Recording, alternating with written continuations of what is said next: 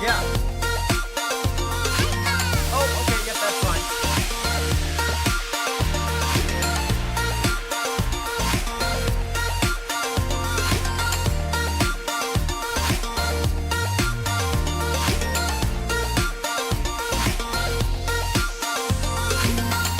Time I'm following that was made for me, and I won't second guess myself. I still believe that who I'm meant to be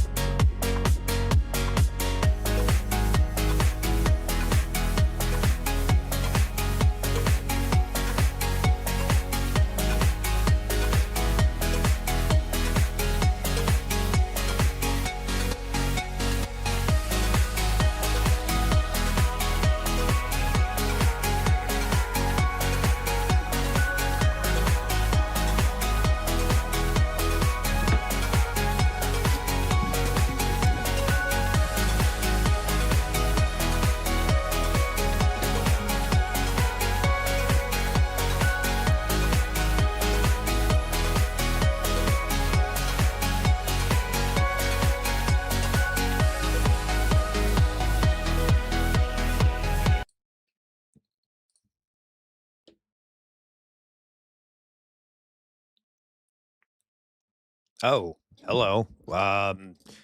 There we go. I don't know what the fuck that was. Hi guys. Hello everyone. How's everyone doing? Hello everyone. Happy Saturday. It's Saturday, everyone. It's Saturday. Saturday. All right. Saturday. Yay. Okay. How's everyone doing out there? Everyone doing well? Happy Saturday, of course. Happy Saturday. This is weirdly set up. There we go. Happy Saturday, everyone. How's everyone doing? We good? We having a good Saturday out there? Let me see who we have here, and then we will get started. All right? Let's see who we have here. And I have a few announcements, a few other things, so we'll get into that here in a second. Let me see who's here first. First of all, hello, Weirdomorphous Blob. Hello, the Blob is the first one here. Hello, Weirdomorphous Blob. So glad to see you here as always. Always very glad to see you here. Hello, SoCal. Hello, SoCal. Always glad to see SoCal here as well. Also, SoCal been around for a very long time, as has Blob, by the way. Okay, I hope you're doing well, SoCal. Hello, Jonas. We have Jonas. Hello, Jonas. Jonas is a classic. Another one of our great friends from the UK. How are you doing, Jonas? How are things over in the UK? Everything going well over there? Hope you're doing well. Hello, Matt Saigai. Matt Saigai.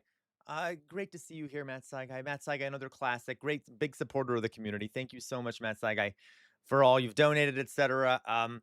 Hope you're doing well with your new job and things like that. Okay. So hello, Matt Saigai. Let's see here. Hello, Fetty. Hello, Fetty. Fetty, I know you've been busy. I haven't seen you as much, but I'm very glad you're here. Fetty says, "Good morning, everyone. Hope you were doing well." I hope you're doing well, Fetty, because I know you got a lot going on. Hope everything's going well with you. Always love having you here, of course, of course. Hello, elevator lady. Oh my God, elevator lady. As always, elevator lady. Such love to have you here. Okay. Hello, elevator lady. Elevator Lady is one of the founding members of the book club alongside Weird Morphous Blob. So, if you guys, I recommend you join the book club. We are currently reading a book called The Jakarta Method by Bevins. It's a great book. You can even, when we have the book club meetings, you don't even have to say anything. Just go to the book club thing and listen and hang out and stuff. Even if you don't read it, stop on by. Okay. Though it'd always be nice if you would read it. Okay. Hello, Druzilla. Druzilla, another classic. So glad you're here, Druzilla. As always, so glad you're here, Druzilla. Okay, it is Weird Amorphous Blob. So on Twitch, I've changed the name from Casual Revolt 1 because the 1 looks stupid. So now it's Casual Revolts on Twitch because someone already took Casual Revolt. That's why I had the 1. But so now it's Casual Revolts on Twitch, okay? All right. So hello, AMA. Hello, AMA. How are you doing, AMA? So glad you're here. As always, AMA's been around for a very long time. Druzilla also. I'm sorry, I didn't say much about Druzilla, but Druzilla's been around forever too. Uh, okay, let's see here. La da da da da da da. I know, Fetty, right? There you go. Okay, okay. Let's see here. Druzilla, AMA, Elevator Lady, SoCal, SoCal. SoCal, annoying that the YouTube chat has an almost 1 minute delay appearing in the multi chat. I'm not surprised. YouTube is awful.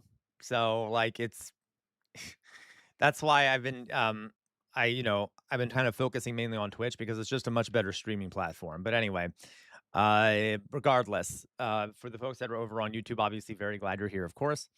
All right. Invalid Axiom. Shh, chat, don't tell CR I'm here. I already can see you, Invalid Axiom. Jesus Christ, you're not a goddamn chameleon. It's not like you can blend in with your environment. You're like a goddamn sore thumb that sticks out and everyone can see it. Okay, hello, Invalid Axiom. Hope you're doing well. Invalid Axiom's also been around for a while. Another one of our friends from the UK. We have Louise here, also from the UK. Hello, Louise. How are you doing, Louise? Louise is like one of the originals, I swear to God. Louise has been around for ages. Hope you're doing well, Louise. Hope things are going well over there in the UK. I can't figure out how to use my Bezos sucks on my iPad. I'm sorry, SoCal. I don't really know. I don't know how to do it on an iPad, but yeah, who knows? But okay. Louise, hello, Oxpecker. Hello, Oxpecker. Oxpecker, another classic in the community. So glad you're here. Our resident anarchist, is that right? But regardless, hello, Oxpecker. So glad you're here. Macon, hello. Macon says, "Hi, I slept in today. Still tired though." Oh my God, Macon, I totally understand that. Okay. But I'm glad you got some sleep, at least. I hope you're feeling better today than you were yesterday. I know it's been hard. But anyway, so glad you're here, Macon, who has also been around for ages. Hello, Yon. Okay, I already said hello to you, Yon, so you don't get another one. Let's see here. No double dipping. Okay. Anarcho, anarcho monarchist liberals, hilarious. Okay. Right. And valid axiom. You don't know if you can trust chat, though. It's full of Antifa, socialist, commie terrorists. Hilarious. Okay. Philly cheese. Hello, Philly cheese. Philly cheese. Philly cheese says, hello, I'm on a train. Good. Good, Philly cheese. We don't have really many of those that are good here, but glad you're still over and enjoying Scotland. Hopefully the weather's okay, Philly cheese. Okay, glad you're here. Philly cheese has been around forever. Our favorite sandwich, the traveling sandwich. There you go. Um, do. Yes, I was eating a bit, Jonas. You guys definitely heard me in the background. All right. Invalid axiom. Hello, James Nordoff, another classic of the community. Hello, James Nordoff. So glad you're here. A great backgrounder. Love having you here, James Nordoff. We all love James Nordoff. Did I miss anyone? Train scale, Invalid axiom, Philly cheese, Drizilla, Weird Amorphous Blob, Elevator, SoCal, Invalid. Matt Singer already said hello. Fetty, Gwen. Hello, Gwen. I'm so early. It's yesterday. Amazing, Gwen. Okay. Hello, Gwen. Hope you're doing well. I started a bit earlier today. So, yeah. Mm-mm-mm-mm. Yeah, Jonas. Yeah. They also take a lot on Twitch because, they're monsters. But eventually, if I get enough people following me, I will get a much larger percentage of what people send me on Twitch. Okay. All right, you guys. So fantastic. We're done with that. So this is what we're going to do today, guys. It's Saturday, and I really just want to finish up the fascism unit. Okay. I really want to finish up our fascism unit. I have not covered nearly all that I wanted to, but I I got in way over my let's put it this way. I I went way into too much depth with Italian and German with especially with German fascism because it's like my area of specialty, my area of expertise. At least I know a lot about it. So I didn't even get to talk about many other fascist movements, um, or many other neo-fascism or anything like that. Perhaps some other time, or slowly over time, I'll talk about neo-fascism, modern day fascist movements, Franco. So over time we will definitely do that, but for the end of our not I do want to finish our Nazi unit though today, just to get it out of the way. And then next week we can start some kind of a different unit. And then intermittently, now that you guys have a base understanding of what fascism is, I think it's actually good kind of how I did it in the end because you will now have a base understanding of what it is so that we can analyze other movements and you can determine if they're fascist, what you think about them, how it plays into this narrative about fascism and things like that. So in the end, I think it's worked out well. But just know after today, we're going to start a new unit on Monday, and we'll have to we'll have to return one day to talk perhaps about the Spanish Civil War, Spain, etc. Okay, so so that's what so just to let you know, we'll finish up that today. I didn't make a great presentation, and it's because I'm gonna just try and quickly get through the end of this. I went into well, regardless, I made a comment, guys, today on Discord regarding if you have any questions, because I'm gonna take questions after I'm done doing my little spiel about anything else you want to know about the Nazis, about German fascism, and I'll answer questions, and then we'll be done with it, and we can move on to something else. There is so much that I could talk about. Um, um, okay. So, and I'm gonna, we'll talk. What was I gonna say here? I will, as so then I'll take questions and then we'll be done with it and that'll be the end of it. Okay. So, we'll do that. All right. And there's a lot that I didn't cover, but that's okay. You guys get the general idea. All right. So I have not, Jonas. I don't know what the next theme is going to be. I'm going to think about it tomorrow and I'll decide by Monday what I'm going to do the next theme on. So it's going to be something hopefully not as dark. We could do the Enlightenment, Jonas. There's a lot of options. There's the European Enlightenment, there's feudalism. There's been other things we've talked about. Other people have requested that I do that I may end up doing. So we'll see what the next unit is. I'm not quite sure yet. All right. Okay.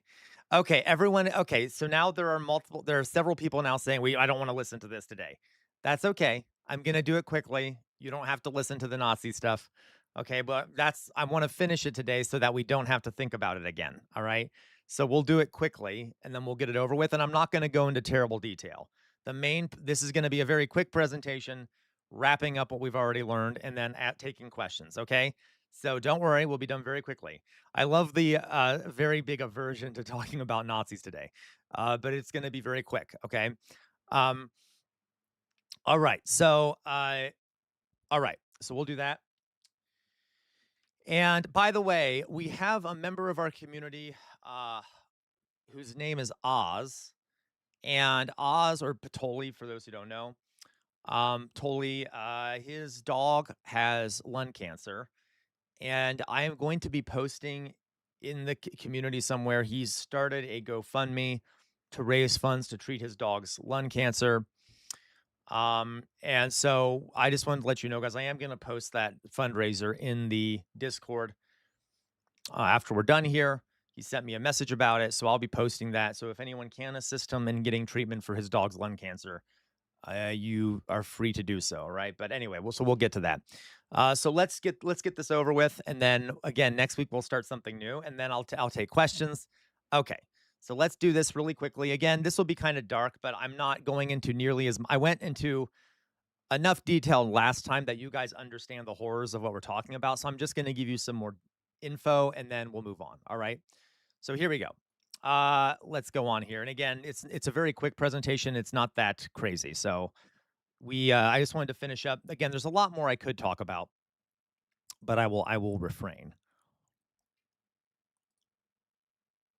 Okay. All right. So, okay. We've talked about how the Nazis invaded Poland. They talked about how the I know, sorry, we remember blob. We talked about how the Nazis invaded Poland. It is now finished. Okay, that I mean, it's not finished. They're going to occupy it until near the end of the war, when the Soviets liberate Poland.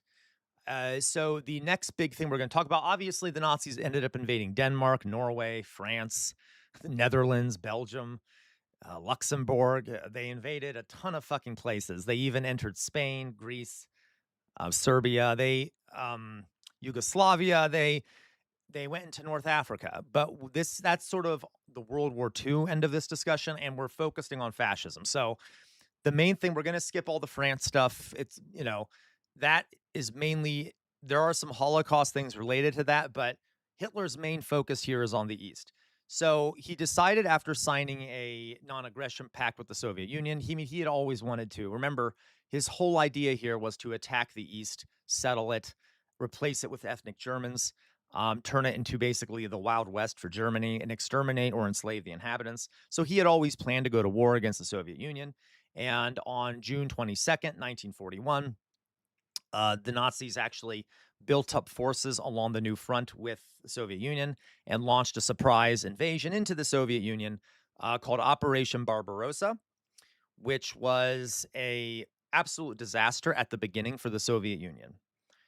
Stalin, and you know, Stalin made some big mistakes. Okay, one of them was that he had received intelligence that the Nazis would be invading, and he ignored it and decided to not prepare for war because he didn't want to he didn't want the Nazis to get anxious about the buildup of Soviet troops on their border. So he's like, yeah, we have intel that they're probably going to invade, but I don't want to frighten the Nazis by, like, frighten the Germans and make them think we're going to attack them. So I'm not going to build up troops.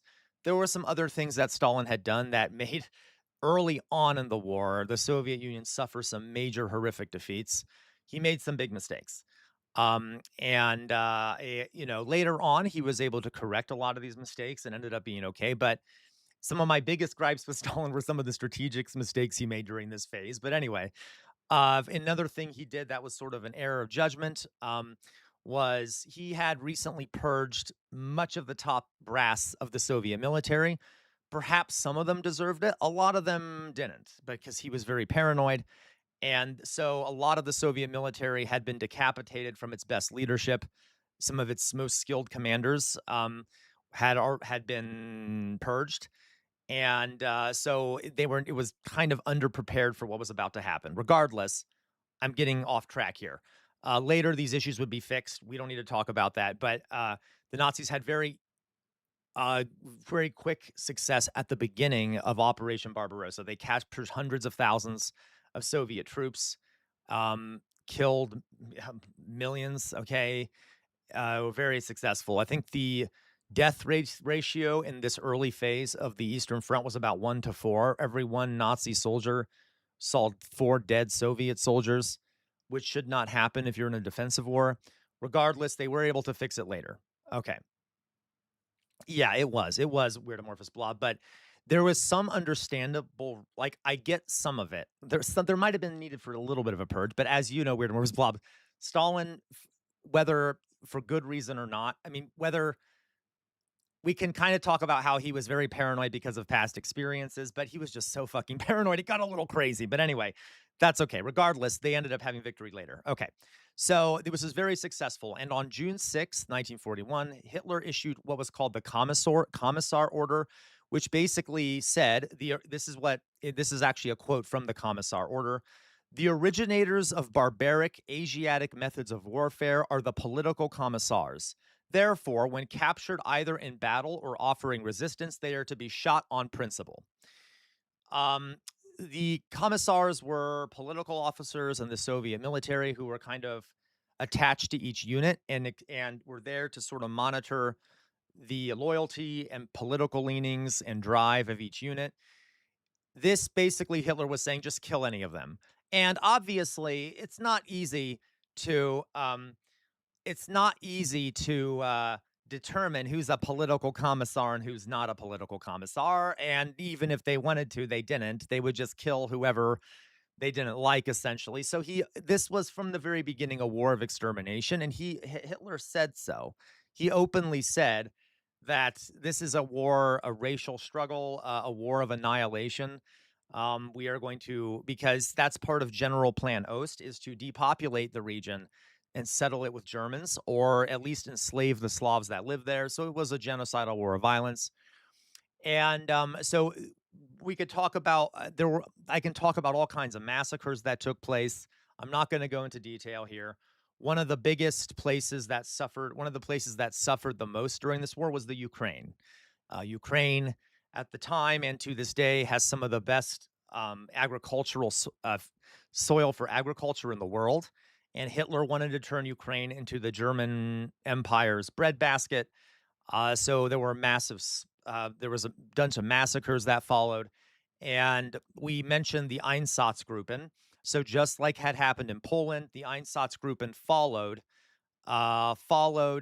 the German military into the Soviet Union and went town to town massacring Jewish people, people suspected of, killing ideological communists, handicapped people, just like happened in Poland. It was absolute bloodbath. Millions of people died.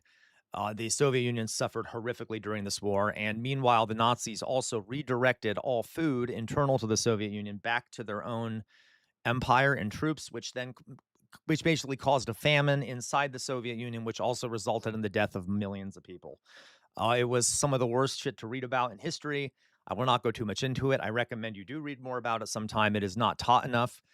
But imagine like what happened in Poland on a much larger scale. Okay. Meanwhile, eventually the Nazis would lose. Okay. Meanwhile, the Nazis had already been beginning their process of exterminating people in Eastern Europe. We talked about the Einsatzgruppen Holocaust by bullets. They had begun using vans, gassing vans. And it was sometime in 1941, after the invasion of the Soviet Union, that Hitler made the decision to do what he called the final solution to the Jewish question. Okay, this is the famous final solution. And this solution would be the outright extermination of every Jew living in the occupied territories in Germany, the outright murder. Before this, there was a lot of that going on. It had already kind of started, but there was also, remember, they had collected a lot of Jewish folks into ghettos with the thought of deporting them as opposed to exterminating them. At this point, Hitler goes, we just need to kill all of them. This was partially because, according to him, the Jews were the reason why World War I was lost. And now that Germany was at war with the Soviet Union, their biggest threat. He kind of viewed it as a military necessity to exterminate the Jews because they might undermine the war effort. There's a bunch of other reasons for this. But this, of course, was bullshit and also deeply irrational. And I mean, in many ways, because it took a lot of resources to do this. But Hitler was so convinced that it was vital to the war effort because he was an irrational moron that he used up a lot of resources, trains, guards, supplies, and things like that to do this effort, even though they were waging a two front war. So that just goes to show you the level of hatred there. What ends up happening is after Hitler decides on the final solution, based off the how the Nazis organized their empire, we talked about the Führerprinzip and how lower down leaders would kind of take independent action based off general orders given from the top. There had already been some. Exactly, it was a vibes-based logistic strategy. That's not even a joke in Valid Act. I mean, I know you're not joking, but yeah, it was. Um, some independent Nazis on the ground had already started experimenting with gas, okay, creating gas chambers to kill handicapped people and things like that. Gas vans, early versions of these would use carbon monoxide or carbon dioxide to basically suffocate people to death. I'm not trying to get in too much detail here. Sorry, sorry, sorry.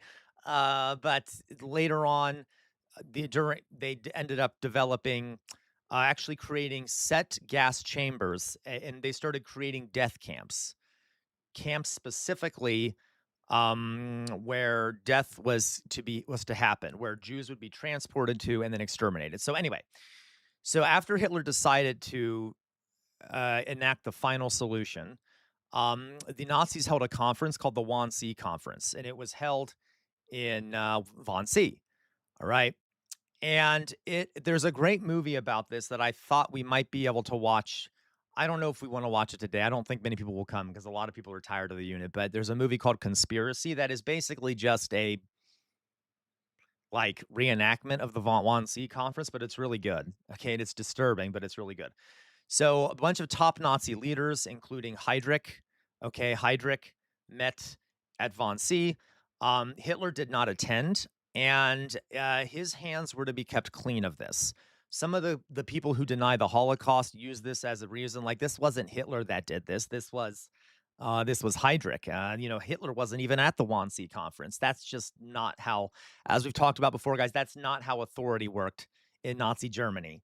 Okay, he did plan this and everything. He just wasn't present when it was enacted. Okay, all right. So he decided that at this conference, they discussed how to actually enact this process. Heydrich announced to other top Nazi leaders the plan, the final solution, and how they were going to carry it out.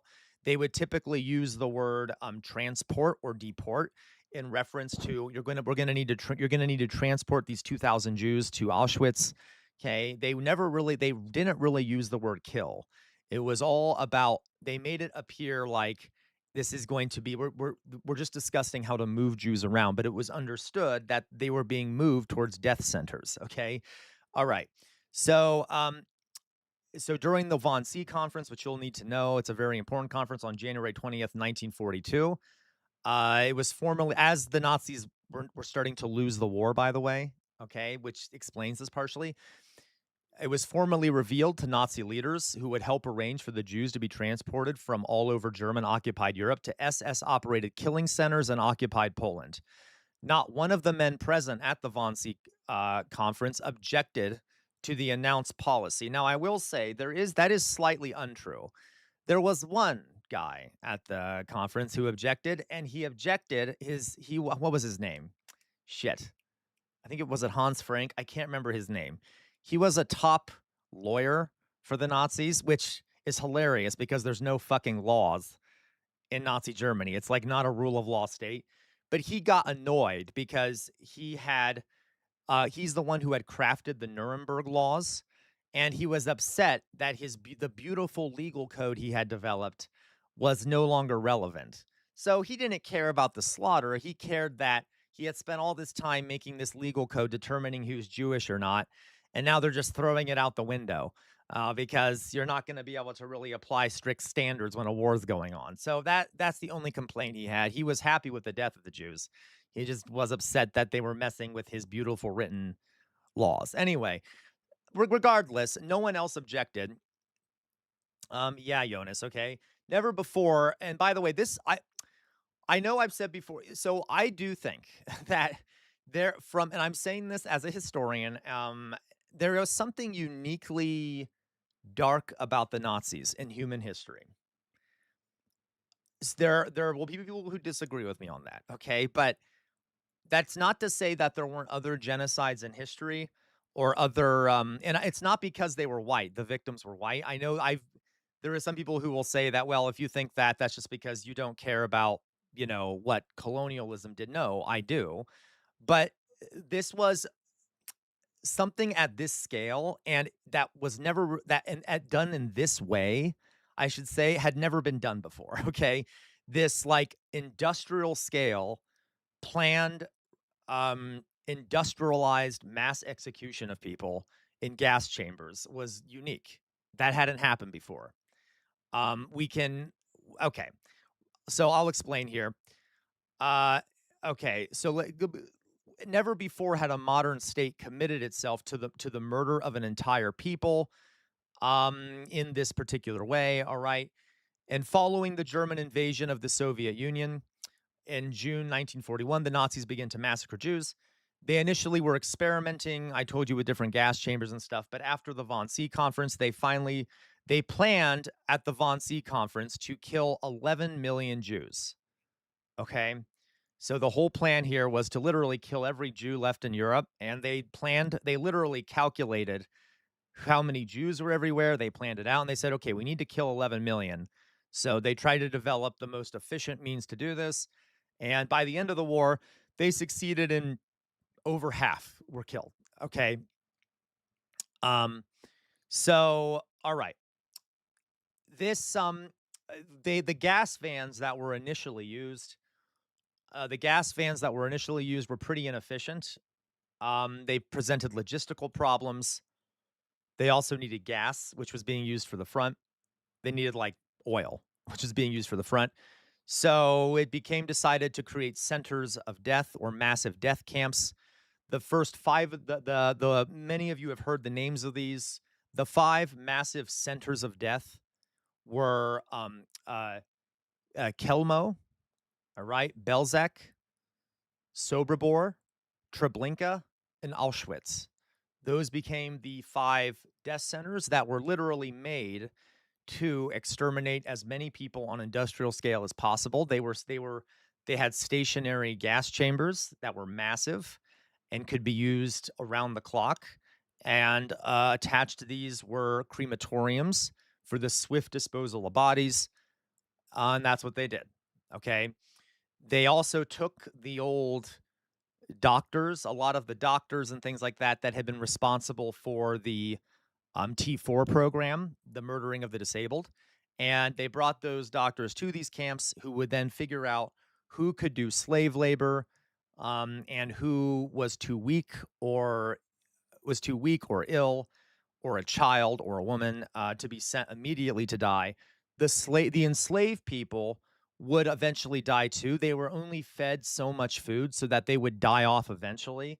So everyone was being killed. And the elderly, women, and children were put into the gas chambers and just killed immediately. Regardless, it was horrific. You guys know this part of the story. I'm not going to go into too much detail here, right? Um, so from late December 1941 to 1944, the mass gassings of Jews, by the way, not only Jews, which we'll talk about here in a second, in killing centers took place at a shocking pace and scale. The first mass gassing of Jews at a Nazi killing center occurred at Kelmo on December 8th, 1941. Within a year, Nazi authorities murdered, within a year, they killed 1.3 million Jewish people in gas chambers. That's a lot. There's only 365 days in a year. All right. The pace continued throughout 1943 and the first half of 1944. The last mass killing took place at Auschwitz in October of 1944. At the killing centers, an unknown number of Jews were also murdered through deprivation, disease, torture, and shootings. Okay. So overall, here are some numbers for you folks. Of the 6 million Jews murdered by the Nazis, between 2.3 and 3 million were murdered using poisonous gas. All right. That there again, of the rest, many of the others were killed in the Holocaust of bullets. So a lot were just killed by being shot or starved to death, which we mentioned previously. But about about a quarter or a third of all the Jews killed were killed in gas chambers. All right. Not only that, around 300,000 people with disabilities were murdered, around of which about 100,000 were killed with poisonous gas. Um, okay, the Roma, who are the in the United States called gypsies. Okay, the Roma murdered thousands of Roma at the same time in these camps. We're not exactly sure how many of them were killed, but there were thousands that were killed. Soviet POWs. So the Nazis didn't didn't spare, because remember it was a war of extermination. So they oftentimes just gas Soviet prisoners of war.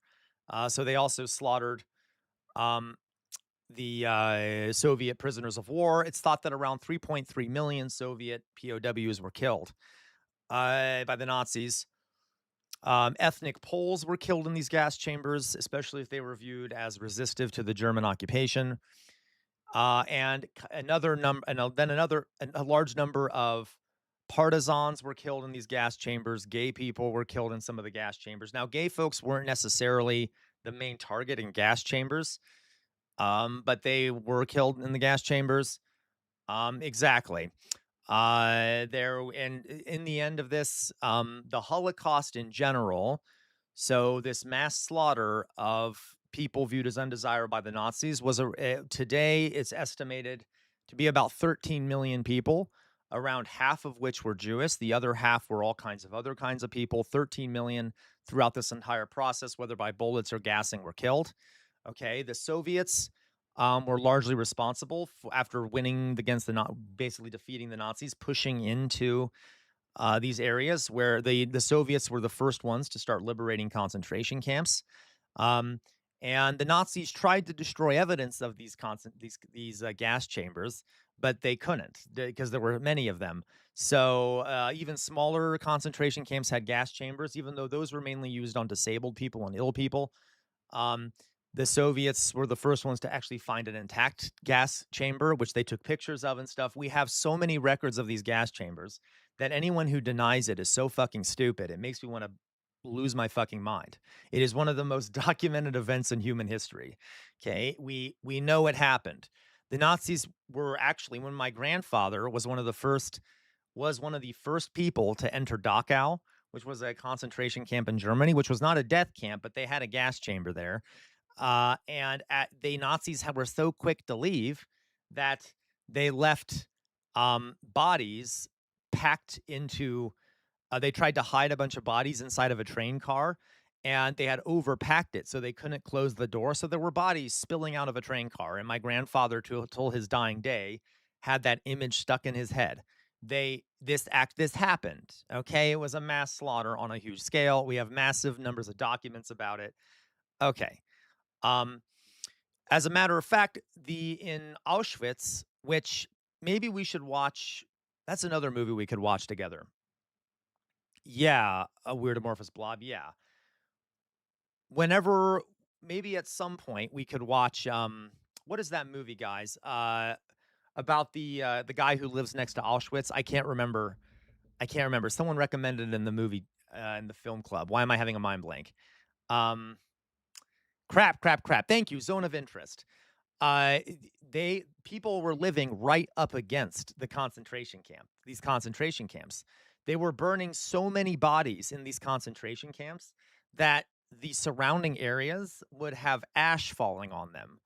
Okay, because all this ash going up into the sky of burned bodies would come down and look like snow on the surrounding landscape. And I remember reading one Pole at Auschwitz who was thought was weird because it was snowing. They're like, why is it snowing in the middle of summer? And then they quickly realized that it was ash. Um, so like, okay, so this mass extermination happened. They did not succeed in absolutely eliminating all the Jews, but they got close. And they would have succeeded if they hadn't been stopped by the Soviets and the Allies coming in. Now, all right. So I'm going to end there. Okay. That's the Holocaust. We all know about it, the mass death and things like that. I wanted to quickly talk about the last days of the war and then we'll be done with this. Okay. The Nazis lost, if you didn't know. Um, okay. The Nazis lost. Um, they, um, they were extremely irrational in their war. They did not wage the war well. They were massively irrationalist. Hitler massively, because of his hubris and his sense of racial superiority, made massive mistakes. You're not going to win by going to war against the Soviet Union. It's very unlikely you would win. And especially if you're at war with both the Soviet Union and the United States, both of which are massive industrial powers, many times larger than your own country, like you're not going to win. It's pretty fucking obvious. And he probably would have lost just against the Soviet Union itself. But it didn't help that he also had to fight America. So these two major powers, you're not going to win that. It's stupid to think you will. And then to waste resources on mass extermination. Okay. Um, Regardless, they lost. And Hitler, at the end, really started losing it. He was already losing it as he lost power. And oftentimes, when fascists are about to lose power, they become more unhinged. A lot of authoritarian types do that. He started moving around soldiers on a map that didn't really exist. Like there were soldiers, like divisions that had already been destroyed. He would move them around on a map and tell his generals, move them here and move them here and move them here. And his generals would just kind of look at each other and be like, those don't exist anymore. Um, he was just to show you how wicked and horrific this man was. When he finally accepted, when he finally accepted that he had lost the war, he demanded that all remaining troops in Germany, units in Germany, raise German cities to the ground. And his reason for this was turns out the Germans weren't as racially superior as I thought. They do not deserve to live. So we must raise Germany to the ground to make way for the superior races that have won. So he, at the very end, said that he wanted to exterminate the Germans too, and destroy Germany because he was angry at the Germans. He viewed them as inferior for losing, and he thought, well, since they're clearly not the superior race, they also deserve to die. Uh so yeah, yeah, about Steiner, Macon, yeah, all right.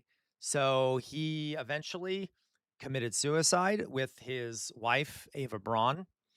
They took cyanide and then they shot each other or shot themselves together in a moment of privacy in her last room together.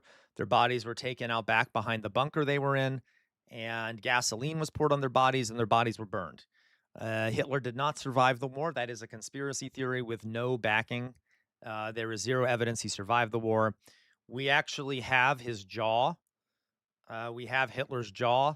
We know that unless he decided to leave his jaw in Germany and then move somewhere else, and we know it's his jaw because of dental records. Dental records are a very accurate way of analyzing these things. He's dead. Okay. He did not want to be. Yes, Gwen. Goebbels, by the way, the fucking coward, and his wife Magda killed all of their children by giving them cyanide and then killed themselves. So rather than surrender or survive the Fuhrer's death. So a lot of folks died. Okay. A lot of top Nazis were too cowardly to face the music. Many of them were afraid that the Soviets would parade them through the streets, which I wish they would have been able to. That would have been kind of fun. Um, Alas, they didn't, and the war was over. Germany, by the way, suffered greatly because of this war. Not only did all of Europe, German cities were razed to the ground. There was going to be a massive rebuilding project that would have to take place. This was absolutely disastrous and destructive. Okay, and on that note, guys, that'll be the end of me talking about the Nazis for this unit. So What questions do you all have? Okay, I will tell you whatever you want to know. If you want more specificity on things, does anyone have questions about the Nazis before I move on here? Okay. There's obviously a lot more I can talk about, but I will do it another time. Talk about how the Nazis never went away after the war. There were a bunch of them who escaped Germany and kind of formed a Nazi diaspora that moved elsewhere and spread Nazi ideology elsewhere, etc. So a lot of Nazis ended up being used by the Allies in various government positions in West Germany and in America and in UK, etc. Okay, they separated his bones like that giant. Yeah, that's true. Okay, and so any questions, folks, about anything regarding the Nazis before we move on? All right, so let me leave you with just three things. Okay, three things. We've now completed the unit, kind of where I introduce you. Yeah, Chairman Barr. We completed the unit where I introduce you to fascism. So I want you now that we've done this. Um, now that we've done this, okay. What now that we've talked about Italian fascism and we've talked about German fascism, okay, Italian fascism and German fascism. These two ideologies kind of formed the origins of fascism generally. So the first question I have for all of you to think about is how would you define fascism? Now that you have heard about the Nazis and the Italian fascists, and there's other fascist movements, all of them are similar to these two. These two kind of are the two core ones that all the others you can analyze based off of. So how would you define it? You don't have to answer me, but just something to think about. All right. I've like once in a while I'll get bored and I will try to define it myself. And I keep changing my mind on how to define it because everyone defines it differently. Different historians define it differently. I agree in valid axiom. So one way that I found an old paper I wrote, and this is how I defined it in that old paper. I might change it, but I defined it as fascism is a far right, illiberal, ultranationalist ideology that develops in response to the crisis of capitalism. It utilizes scapegoating, idealism, and mass violence to prevent class conflict and crush the rise of the left. Okay, that is one way to define it. Okay, and I don't want to say it prevents class conflict as much as it mutes it. Okay, exactly. That's what you said in valid axiom, right? Um, okay, so like that's one way to define it. Some historians will define it as an ultranationalist ideology focused on palingenetic ultranationalism, which we've talked about before. Some go overboard and make these really long definitions. I think this is kind of a medium one. All right. Fascism is a far right, illiberal, ultranationalist ideology that develops in response to the crisis of capitalism. It utilizes scapegoating, idealism, and mass violence to prevent class conflict and crush the rise of the left. All right. Okay. Jonas, prideful idiots that are obsessed with finding a political ideology that make them feel superior. Jonas, that's fine too, right? There is definitely an emotional component to this. Matt Saigai, why were Nazi judges and bureaucrats reappointed in Germany after World War II? Two reasons. One, for functional reasons. They had been the ones who had been running the government. So they knew how to run the government. Two, because of fear of the Russians and the Soviets. Okay. The Allies much rather had Nazis in positions of power to resist the communists than anyone else because they knew they could be pretty certain the Nazis weren't going to allow communism. So for those are two reasons. It was I'm not saying that the functional reason is a good reason, but that was part of it. Early on, they tried to remove all of them, or at least they kind of removed all of them, and the government stopped functioning. They could have trained other people or put someone else there, but they didn't. They're like, these folks will be anti-communist anyway. Might as well let's just put them back in those positions, and then we can be certain that there won't be any communism. So that's why they were in those positions. Okay, to ensure anti-communism. Okay, yeah, exactly right, Weird Amorphous Blob. Nazis and their collaborators were very consistent anti-communists. If there's one thing they were consistent on, it's that they're not big fans of communists. All right. So, okay. Yeah. It also helped when they needed to be repressive. So that's why they did that. All right.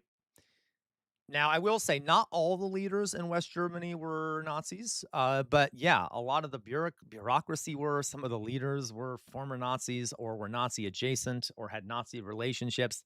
Okay, and the Allies knew this and they were okay with it. A lot of people were pardoned for the crimes they had committed. Yeah, so the West performed to retain Nazis, then have communism. Of course, Matt Saga, of course, yes. Yeah. So that's good, right? Yep. And yeah, and to be clear, guys, maybe I'll do a presentation sometime about West Germany. There's also Operation Paperclip, where America took a bunch of Nazi scientists and engineers back to America, including Werner von Braun, who was the guy who basically founded NASA, was a Nazi rocket scientist who had utilized Jewish slave labor to create the V1 and V2 rockets, or the V2 rockets in France and things like that. Okay, we could also talk about the Soviets. The Soviets also took a lot of Nazi scientists back to the Soviet Union and utilized them. Um, so did the Brits. A whole bunch of countries looted scientists and such. Now, I will say though, in defense of the Soviets in this regard, I mean, I'm not a fan of that. The Soviets didn't exactly take Nazi leaders, though. They didn't take Nazi politicians and like install them in power anywhere because that would be really stupid. So, although I don't like that they took all the engineers and shit, it was the West who took like Nazi politicians and shit and like bureaucrats and installed them in power, which to me is like kind of worse in some ways. Okay. You're right, Maddie Holmes. They did in like some local level things. Well, not the Soviets didn't do it. The I'm talking like the West did it. Okay, not the Soviets.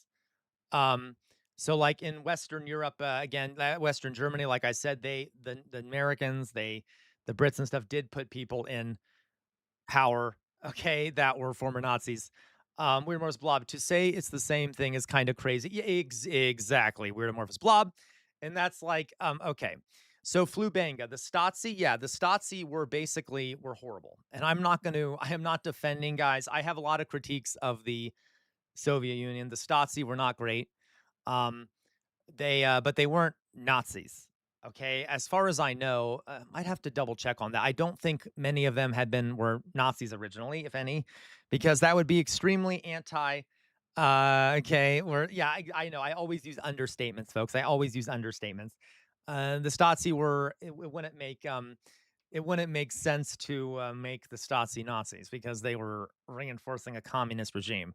So, but yeah, I'm not saying the Stasi were great. They were not. Okay, but we're not talking about that at the moment. Of course, we're talking about fascism. So it was not great. So the Nazis ended up, by the way, a lot of Nazis ended up going to South America. Some of them were aided in getting to South America by the Catholic Church and other organizations. There were some Nazis who actually ended up being utilized in other authoritarian regimes. One Nazi in particular went to Egypt, and I can't quite remember which dictator they served. There were some Nazis who ended up serving other regimes. Bashir al-Assad, his father had a Nazi in his cabinet. Okay. Some Nazis were actually taken from Germany and then used as like the head of torture organization, like secret police and torture organizations and other right-wing governments around the world. There's a lot I could talk about in regards to this, but you guys get the general idea. Okay. Um, any other questions, folks, about this stuff? Just to understand this, did the working of these Nazi appointee bureaucrats and judges change after World War II? Did the working of them? Yes. So it was no longer the Third Reich. It went back to being a liberal capitalist regime. So they became regular bureaucrats in like a liberal democracy, if you want to use that word. Okay. There was no longer a Führerprinzip. They were adhering to a constitution in theory. So how they behaved was different, but kind of. because when they were enabled to be cracked down on communists, they gladly did it. So they still had Nazi inclinations, but they were within this new structure. Does that make sense? So it wasn't exactly the same. Okay. Um, how did the Nazis?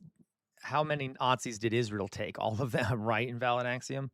So there was a famous. Well, I can't. Well, I don't want to go into that right now. But to be clear, guys, to be clear, there was a. There's a great book. Germany to this day, have really they almost overteach the Holocaust to their students in an effort to kind of repair. Um, Adolf Hussinger of NATO, absolutely. Some of the top NATO commanders were former German military who had engaged in war crimes. Uh, what was I going to say here? So Germany today, they've done a lot of work to demonize the Nazis.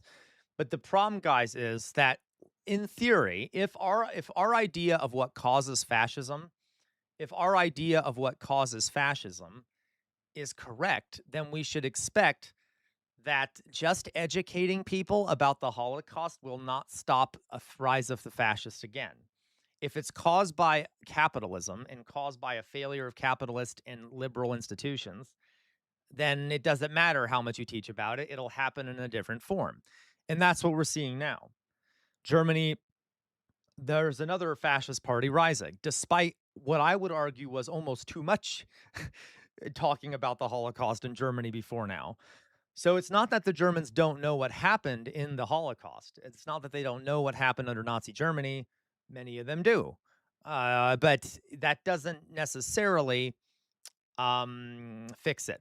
Okay. Yes, Maddie Holmes, too much because they do a great job of teaching about it to the point where there have been studies that show that people become numb to it. It's like partially because these new education systems in Germany were created under occupation. So there was a lot of pressure to hyper focus on dismantling, these previous ideologies. But Germany of today is not the same of the Germany back then. And so if you starting in kindergarten, if you're teaching about the crimes of the past, um, okay, the crimes of the past, it can be get you numb to it essentially. So my point is like one could argue that they overdo it in some ways, but it doesn't matter whether they overdo it or they don't overdo it. The education isn't what fixes things. Okay, so it doesn't matter. It may have helped a bit, okay, but it doesn't fix things. So Weird Amorphous Blob, I'd argue a major aspect in most cases is the failure of a socialist revolution to materialize. Correct. Okay. Yeah, they also the way they teach it's also quite bad. Weird Amorphous Blob. They focus on like psychology and like what causes people to do these things and what caused the average German to do these things versus the economic reasons behind it and the failures of capitalism. So they overemphasize the wrong thing and then they overteach that thing that they're emphasizing. Okay. So, all right. Which to me is also a lot of wasted time. If you're not actually teaching the cause of the thing and you're talking about psychology, you're not actually gonna you might not notice when things are about to happen, which is what's happening right now in Germany. Economic suffering is causing the rise of fascism. But the average German views this as, well, I am not going to be psychologically tricked. Okay. I'm not going to be psychologically tricked, so it's not that big of a deal. Well, that's not how that works. Okay. Invalid axiom. I can't have them do structural analysis CR. Exactly, invalid axiom. But anyway, so we can I can talk about this. There's a movie I would love to watch with all of you sometime. Maybe today, maybe tonight we can have watch a movie. Is tonight uh is tonight film club? I hope not. I know, right? Weird Amorphous Blob. Some of whom worked for the CIA, Weird Amorphous Blob. But anyway, so okay, because there is a great movie called by not scaring us enough about Unit 731, right? There's a great movie called okay, thank you, Jay Williams.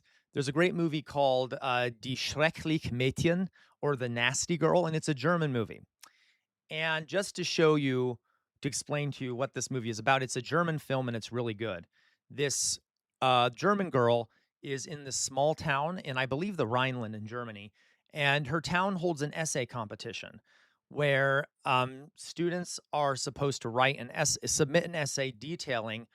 I think it's a national competition, detailing what their town did to resist the Nazis during the Third Reich, and her whole life, this is a true story. This girl had learned from people in the town that her town had resisted the Nazis, and they had all these stories about resisting the Nazis. The elders of the town would talk about how they had resisted the Nazis. So she's like, "This is going to be great. I'm going to write an essay about how my town resisted. I'm going to do research on it, and I'm going to win the essay competition." She started digging a little bit, and I'm not gonna give anything away, but let's put it this way. The town was not happy with her digging, and she started experiencing sometimes violent pushback to prevent her from digging. And It is a great movie, and maybe perhaps we should watch it sometime together. It kind of utilizes, um, yes, remember Elevator Lady? Okay, sure, we can do that. But it's a great post World War II German movie that examines the issues of memory and culpability in Germany. And it kind of uses some of the same film methods that were around during the Weimar Republic. It's a really good film. So maybe we can watch that together sometime. She ends up interviewing a former communist who had always been on this, like, on the fringe of the town, and no one liked him, and you quickly realize why they didn't like him, because he knows what actually happened in that town. Anyway, um, so there, maybe tonight we'll watch one of these. We can either watch Conspiracy, Das Schreckliche Mädchen, or we could also watch Downfall. Well, I don't really want to watch Downfall. I'll think about it. We'll see. If I raise enough money, perhaps we'll do that. Okay. All right. So, any other questions about this? All right. Fascism. Oh yeah. I'm sorry. Couple other things. So, how would you define fascism? Under what conditions do fascists come to power? You should be able to answer that now. Now that I've done this unit, these are the main things I want you to be able to answer. Um, the nasty girl, Weirdomorphous Blob, also calls das schreckliche Mädchen. All right, so look up the nasty girl. Okay, so okay, there you go. So you all should be able to answer these questions. If you can't, like, talk to me in the Discord or something, and so I can remind you. How do you define fascism? Under what conditions do fascists come to power? Number three, this one sounds obvious, but a lot of people never stop to answer this question, never think about why this is the case. Why is fascism dangerous? Why is it a scary word? And why is it that I, for example, I am obsessed with it? Okay, or at least I'm that so many people warn about it. Uh, um, Bits of Weirdomorphous Blob. Okay, so, like, why is fascism so dangerous? Why is it this big scary thing that we think of? I hope now you can see why. All right. Will someone tell me why? Yeah, it's exactly everything gets eaten by fascism, right? Invalid axiom. It destroys everything. Okay. It is self destructive. It is destruction and violence for the sake of destruction and violence. It is irrationalist, folks. It lashes out wildly, and it destroys itself. It lashes out wildly. Okay. Matt Saigai, how did the Nazi bureaucracy and judiciary go back to following the liberal capitalist constitution post World War II? Were they not ideologically motivated? Not everyone might have been. So they created basically a new constitution, Matt Saigai, and they replaced a lot of judges were replaced, not all of them, but a lot of judges were replaced. And under occupation, and the fact that Germany no longer had a military, they kind of had to follow this constitution ideologically, otherwise the Allies would not have been happy. So a lot of it has to do with the threat of force and international humiliation that had come along with what they had done. That kind of pushed them to behave differently. In some ways, yeah. Okay. Hello, Dion. How are you doing? All right. So, why is fascism dangerous? That's a good thing. And lastly, guys, how can a person resist fascism, or how can we stop fascism? How can we resist it? How can we prevent it? Now, I would argue, guys, that the only surefire way of eliminating fascism, okay, the only surefire way, good, Gwen, I'm glad. The only surefire way of preventing fascism is ending capitalism. I think we can agree that exactly weird amorphous blob. But yes, but like that was similar weird amorphous blob to like any other liberal democracy, right? It wasn't like, you know what I mean, weird amorphous blob, but yes, okay. Class war, right, Dion? Like the only guys, I'm not joking when I say this, like the only clear, like perfect way to prevent fascism is to end capitalism. And which one of the reasons why I'm a socialist. The other, I mean, amongst other reasons, right? Now you can kind of you can slow down the rise of fascism by ameliorating people's material conditions if they are suffering under capitalism, like, if you have universal health care, I got you, everyone's blah, and like you have strong unions and you have a yeah, weird amorphous blob. You have resistance against uh, you know, uh you have an organized left who can resist. That's another way to slow it down. Or if you have but generally, remember what I said? Capitalism automatically has crises built into it with these economic ups and downs. All right. So you need something to prevent these ups and downs. Okay. And socialism is probably the best way to do this. Now, again, you can do reforms that limit the harm of these ups and downs, but that doesn't mean it won't eventually, the fascism won't rear its ugly head. So, now that I've told you how to make sure it doesn't happen, which is ending capitalism, what are some things you can do within a capitalist structure to weaken fascism or to prevent fascism as much as you can? Okay? There are some things you can do to kind of resist fascism even in a capitalist system, but ultimately you need to end capitalism. But here are some examples, right? Uh, you know, have a literate population. Have a population that is literate enough to not fall for lies and, things like that, that recognized fact from fiction. Okay. So that's one. Make sure people can think critically. Make sure people are not, yeah, education. Okay. Make sure people resist when the government, starts to do, do fascism. Okay.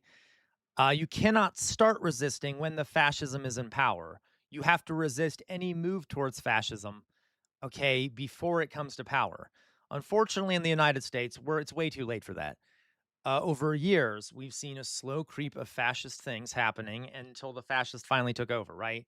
Under Obama, under Bush, under people going back presidents going back generations have slowly become more authoritarian, solidified more power in the executive, suppressed dissent, and things like that. And the people of the United States have largely sit back and let it happen. So, okay, there are, you see what I mean? So, like, there are ways to resist it. Reforms can be used to resist it. Having a strong labor, if you're fascism can't function if everyone's on strike.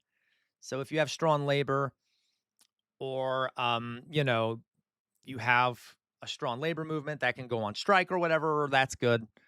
All right. An armed populace. Now, you guys know I am not a fan of guns. It's just a fact though that it's going to be a lot harder to for fascists to do whatever the fuck they want if all the minorities are going after who are armed. Now, this is complicated. Um But we can debate this. I have some points I can make about this. So, Jonas, how do you deal with the elites slash parties that use fascists to oppress the anti-capitalists? That's the thing, Jonas. You would have to make sure you have an actually functioning democracy that punishes elites that do that. And that's really hard because in a capitalist system, the elites have a disordinate amount of have an excessive amount of power because they're the capitalists, and under that system, they have a lot of power. So you have to make sure you have the rule of law and that those laws punish elites for doing those things. Alas, in the United States, don't really have that. Okay.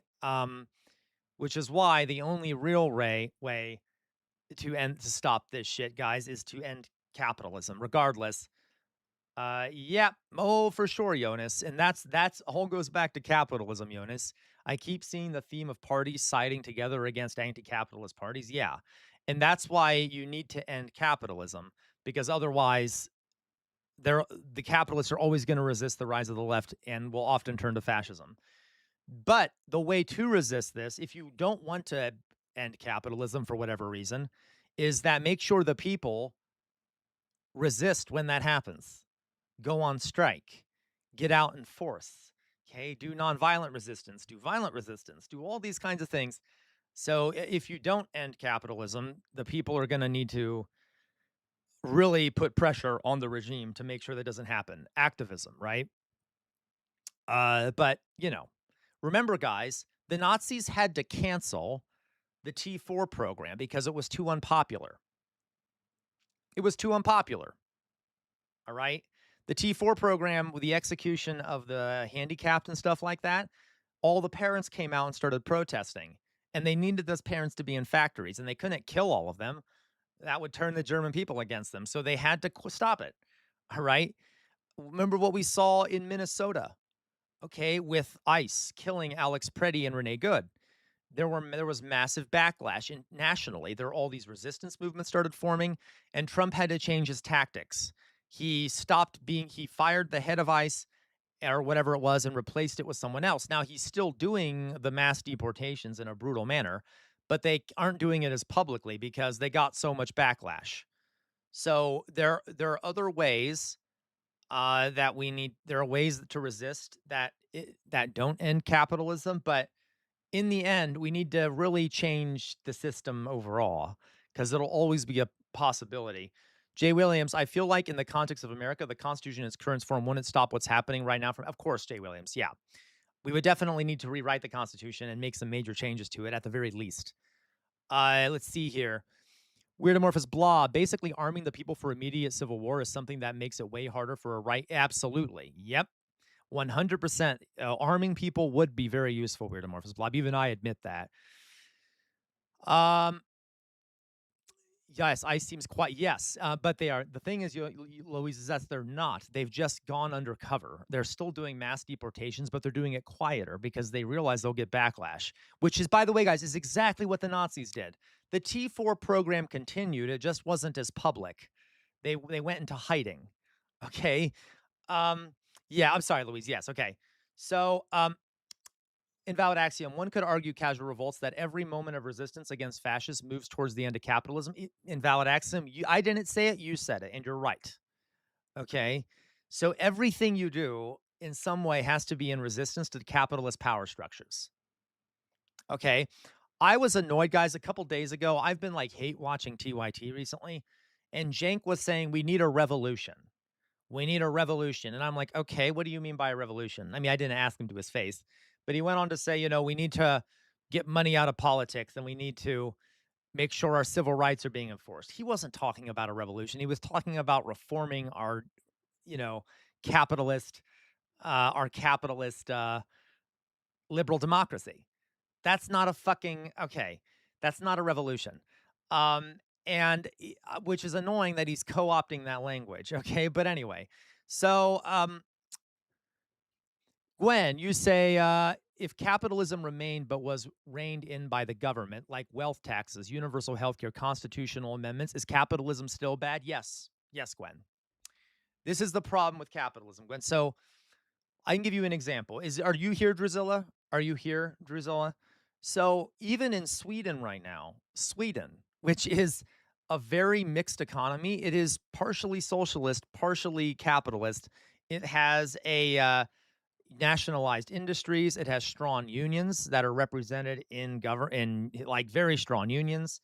It has it has a lot of welfare programs, universal health care, and things like that. There is a rising anti-immigrant party there, and there was a massacre in was it in Sweden or was it in, I can't remember. Drusilla, I'm sorry. I'm sorry I'm picking on you. Breivik, where was the massacre? Okay. Where was the massacre? Was Anthony Breivik did the massacre? Was that Norway or Sweden? I'm having a mind blank. Um, when you have to bypass the system, rules change the system. That's a revolution. Yeah. Okay. Exactly. Uh, they're burning Qurans there. Um, listen. Okay. Um, where let me go here. Let's see here. Yep. And yeah, exactly. And those things can be ruled back. So, Gwen, you say, why is capitalism bad when communism and socialism failed because of people's nature? The answer, Gwen, is that it didn't fail because of people's nature. That is actually not, that's not how it failed. And it also, we have to understand not all socialism failed. I think you're referring to the Soviet Union, perhaps, but that was an early experiment. There were problems with it.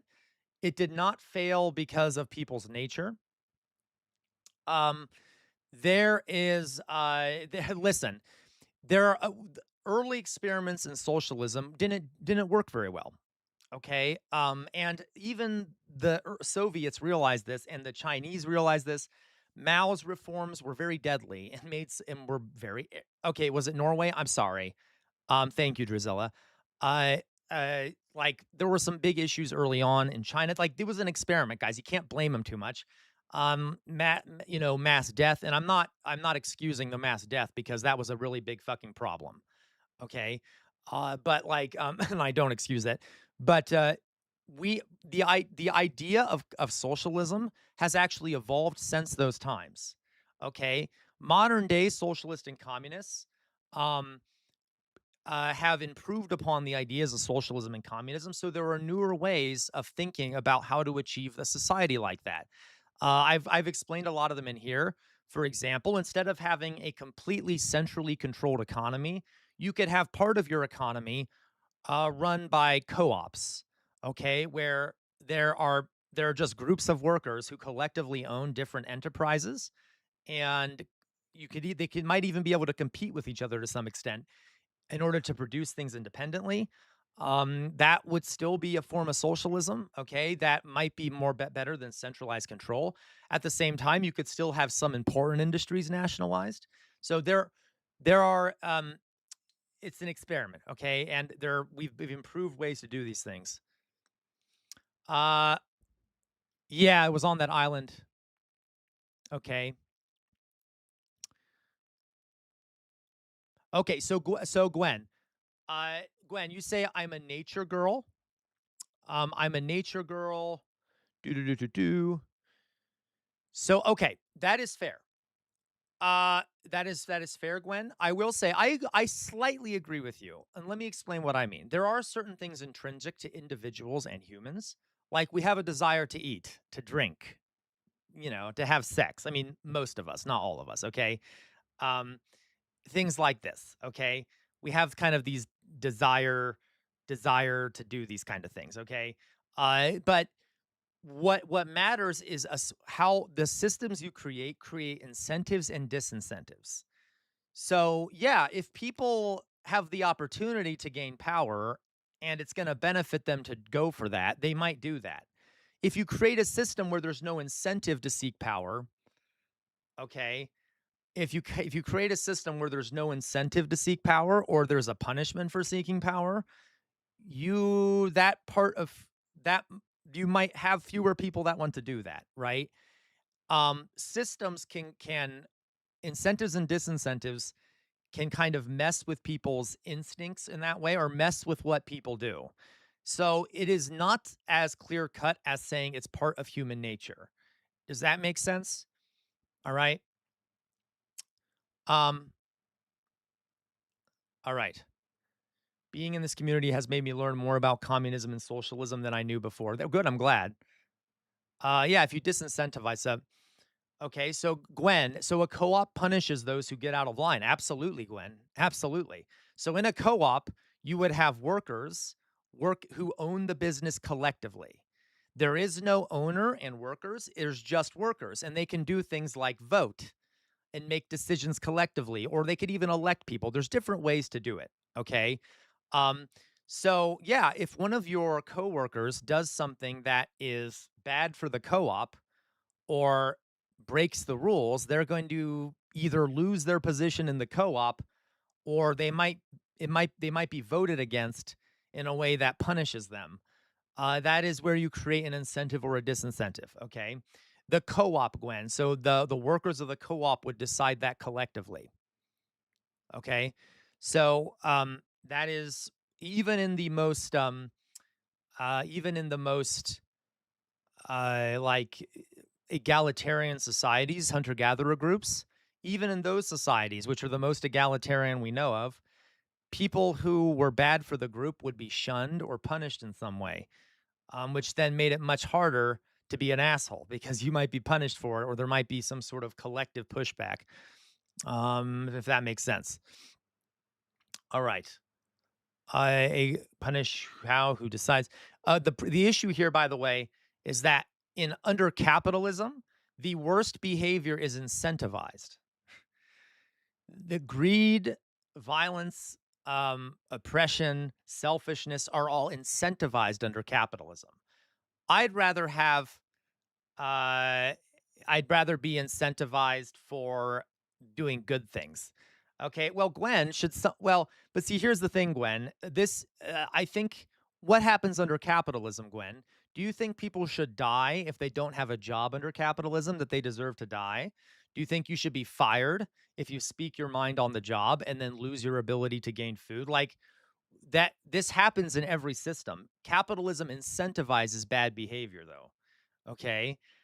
We could, we could say things like this for every system. I want to create a system where the best things are incentivized and the worst things are discouraged. Under capitalism, the worst things are incentivized. Okay.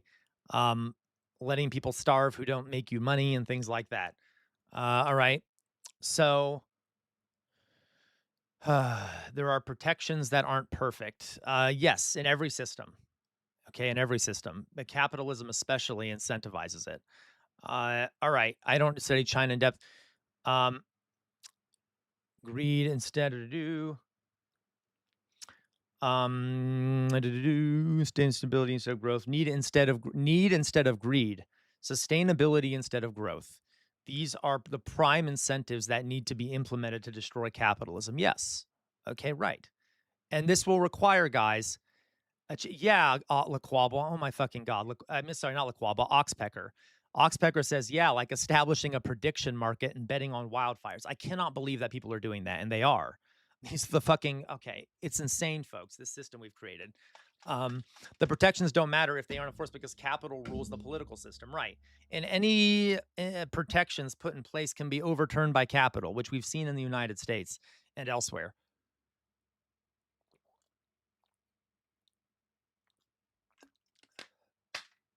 All right. Okay, you guys. So that'll be the end of our talk on fascism. And um we all right. So let's see here. All right, all right. We did it. We made it through, folks. We made it through and now we're done. Okay, we're done with that. So we'll stop there. That is the end of our unit on fascism and eventually guys, I will maybe talk more about some other fascist movements, but we'll wait a while just to give people a break from the really depressing stuff, okay? All right. So, has everyone here, by the way, see Schindler's List? You need to watch it if you haven't. It's very dark, but I recommend you watch it because there were some people. I wanted to briefly, guys, tell you the story. As a matter of fact, we'll do this now. Okay, there was this guys just to cheer you up a little bit. I guess it might not, but maybe it will a little bit. I do want to make clear that there were always people. There were people in Germany who resisted the Nazis, and there were people in Germany that resisted the Nazis. There were people elsewhere that resisted the Nazis. Okay, I know, Dion, right? And although I will say, some of you, please don't be harsh on Sophie Schul. Okay, Sophie Schul. I think I'm pronouncing that right. Am I pronouncing that right, Dion? Why does that sound weird to me? Sophie Schul. Okay. Uh, the White Rose Society, the Society of the White Rose, was a group of students in Germany who resisted the Nazis. Now, guys, when we hear this, please don't be asshole lefties and be like, oh, that's such a liberal way to do that. Okay. She was doing the best she could with what she could, given the situation she was faced with. Okay. So, yes, she may not have used tactics that were radical enough from our perspective, but she died trying to resist the Nazis. So, was the only woman of the last red roses. The was it the White Rose, right? The Society of the White Rose. Yeah, she was a woman, the woman inside the who kind of led this movement. Okay, she fought back against the Nazis. I just wanted to show you a brief little video about her, what she did. And again, we might disagree with how she did these things, but she did do something. Okay, so let's watch this real fast here. Yes, yeah, close enough, Dion, close enough. In 1943, Allied aircraft swooped over Nazi Germany, raining tens of thousands of leaflets on people below. Written by anonymous Germans, the leaflets urged readers to renounce Hitler, to fight furiously for the future, and to never give up hope. Their call to action rippled through homes and businesses, and news of their message even reached concentration camps and prisons. It was only after the war had ended that the authors' identities, stories, and tragic fate would come to light. When Hitler seized power 10 years earlier, Hans and Sophie Scholl were teenagers in the town of Forchtenberg. At that time, fear, propaganda, and surveillance kept all aspects of life for the Scholl family and millions of other Germans under Nazi control.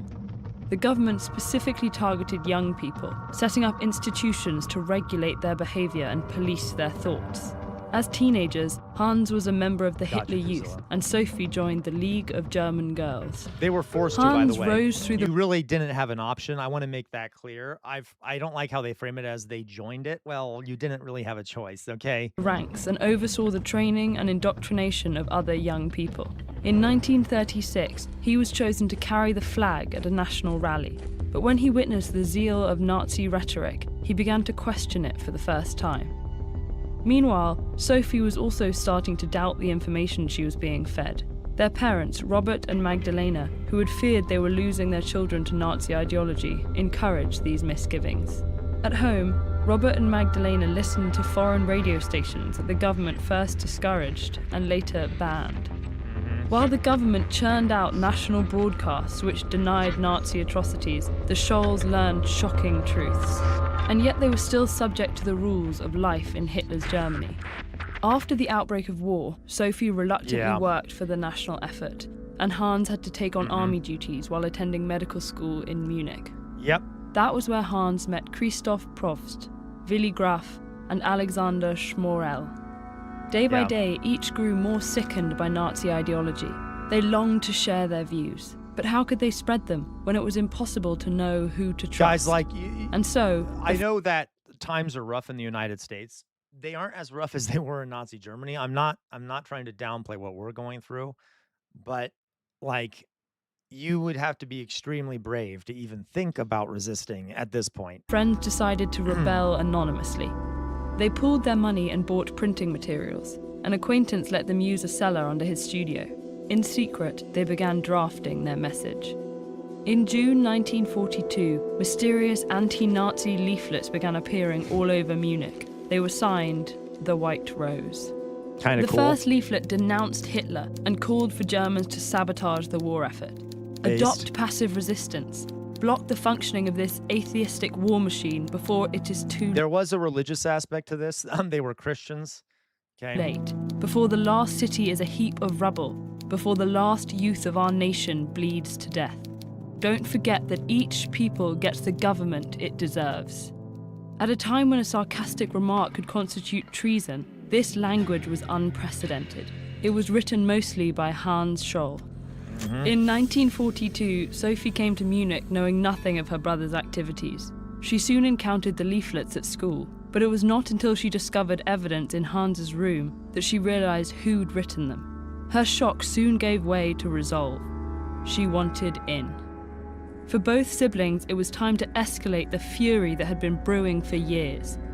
By the way, it was illegal to own a printing press in Nazi Germany. You had to get a license to get a printing press. From June 1942 to February 1943, the group worked feverishly. While the Gestapo searched for leads, the White Rose were constantly on guard. The war raged on. Oh, Gwen, I fundamentally disagree with you. If you say that people are voting for DSA not because capitalism sucks, I fundamentally disagree with that. That is exactly why people are voting for DSA. That is exactly why people voted for Donald Trump, is because capitalism has failed everyone. Okay? Regulations tightened and Munich suffered air raids, but the White Rose ventured deeper into conspiracy. They graffitied buildings and braved trains swarming with Gestapo. In the winter of 1942, Hans made a treacherous journey to the Czechoslovakian border to meet anti-Nazi rebels. Mm-hmm. On February 18th, 1943, Sophie and Hans brought a suitcase of leaflets to their university.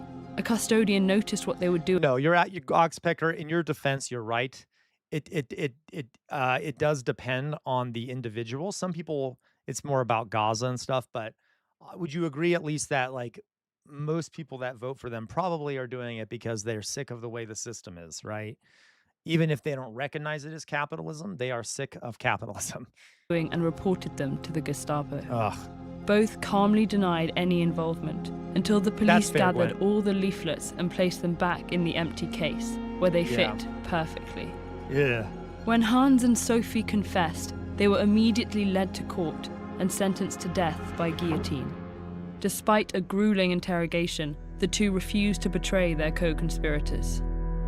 Before her execution, Sophie declared her fury at the state of her country, but she also spoke to a more hopeful future. Yeah, it's How can we expect righteousness to prevail when there is hardly anyone willing to give himself up individually to a righteous cause? That's fair, Such a Oxpecker. fine, sunny day. That is true. And I have to go.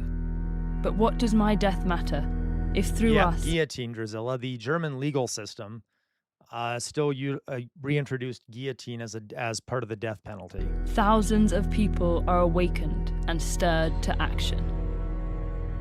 Ever wonder how Hitler rose to power in the first place? Find out with this video.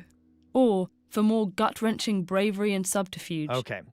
On a side note, guys, when Sophie Schul was executed, what were her last words? It's something pretty cool. See here.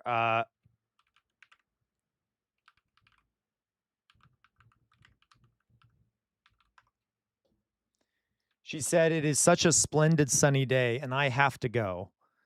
But what does my death matter if through us thousands of people are awakened and stirred to action?" Okay. So there were people who resisted even to putting their lives on the line, and some of them were executed for it. And Sophie Schul was one of them. As a matter of fact, if you go to Germany today, there's a lot of buildings named after her, streets named after her, and also named after the White Rose Society, which is the group, this resistance group that she formed, which they're really all they did was they distributed leaflets pushing back against the Nazis.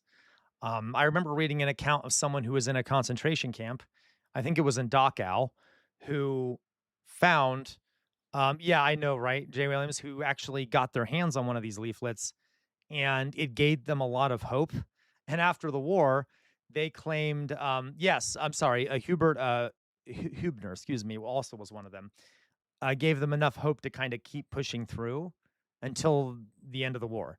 So, like, these are like, yeah, so there were some people that resisted. And this, if you want to see a picture of Sophie, okay, here she is. Look at her. Oh, there's Sophie. All right. Until her dying breath, she resisted the Nazis. Okay. All right. And that, folks, now we'll stop this. We're done with this now. Done. Okay. Oh, my goodness. All right. Yeah, she was only 22 years old. Yep. She was a young'un. All right. Okay. So that we're done, guys. Done with the Nazis, done with the fascism for now. Next week, I will come up with some options for what unit we'll do next. Okay. Oh my God, my back. Ugh. Oh, okay. I'll come up with some options for the next unit, next week. We might do feudalism. There's a bunch of things we could do. people keep telling me things to do, and I haven't really kept a list. So I'm just gonna I'll figure out what I'm in the mood for and we'll do it. Okay. If we do something that was not what you told me, please bear with me. Okay. Because I get a lot of requests for units to do and it takes a lot of research. So different things, some things are easier to research than others. So I will try to find what's necessary for me. Um, uh, okay. I actually submitted Downfall for the film cub. Yeah, it's really good. It's really good. Downfall was great. Okay. Um, only people sitting only people sitting basements who haven't taken any action or left will complain about exactly outer signal. And probably shouldn't have even prefaced that. I have heard I once got into an argument with a lefty. This is no one here. This is like years ago. Because anyway, where I would mention Sophie Schul because this person said, well, their Germans didn't really resist. And I said, well, there were a few. There was like Sophie Schul, and he goes, oh, pfft, that's not real resistance. Like just distributing leaflets and stuff, like that's not gonna change anything. And there was a religious bent to it and stuff. And I'm like, so? She literally knew she might die and she distributed these leaflets. That's resistance. Now, did it work to actually change things? No, but it might have if there were enough people that were doing they were doing other things and stuff too. Anyway, regardless. Okay. So, do what you can. All right. So, let's go on here. There were also, by the way, some priests. There was a priest in southern Germany who ended up being put in a concentration camp. There were priests in Poland. There were individual Germans like Schindler, who did his best to kind of protect Jewish people. Um, then the Jews themselves resisted. Okay. Yeah, weird amorphous blob. There were also Jews that took up arms. Okay. If you want to talk about outside of Germany and like Poland, there was the Warsaw Ghetto Uprising. There were partisans who took up weapons all over the place in France, in the Soviet Union, in Poland, all right, who violently fought back against the Nazis. Marzipan Power, hello, Marzipan Power. How are you? I'm doing well. How are you doing, Marzipan Power? Okay. All right. Exactly. Yeah, that's the problem with fascism, guys, is that it's really hard to resist when there's a boot on your neck. And that's why fascism is partially dangerous because it makes it really hard to rebel. Okay. Um, yeah, there you go. Irene Gut. Okay. Opdyke. Yes. Um, and there were other people who resisted that more secretly or privately. Exactly, Dion. That's why you have to put a boot in their face. Now, let me tell you guys a story real fast. Okay, one second. I'm gonna sit down. All right. Yeah, of course, Dion. Of course, right? So, Dion, we're gonna watch Dion's video here in a second. Dion sent a video that I'm gonna watch here in a second, Dion, about about real fast. There was one of my favorite writers, literally one of my favorite writers, probably my favorite German writer, though there might be other ones, but I haven't read a horribly large amount of German literature. I've read quite a bit, but not, there's probably more I could read. But one of my favorite German writers is Bertolt Brecht. Okay, Bertolt Brecht. Okay, yes, Dion, we're going to watch your clip about the German police. Okay, anyway, Bertolt Brecht. If anyone's ever heard of Bertolt Brecht, he was a communist writer in Germany, absolutely brilliant writer during the Weimar period. And he wrote a series of short stories. Marzipan Power, I am fluent in reading German. I rarely get a chance to speak it, so I can speak. I used to be able to speak it fluently, but I rarely get a chance anymore. So I'm not that great at speaking it anymore. But I can definitely read it pretty much perfectly. But okay, so real fast here, Bertolt Brecht wrote a series of short stories. And I wanted to give you, yeah, right, Weird Morris Blob, he's so great. Yes, you did, Dion, okay? Bertolt Brecht. Here he is. He also is such a happy-looking guy. I just love his face and everything. Bertolt Brecht. Okay.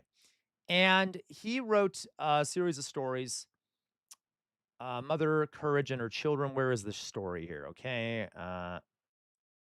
He wrote plays that were very good, okay, and very critiqued capitalism, critiqued mass psychology and stuff. Here we go. Let's see here. Bertolt Brecht short stories. And he also wrote some of the best. Yes, Dion. He also wrote some of the best critiques of fascist, of like the German populace and how they reacted to fascism that I have found. Okay, Bertolt Brecht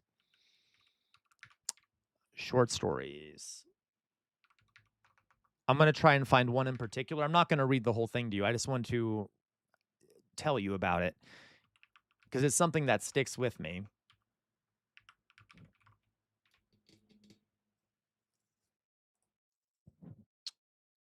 Where is it? Where is it? Where is it? Where is it?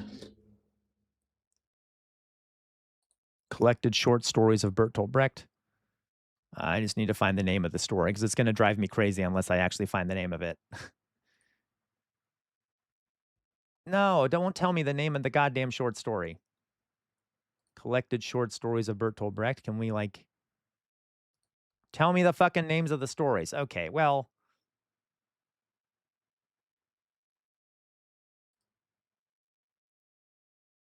Here we go. Here we go. Okay. The first one is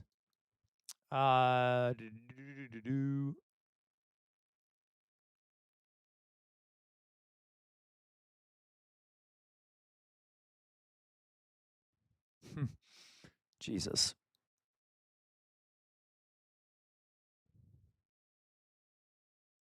Okay.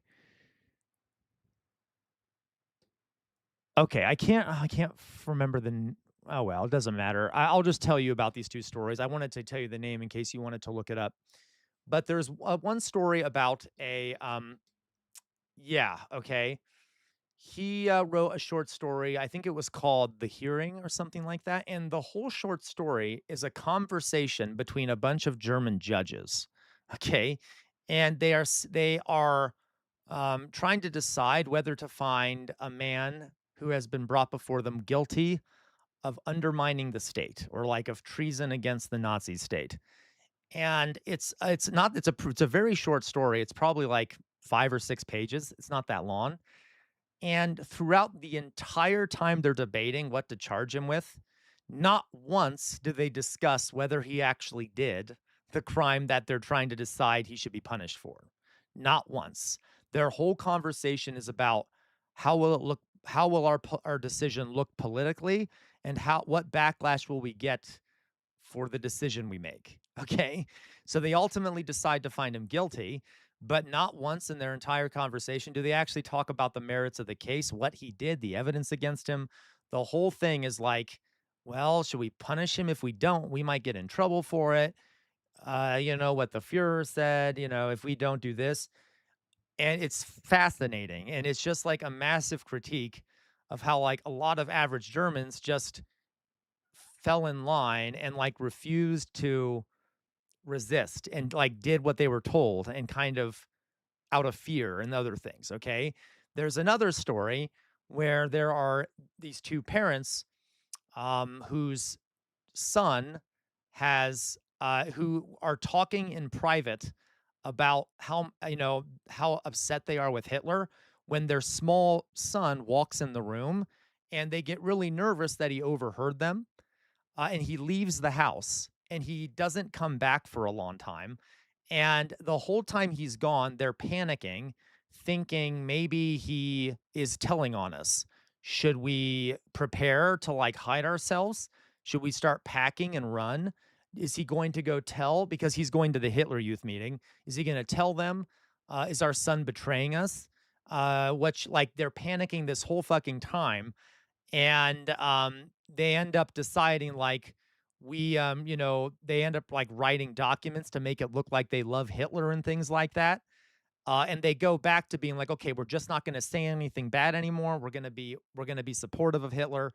And when their son comes back, he just got hurt playing, so he's late, but he wasn't actually telling anyone anything. But, like, this whole time, they're in this panic just because their son heard them talking badly about Hitler. And it goes to show how, like, they're not in a good situation, but they're just not resisting it, okay? They're not doing anything more than panicking. Instead of trying to, like, prevent their son from going to the Hitler Youth, they are just super worried about themselves and whether their son's gonna report them. And then they don't even, like, yeah, they're complying in advance, just like those judges are complying in advance, okay? Don't comply in advance, all right? So, a lot of great stories, a lot of really great stories, okay?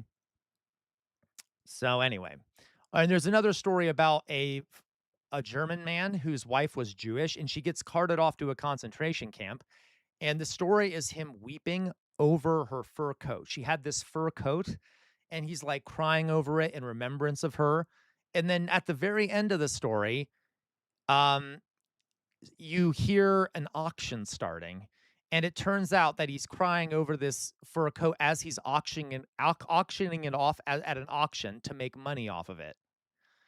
So, like, yeah, he's sad that his wife is gone, but he's profiting off of her disappearance and isn't really doing anything to resist the Nazis, okay? Like, all right. Very interesting. I highly recommend people look up Bertolt Brecht's short stories. If they're very good, okay? All right. Done with that. How's everyone doing? How's everyone doing? Okay? Yeah. How's everyone doing out there? You want a boop? Okay, elevator lady. I'll hand out some boops.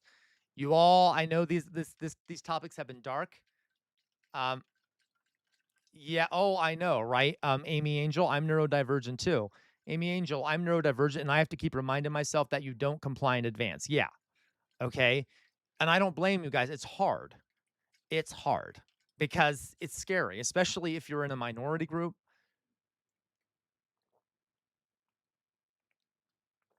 All right. So let me give some boops here. James Nordoff gets a boop. Boop. Invalid Axiom, you get a boop. Boop. Anime Angel, you get a boop. Boop. Elevator Lady, you get a boop. Boop. Oxpecker gets a boop. Boop. That is, let's see here. What'd you say here? Thelonious Dunk. It's that movie Equilibrium with his kids doubting he is doing everything he should, taking a pill. Yes, okay. Thelonious Dunk, you get a boop. Boop. Weirdomorphous Blob, you get a boop. Boop. Yes, everyone needs to organize, right? All right. Dion gets a boop. Boop. Marzipan Power gets a boop. Boop. Who else? Invalid Axiom, you got one. You got one. Ba-ba-da-da. Oxpecker, Dion, Marzipan Power. Matt Saigai gets a boop. Boop. Macon gets a boop. Boop. Did I miss anyone? Did I miss anyone? Jay Williams gets a boop. Boop. Druzilla gets a boop. Boop. I think I've given everyone who asked for one a boop. Okay. We'll stop with the boops. We'll stop with the boops. All right. Now, you know what, guys? I'm sick of the fucking. One second. There's too many ads on Twitch right now. I'm gonna reduce the number of ads because it's fucking annoying. I keep seeing the ad thing pop up, and I'm trying to fucking talk, and I don't want to have to. I want people to hear what's being talked about. So I'm gonna reduce the ads.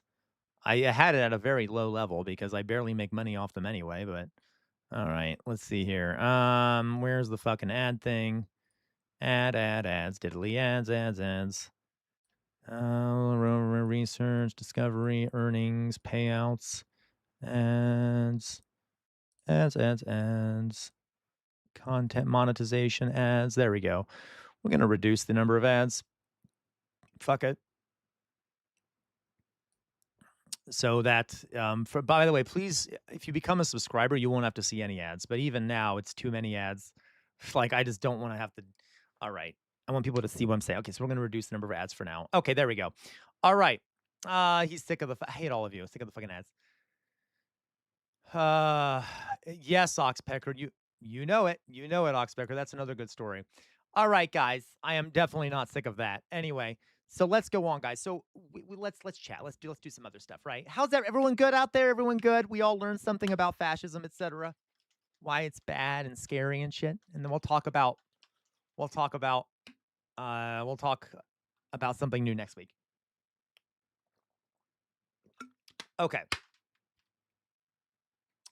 Let's go on. Let's go on.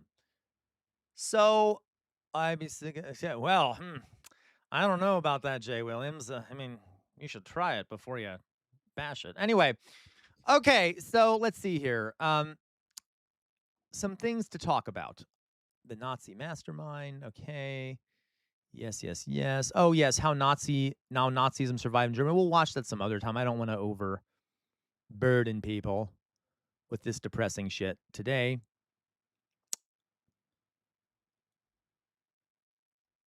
All right, guys. So let's find something to watch here. I do want to eventually watch Louis Theroux went to Palestine. I mean, I'm sorry, Channel 4 News went to Palestine.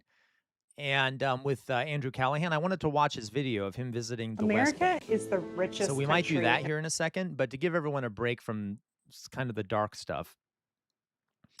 I'm gonna find something else here. I thought Sometimes I watch old movies and I wonder, like, before camera. no, let's not do that one. Forgive me, guys. I'm trying to find a good War on the Humanities. I don't know. I don't fucking know. How about we'll watch this. So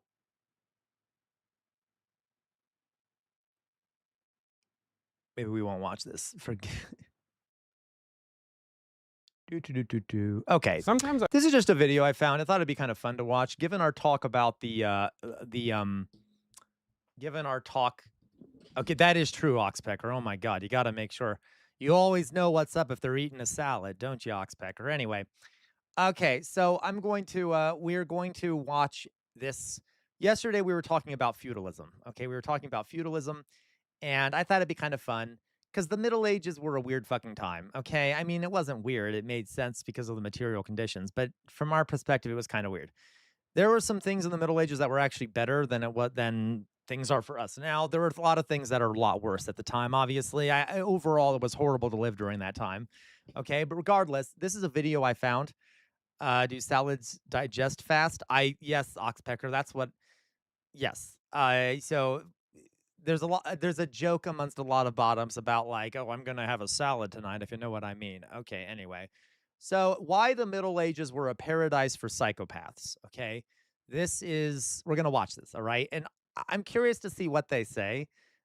We'll see what happens. Okay.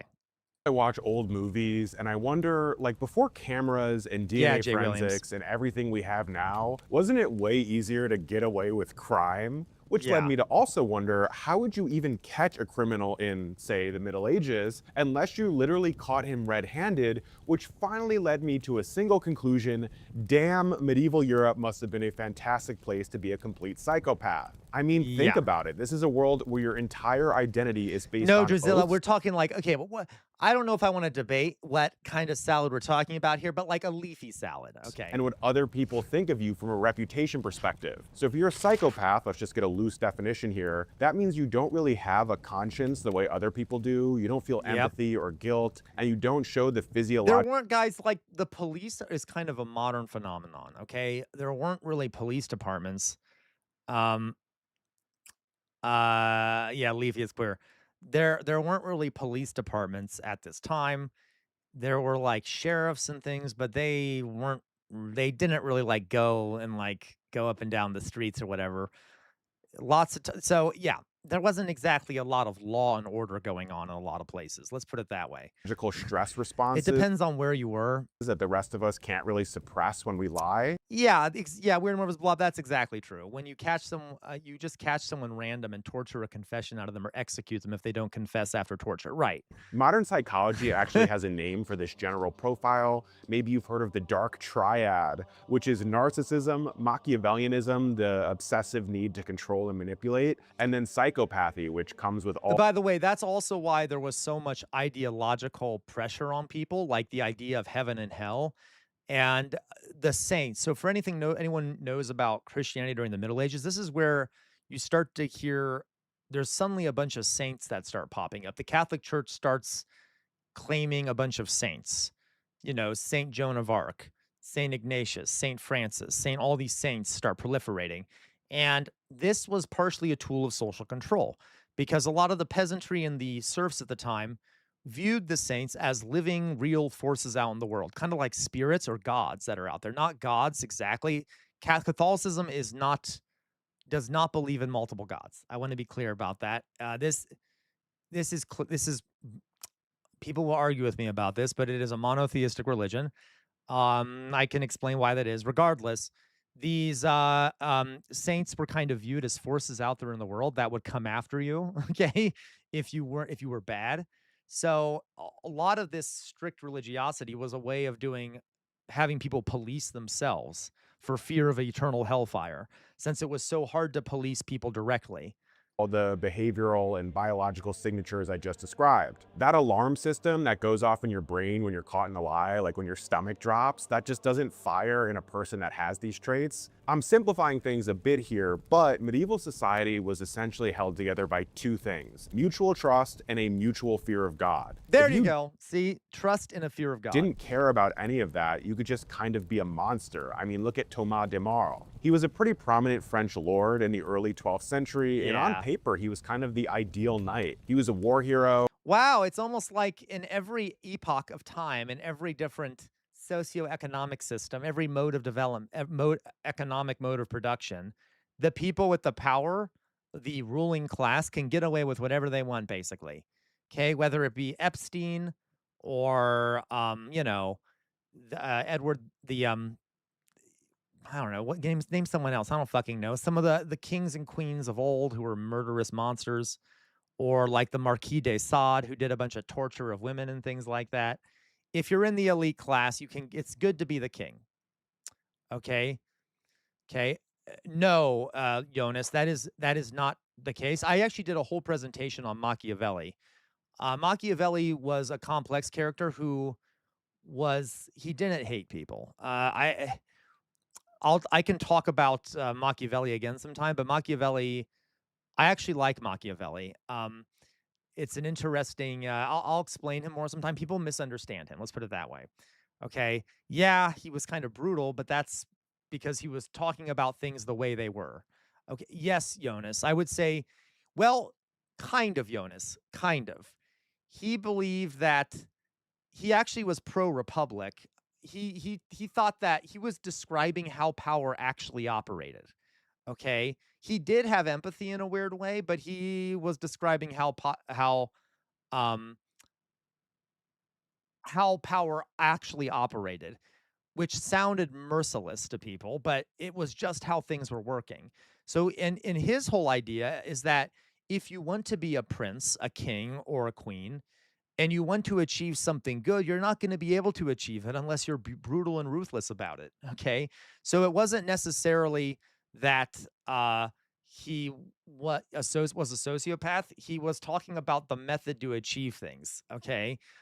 I'll talk more about Machiavelli some other. I love. Actually, I don't love him. I really like him though. He was actually quite interesting, and he was right about a lot of stuff in ahead of his time. Um, there you go, Jay Williams. Okay. Veteran of the First Crusade. He actually fought at the Siege of Jerusalem. I mean, I can't really imagine the things this guy saw. Yeah, no, you're totally right. Exactly, Weird Amorphous Blob. So Thomas gets back from Crusade, and he gets in with this whole class of castle-holding nobles who are terrorizing the lands of King. It is, Jonas. It absolutely is. And Jonas, I will say, you have to look at what he wrote. So Jonas says that quote about yeah, giving benefits drip by drip and how to deal with criminals is brutal. Yes. But Jonas, in the context of the time he was around in, that's how like most powerful people were thinking. Okay. And he lived in a time in Italy where there were constant rebellions and things like that. And war was causing massive death and destruction. So to keep the population in line was a way of preserving peace. And like this, I don't, I sound like I don't want, I sound weird trying to defend him. I can guarantee you, though, he wasn't as awful as he comes across. Okay. Well, I'll talk about him at some point. Louis VI, also known as Louis the Fat, which is kind of a mean name for somebody who is just trying to impose order. Also, just a side note, for much of the Middle Ages, the figure of the king hadn't developed into this strong, centralized source of power yet, especially in France. So the king was constantly struggling with the noble lords for power, and that was pretty par for the course. Now, out of this terrible crew of nobles who was giving Louis problems, Thomas was by far the worst. During this That's period, fair, the whole Jonas. idea And of Jonas, you don't have to like him. He was like the things he said were brutal, but I know I could be. That's just my opinion. Let's put it that way. I kind of like him. chivalry was kind of being born. The church was pushing movements like the peace of God that basically established that a knight should never attack churches or the people inside them, you know, clergy, women, peasants, anybody Yeah. who can't defend themselves. And the way the church enforced the peace of God was the threat of excommunication. So if Yeah. you break the peace and attack innocent people, you get excommunicated. And if you die excommunicated, well, as far as anybody in the Middle Ages was concerned, that was basically a one-way ticket to hell. But wouldn't you be totally immune to that if you just didn't believe in hell or you didn't really care the way everyone else did? That was Thomas. He just ignored all of it. The clergy weren't safe. Pilgrims got plundered on the road. He loved terrorizing peasants from the villages of rival lords, sort of Great. a weekend hobby for him Jesus. to let off some steam. We actually have a first-hand account from a monk named Guibert of Nogent, who was unlucky enough to live near Thomas, and he wrote about him with this insane, genuine horror. There are certain Jesus. tortures Guibert describes Thomas doing that I can't mention here because of the YouTube content filter, which should give you a pretty good idea of what we're dealing with. What I can tell you is that he liked to hang guys up by their thumbs and by other things, and he would often leave prisoners in his dungeons to starve to death. What's Yeah. interesting is, like I said, the whole idea of the chivalrous knight is developing at this time, so contemporary writers use Thomas as the poster child for everything a chivalrous knight shouldn't be. A knight was supposed to embody wisdom and Christ. charity and loyalty and Yeah, honor. And But Thomas again, was guys, a lot didn't do that. Okay, that's like the problem of having like vibes-based like legal shit. Okay, where like it's basically just here we go. Here we go. Let me. You know what? I'll talk about Machiavelli right after we um we finish here, just to so people know what the fuck I'm talking about. This is a horrible presentation. I think. All right. Okay. Well, regardless. Okay. So yeah, representation of pride, false swearing, All right. lechery, and treason. Now, you might be sitting there yeah, invalid wondering, axiom. It was literally optional. Okay. how does anybody get away with this for decades, even in the Middle Ages? Yeah. Well, you could just kind of swear an oath that you wouldn't do it anymore. Yeah. And then even if you did start doing it again quietly, communication was slow and information kind of moved at a trickle, so you could usually get away with it for a while. Also, if you're True. biologically incapable of feeling fear or guilt, then really an oath is just words. You're basically immune to medieval society's primary law enforcement mechanism. But the big question Yes. still remains here. Why was medieval society You also have a fucking castle. One of the problems with the Middle Ages is that each of these nobles had their own castle, which was like hard to assail. And like you would, if any other ruler wanted to have a beef with you, they would have to lay siege to this thing, and you could hide out in there. And that was an expensive and hard process. One of the best ways that in France, especially, that the government was able to start enforcing laws was the invention of gunpowder. After the French monarch finally had access to gunpowder, whenever a noble misbehaved, he would just take his cannons to the noble's castle and destroy it. and they actually started a process of dismantling all the nobles' castles with gunpowder weapons so that they could be held accountable if they disobeyed the monarch or whatever. Now, this was still sort of a feudal system, but gunpowder made it a lot harder for these nobles to kind of act up and like disobey these norms and stuff like that. so vulnerable to these personality types? Like, people Yeah, were invalid smart and axiom. perceptive then too. Nobody noticed the big old blind spot here. Well, the problem was that they actually couldn't. Medieval philosophy had this concept called synderesis, which was written about extensively by thinkers like Albertus Magnus, who you might know as Thomas Aquinas' teacher. Synderesis is the absolute belief that God has hardwired a moral compass into every single human soul. It's the divine spark, the natural weight that's constantly pulling every man, sometimes quickly, sometimes slowly, towards the good, Exactly towards the where it was light of plumbed. the Lord. Now, we understand from modern psychology that not everybody feels the pull of conscience the same way. Synderesis is basically saying the exact opposite, that everybody does have the same conscience installed by God. So no matter how wicked a man is, deep down he still feels guilt like everyone else. To the medieval mind, Yeah, a not human true. being without a conscience was a biological and theological impossibility, so it Yeah. wasn't even conceived of. It's the perfect camouflage. Because remember, guys, they didn't have modern notions of how the brain works, And right? if you're a Patrick Bateman type maneuvering through high medieval society, you could just fake the entire language of honor. I've mentioned this in other videos, but public displays of emotion, Yeah, right, weeping at Oxpecker? mass, these big dramatic acts of piety were seen as proof of how serious you were about God. So the psychopath could just perform. You know, you weep on cue, you kiss the relic, the wolf stays hidden in sheep's clothing. You might be imagining this whole scenario playing out in some isolated farming village, you know, the type of place most people lived in the Middle Ages, and it did, and we'll get there. But sometimes two guys, two apex predators at the top of the food chain would be pulling this on each other, and it would become this high-level game of chicken, which I guess is what politics still is today. I mean, just look at the bitter, decades-long rivalry between the handsome ginger King Henry II of England and King Louis VII of France in the 12th century. They got caught up in this constant cycle of brutal border wars that could only be ended by these massive, highly emotional peace summits. That's And why I the mean, word they're both feud is used, weeping guys. and swearing holy oaths of eternal brotherhood on sacred relics. They're exchanging the kiss of peace I gotta in be front clear, of what's God. interesting too, guys, about knights is that, weirdly enough, knightly virtues at the time, like these ideas of chivalry, these sort of rough guidelines, okay, it was actually considered very masculine for knights to cry, knights and kings to cry. It was actually considered like one of the heights of masculinity, which you don't expect. A lot of our modern day notions of masculinity come from knighthood, but there are certain parts of it that are from later. And tears being effeminate is a later is like a later development on views of masculinity. At this time, there are like many scenes, for example, in like English literature of like Lancelot or King Arthur like weeping and crying and holding each other, male knights embracing each other and weeping, or like, and a lot of times male nobles and knights and things would publicly weep, okay, and it was viewed as very masculine, and like a very positive masculine trait. Yeah, it's not surprising to me either, Weird Wars Blah, but it's just interesting how these gender norms change, right? There's no universal gender norm, okay?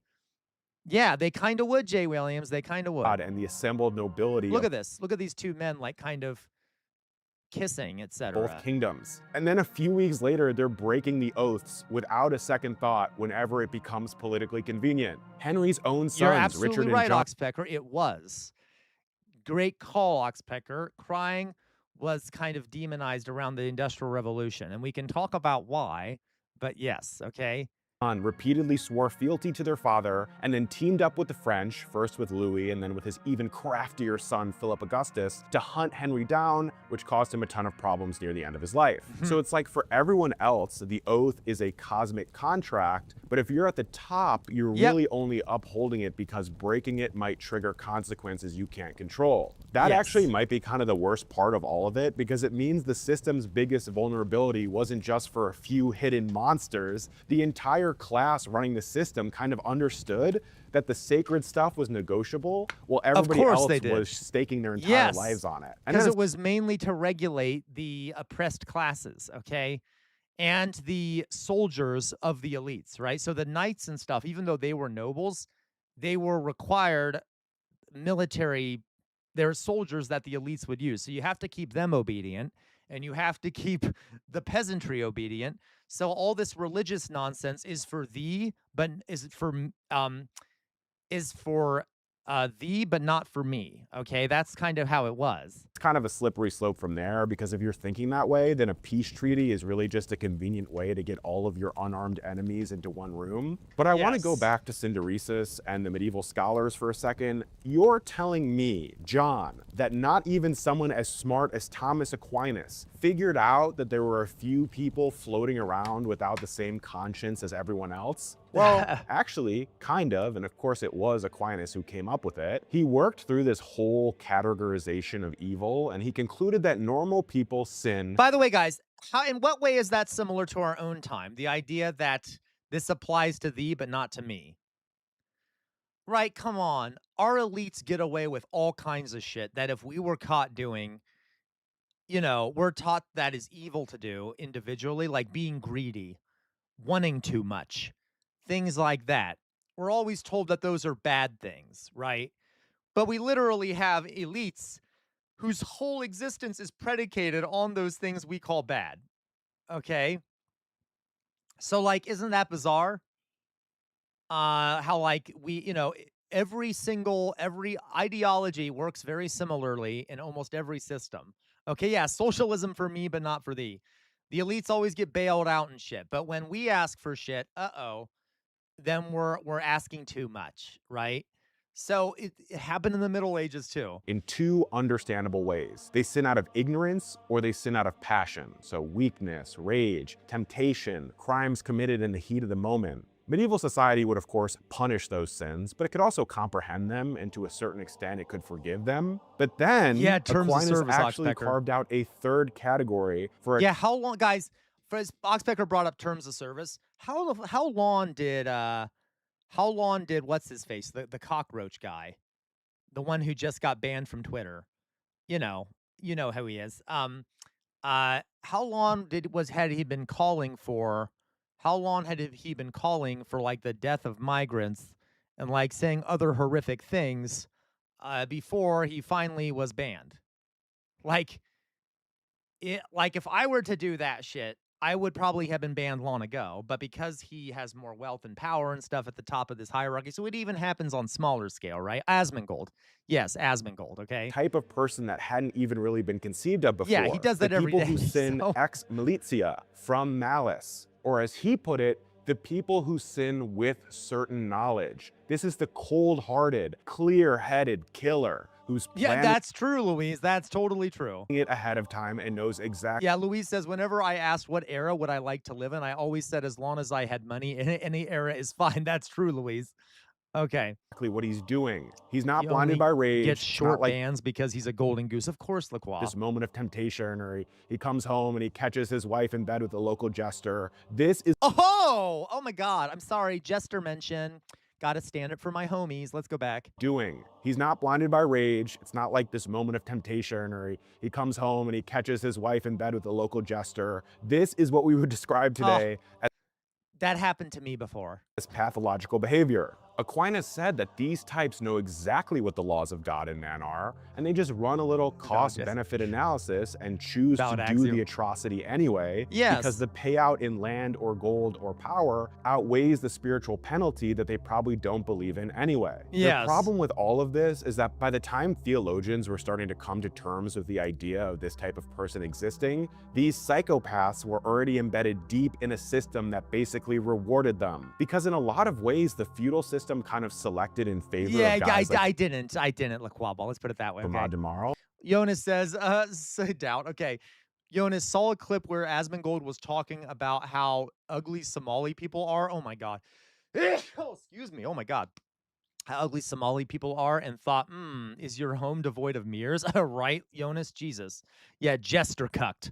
Now that's the way to get cuckolded, folks, is to have a jester do it. Okay. There's this great medievalist, Chris Wickham. If you haven't read his book, Medieval Europe, I highly recommend it. Oh. He writes that feudal society was essentially built on the constant threat of violence. Yep. Violence that the lords could perpetrate on the peasants with armed men. Violence from peasant uprisings, etc., etc. Yes. So people who were genuinely afraid of violence had little chance of long or successful lives, and they usually ended up joining the church if they could. But men who weren't afraid to do a little violence were at a How dare huge you. advantage. I think there's Yes. a risk here that we can read someone like Oftentimes, these rulers in Europe and elsewhere would actually pay mercenaries to do the non-chivalric violence for them. Okay, for the unchivalric violence. so that it wasn't associated with them. They could pay some mercenaries to go do the brutal slaughter. And they could be like, well, my troops didn't do it. It was the mercenaries. I just paid them. What did I know? Okay. But they knew. Thomas the wrong way. There's this misconception that psychopaths are just totally out of their minds and foaming at the mouth or whatever. It's actually scarier, at least in my opinion, because Thomas was The totally mold? What do level-headed you mean, Drizella? The mold? and rational. He's the type of guy Thomas Aquinas is talking about. In 1114, a church council formally condemned him, anathematized him, which means banished him from the church, and stripped him of his knightly belt. But he just didn't show up to this ceremony. Louis the Fat personally led armies against his castles, and even with all of this, it still took decades because Thomas was a landed lord in a system that was designed to protect violent landed lords, and he had multiple castles and a whole crew of highly trained armed men around him. He actually wasn't finished off until 1130 when he was mortally wounded while being captured, but that was after 30 years of basically doing whatever he wanted. Now, I know Thomas has kind of been the main character of this video, but I'm still wondering, what if you had all of these traits, but you weren't born into the nobility? You were a peasant like 80% of the population was for most of the Middle Ages. Yeah. Also, new merch is now live. We have the chronically online Crusader Medieval t-shirt, shit? Okay. as well as the OG medieval mindset Charlemagne shirt, the mug, All the right. hat, all available. Yeah, time and for a crusade. Okay, let's go on here. mostly because the roads were bad and a lot of Europe the was roads were covered in terrible. dense forests. Word of anything could take weeks to travel, which was bad news if you were trying to get a letter delivered to your beloved, but great news if you were a sociopathic peasant who wanted to travel to a new town and steal someone's identity. Because couldn't you just say you were whoever, and if you were smart enough and confident enough, nobody would have any way to prove you right or wrong? Now, Yeah. I just said sociopath Well, instead of kind of. psychopath. These, weirdly enough, the peasantry and the serfs were pretty collectivist in some ways. Like, if you were a serf living on a feudal lord's land or like in a small peasant hamlet or whatever, you knew everyone. Everyone knew you. So like you would know, you would like know everyone. That's kind of how a lot of security was done. Is that there was a clear in group and then everyone would mistrust outsiders. Okay? So there was some ability to recognize, like if there was a random stranger in your town, in your small peasant hamlet that no one is related to and no one has seen before, they're going to notice. So quick distinction, and this is the pop psychology version, roughly speaking. A psychopath is usually born, not made, while a sociopath is usually made, not born. And they're more impulsive. They're kind of running on the pure audacity of the act, but with the same delusions of grandeur and that parasitic instinct. Which brings us to the false Baldwin of 1225. Baldwin IX, the Count of Flanders, gets crowned Emperor of Constantinople during Yeah, guys, it was so hard to communicate back then. There would literally sometimes be multiple people claiming to be the same person. Like there at some point in England, I know there was some prince. There were like 3 of the same prince out there, and no one really knew which of those 3 people was the real prince. 2 of them were faking it, but there was no way to tell the difference because most people don't know what the original prince looked like. Okay. And like, so whose orders are you going to follow? You're going to follow, you get 3 different letters from 3 different people claiming to be the same prince. They're both using the same, they're all using the same seal. How do you know which one is the actual prince giving you the order? The Middle Ages are so fun. A lot of silly little stories that I can talk about. Fourth Crusade. Then he mysteriously vanishes into a Bulgarian prison, and I nobody can't remember, ever finds Louise. out. I literally can't remember.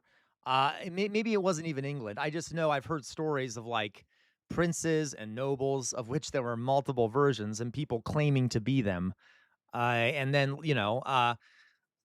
there was actually one who gained a lot of influence in England. I can't remember. I can't remember. What happened to him? 20 years later, a random guy dressed in rags comes wandering out of the woods in Flanders, an awfully long way from Bulgaria, claiming to be Baldwin. Through sheer confidence, he basically pulls it off. I mean, towns declared their support for him. There you go. This guy pretended to be Baldwin. I can promise you there was. Let me see if I can look it up. England fake prince.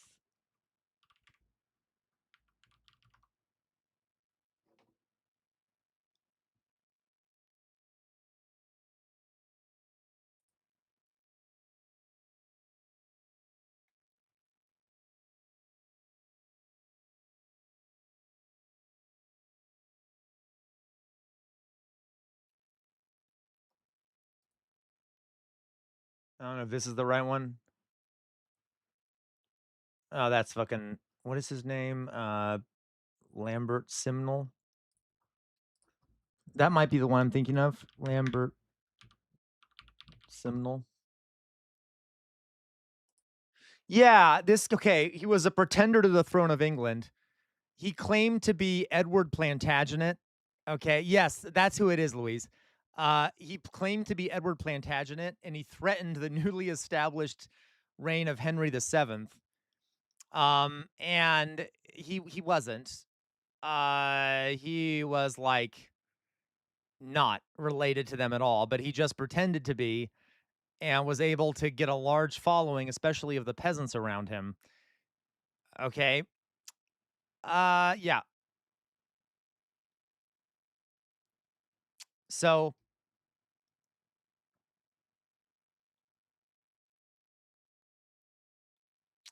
and since the Yorkists didn't have access to the real heir to the throne, who they viewed as the real heir to the throne, yeah, yes, yeah, I should say, Louise, they said he was a prince, and they said he was an heir to the throne. Of course, who knows? Like all that stuff is kind of made up. But yes, a pretender. Let's put it that way. Kneeled to him. He even sparked a I phrased that full-blown badly, rebellion Louise. against Baldwin's actual daughter, Countess Joan, and he came pretty close to taking control of Flanders with basically nothing but a made-up Yes, identity. Louise, like the man I in the kind of Iron wonder Mask. how he Yes. felt Fair. when he realized people were actually going for it. That's a better like, was he example. thinking, "Wow, I can't believe this is working," or was he like, "Yes, this is exactly what should be happening"? I'm not a sociopath, so I'm not sure how that internal monologue goes. Or am I? Anyway, finally, the King of France sits him down and asks him a few simple questions, which you would think he would have done some research on. You know, where were you knighted? Where did you do homage? Obviously, fake Baldwin can't answer these questions, and the whole house of cards comes crashing down. Oops. All it took was literally one straightforward conversation. He was executed soon after, and later they found out that he was most likely a wandering minstrel named Bertrand of Reich. There's also the famous case of Martin Guerre from 1556, which is technically a little outside the Middle Ages, but to a French peasant, I'm gonna get an ice cream 1556 treat, folks. wasn't Give me 1 second. You know, I love my ice cream treats. Give me a second. Yeah, he didn't exactly have Google, right, Oxbecker? 1 second.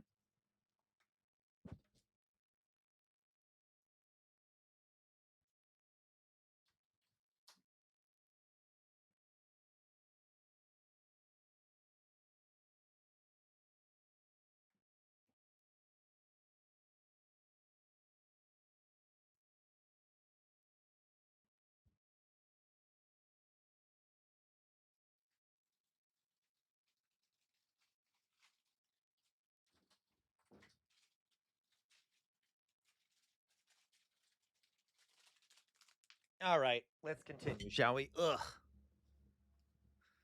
Let's see if I can do this. All right. Ugh. Yes, hold chat. Hold. much different than 1456 or 1356, so we'll roll with it. There's this guy, Arnaud Duty, and he wanders into an isolated French village claiming to be Martin Guerre, a local fella who abandoned his family and disappeared years before. Just like fake Baldwin, he's so confident that everyone just kind of buys it and accepts him into the community. I mean, Le Quabois, yes. I'm sure. I bet there were serial killers. Now, serial killers are an interesting phenomenon. You know this, LaQuan. I guess I'm mentioning this for everyone else, but there is a social component to serial killers. So different societies seem to produce more serial killers than others. So it also depends on how you define a serial killer. If you mean someone who kills a large number of people for like a personal reason, just for fun or some other like reason that isn't related to politics, there probably were serial killers. But like there's also, it was easy if you were a noble, it was easy to be a serial killer because that could just be your job, is going to slaughter people. So I'm not sure how we would count that, but I'm sure there were people who probably killed vast numbers of people independently for their own pleasure or whatever. who would pretend to be Martin Guerre? He even fools Martin's family, which is definitely the fishy part. Like, wouldn't they recognize that he isn't Martin? Apparently he looked vaguely similar and knew some details about Martin's life, but still. Fake Martin, aka Martin 2.0, aka Morton, takes over Martin's wife Yes. and his property. Absolutely, Jonas. Absolutely, Jonas. Jonas, yesterday, Jonas was like, I feel like I'm not smart. I'm not smart. Yes, you are, Jonas. This is exactly my point. Okay. Jonas says, didn't the US start seeing far more serial killers during massive urbanization that coincided with highway development? Yeah. The United States has an unusually large number of serial killers. Okay. Like it does. We are a like sociopathic government. Okay, we are like a sociopathic society that kind of enables serial killing. And guys, serial killers typically have a lot of trauma in their lives. So if you have a society where you and there's like extreme individuality and there's not much community interaction and people are isolated in homes where they're being abused every day and mistreated, it takes a lot of abuse to become a serial killer. So when you have a very weak society that doesn't care about what any given individual is doing, and they're being homeschooled or beaten and like crap like that, you're going to have a lot of serial killers. Look into the history of most serial killers. They didn't grow up in great households. But because we have this like sense of, oh, my precious privacy and and like, all this shit like that, and this kind of sociopathic capitalist culture, you're going to create a lot of serial killers. And I could talk more about this, but that is why America has so many serial killers. We create them. There was this notion that serial killers are born, not made. It's a combination of both being born and made, but they're mainly made. Okay? They're mainly made by society. I also want to point out that there is our focus, exactly, weak social bonds allow more extremists of all varieties to exist. I also want to point out that uh, there are, what was I going to say here? Shit, I completely lost oh, how we focus on serial killers as like the epitome of evil, how we talk about serial killers, yes, weird amorphous blob, sort of is done on purpose to stop you from looking into the deeper reasons behind serial killers. It's not necessarily on purpose. It's not like the people who write about serial killers are talking about how evil Dahmer was because they're like, we need to hide how corrupt our society is. No, it's built into how people think to blame individuals rather than looking at systems. If you start looking into how serial killers come about, you will see that it is a massive critique of America. That's why we focus on individuals and blame them as like, oh, well, BTK was uniquely evil. These people are like the epitome of evil and darkness and horror. That's a cop out. Okay, you should ask, how did that happen? What was the conditions that created this person? And that's where things get super interesting about serial killers to me, is the conditions that create them. All right. So don't buy the narrative that they're uniquely evil. Be more curious than that. That doesn't mean I like serial killers. I'm just saying it's more complicated than to say they're evil. All right. And it's often used as propaganda that the only way to fix the problem with serial killers is to have more and better police and more and better detectives and to do psychological analysis of people, which is one of the things that annoys me about Mindhunter. Has anyone seen the show Mindhunter?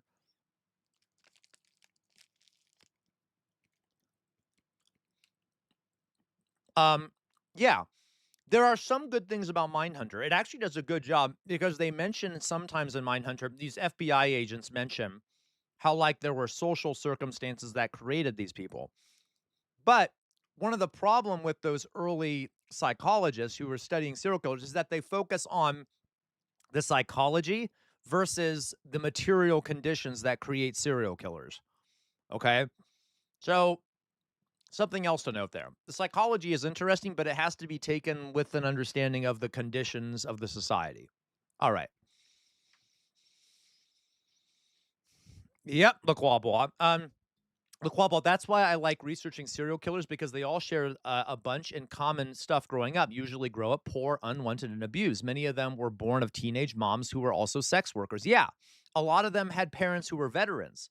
A lot of them were abused, physically abused, There are some biological components to this, and I don't want to completely dismiss that. I can give you an example here. A lot of serial killers have suffered brain trauma. So there is some kind of combination between personal trauma, environment, and like if you get on top of physical trauma, which might trigger something in your brain that kind of makes you snap or something. There's a bunch of things here, but you don't need brain trauma to be a serial killer. Yeah, Charles Manson's mom was a prostitute, right?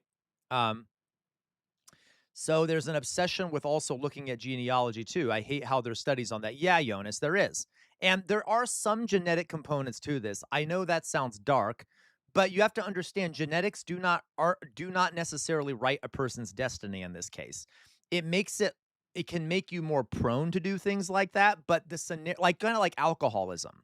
If there's alcoholism in your family or addiction, you are more prone to developing that. It doesn't mean you will, right? You just got to be more careful about it. Um, okay. So there is some amount of truth to like that trauma getting passed down. Okay. Jonas, it reminds me of how I saw a Christian gay say there's stat on promiscuous women having gay sons. Yeah, that's not true. At least I doubt that's true. There are some things though some genetic things that do make it more likely for you to have a gay child. Okay.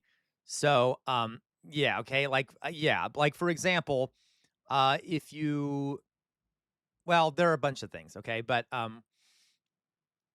okay. Regardless, these are just make you more prone. It doesn't mean you will be those things. And one bit of evidence here, guys, is that America per capita has far more serial killers than a lot of other places, in theory, that we're aware of. Okay. So if that's the case, are Americans just uniquely prone? Or we just happen to have a higher population of people with genetic code that makes them serial killers? Or maybe it's a problem with our society. I'm going to bet it's a problem with our society. The same argument is made with like gun violence. Our society has a lot more gun violence than most societies that are at peace around the globe, okay? Probably because of not because Americans are uniquely biologically more prone to kill each other with guns, probably for a number of things, primarily how many guns we have and the culture surrounding guns, okay? Right. Yeah, I think you just have more guns per serial killer. Okay, very funny and valid axiom. And basically his whole life for years, which again, the wife had to be in on it somehow, but we'll leave that for now. Eventually, people get to talking, and fake Martin, aka Morton, is put on trial as an imposter. But for a little while, it seems like he's gonna win the case, until one day, the doors swing open, and the real Martin Gare comes limping into the courtroom on a wooden leg, back from the wars. Oh my God. You probably think I'm making this whole thing up, but this is exactly why history rules. It's better than anything you or I could come up with. This was unfortunately essentially game over for fake Martin, and just like fake Baldwin, he was executed soon after, which seems harsh, but I don't make the rules. The point is, whether you were a peasant or a noble or a sociopath or a psychopath, medieval society basically had these massive vulnerabilities that were waiting to be exploited. With that said, let's put the finishing touches on this medieval masterpiece. Sometimes I see people online yearning for the medieval world. I've been guilty of this myself. You know, when life was simple, when Let's not do that. Okay, let's not do that. Tech wasn't spying on you all the time, when you ate what you grew and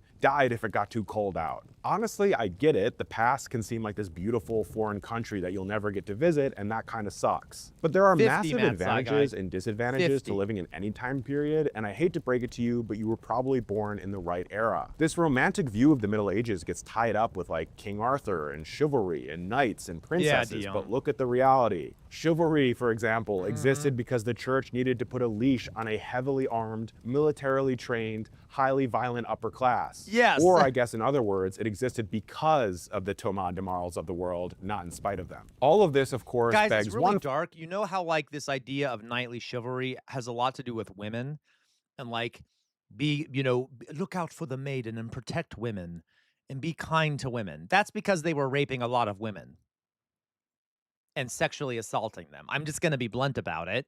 There's only one reason why you would need to emphasize, like, be nice to women, be honorable towards women, you know, don't go after women and children. That's because people were going after women and children, especially women. Okay? Raping left and right. So that is, you know, the ideology reveals where they felt the most policing was necessary. So, okay. Final question, which is if these same personality types exist today, which of course they do, what vulnerabilities in our society are they exposing? Let me know in the comments. As always, I'm John. This has been Medieval Mindset. And remember, the past isn't gone. It's simply waiting to be rediscovered. Well, sometimes it is gone, to be honest with you. Sometimes we don't have many documents. By the way, folks, it's kind of, well, we'll talk about that some other time. Let me see if I can find, there is a, sorry, I don't mean to be chewing into the, okay. Let me see if I can find, there was a great essay on, a great video essay.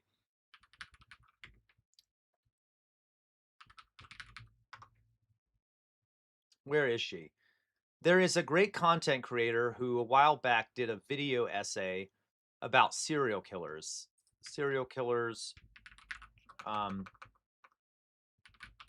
reality. Where is it? And she talked about how we discuss serial killers is really not good. Where is it? What's her name? What is her name? Give me 1 second here. I'll find it. Maybe we could watch it together.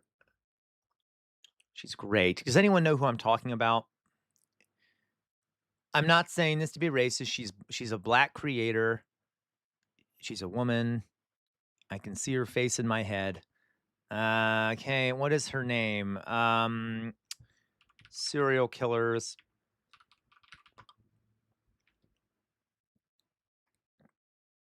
Oh, that's so. Oh my God, that's so funny. LaQuabois. I put serial killers into the chat search in Discord, and the picture you have of yourself with blood all over yourself popped up, thus making you look like a serial killer. Anyway, all right. I'm gonna find here the Reacts channel. I think Fox Emblem sent it to me. Someone sent it to me.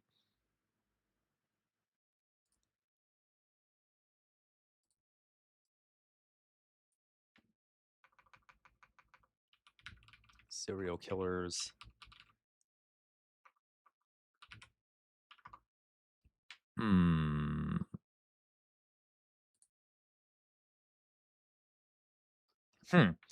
I can't really find it right now. That's okay. All right. There's a search bar in your watch history. Yeah. They all look the same too. Okay. I thought that was the coolest pick. Which one was the coolest? I know that was a very cool pick. I'm gonna drive me crazy. Serial killers. The why we talk about serial killers. I'm gonna lose my mind if I can't find it. She did a really good job on it. Serial killers. I do have a noise gate, LaQuabois. I do have a noise gate. Anyway. I say that with love. Yeah, I don't know if I can find it. That's okay. Would it be bad if I wrote Black Creator next to it? Would that help me find her at all? I probably won't. It probably won't, you know? Whatever, I'll do it. Why not? Black Creator. I don't know if that'll help at all. It probably won't at all. No, but it's from a long time ago, guys. I'm not going to be able to find it in my watch history because it was a long fucking time ago. Well, I guess there's a search bar, right? There's a search bar. No, that didn't help. Okay, maybe I shouldn't have written in Black Creator. Okay, fine. I'll go look. I'll go do a search in the history, a history search. All right. Okay, whatever. I hate all of you. Don't judge me. I'm just desperate to find it, and I think you all will enjoy it. Okay, I'll go back into the history, blah, blah, blah, blah, blah. Switch account. Okay. Serial killer. Qu'est-ce que c'est? La, la, la, la, la, la, la, la, la, better. Run away. Okay, serial killers. Qu'est-ce que c'est? better. All right. Unsolved massacres. Wow, this is Jesus. I watch a lot of disturbing shit. Okay, let's see. Jesus Christ. Okay, you know what? We're gonna try a different. Maybe it's not. Listen, guys, just bear with me. Don't leave the stream. Don't leave the stream. I won't allow it. You're not allowed to leave the stream. Serial killers. Qu'est-ce que c'est? No, serial killer. I can't find it. I can't find it. Whatever. It's fine. It's whatever. I give up. I give the fuck up. Serial killers talk about portrayal. Okay, does that help me at all? Probably won't at all. Lefty. She's a lefty creator. God damn it. They're not misunderstood. They're monsters. Oh, there's a woman giving this lady right here is giving the opposite of what I want you guys to hear about. Jesus Christ. Maybe I hope she didn't remove it. Lefty. Ah, here it is. Oh, I found it. Oh my God, I'm the best. I just had to write lefty. I just had to write lefty. What happened? LaQual was helping. Click that link. What link? I'm sorry. Is this the right one? Is this it? LaQual? Is this the one? I was too busy looking. I didn't look at chat. That's this link. Okay, I'll click this link. Yeah, that's the one I found. Every LaQual. time. I'm just kidding. All right. No, thank you, LaQual. Okay. I'm sorry. It took me a while to find it. Okay. Thank you, LaQual. You're the best. Thank you for helping me out. The rest of you fucking degenerates didn't help at all. You just sat there yelling and doing backseat driving. Fuck all of you. Shut up, elevator lady. You shut your goddamn mouth. You understand me? You too, Drizella. Shut your goddamn mouth. You too, Jay Williams. Anyway, about serial killers, right? Chairman Bart, don't you start with me. I swear to God, I will put you in the brazen bowl. Anyway, so let's go on here, guys. If you want to know what a brazen bowl is, look that up. Okay, let's go on here. So this is the video I was looking for. Thank you, LaQual, for your contribution. All right. Why serial killers aren't monsters? Sir Bart, I swear to God, we probably won't watch the whole thing as it is an hour and 45 minutes long, but let's watch some of it. Why not, right? Netflix drops a new show about another infamous serial killer. People worry that the creator will try to humanize the serial killer in some way, which everyone seems Jay to Williams, agree I hate is you. a bad thing. But what if I told you that you're all wrong?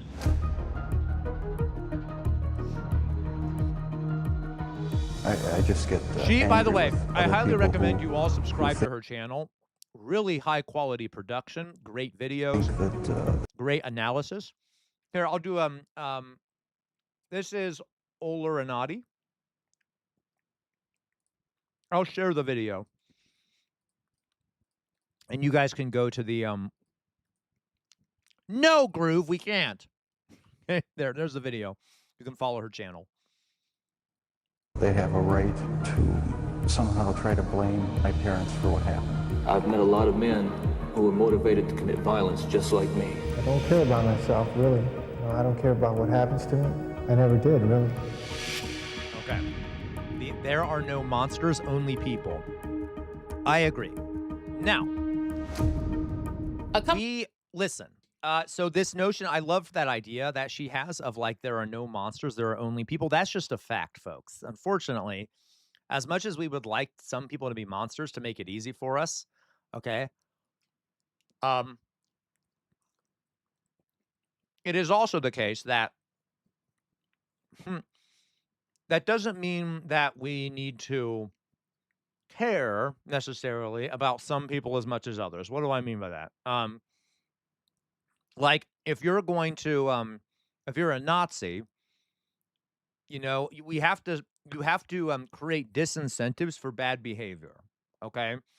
So even if we can explain why someone does what they do and where it came from, that doesn't mean that there aren't certain behaviors and ways of being that we shouldn't demonize, okay, as a society. Do you understand what I mean? because we need to create negative incentives to not engage in that behavior, even if we understand where it comes from. Okay. Does that make sense? All right. Like we could talk about how child sexual predators often have been abused themselves. And, but that doesn't mean we should, we should not we should disincentivize that behavior though. You see what I mean? Okay. Yeah, a 100% LaQuab. You're 100% right.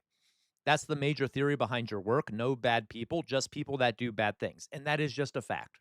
Okay. Like even the worst of the worst guys, Nazis are human beings and they do certain things based off whatever.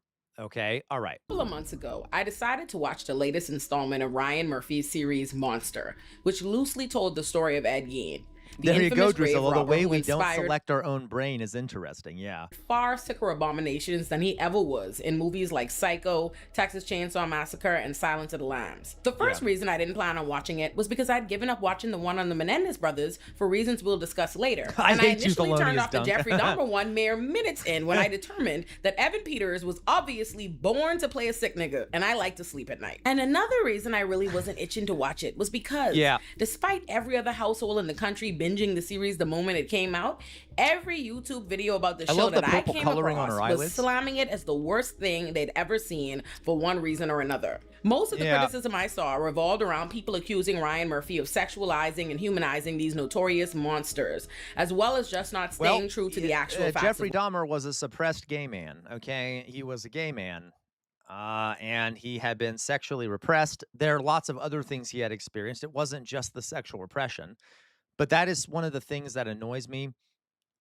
Am I allowed to do what CR does and express how attracted I am to this creator? Of course you are, Jonas. You do what you want, Jonas, okay? I'm a goddamn degenerate. So, like, there is a lot of exact Oxpecker. You know it. You know it. So, like, a lot of times, guys, when people talk about Jeffrey Dahmer, who was a gay man and who killed gay men, I get annoyed because okay, just keep it respectful. Chairman Bart, I swear to God. Okay, yes, obviously keep it respectful, all right?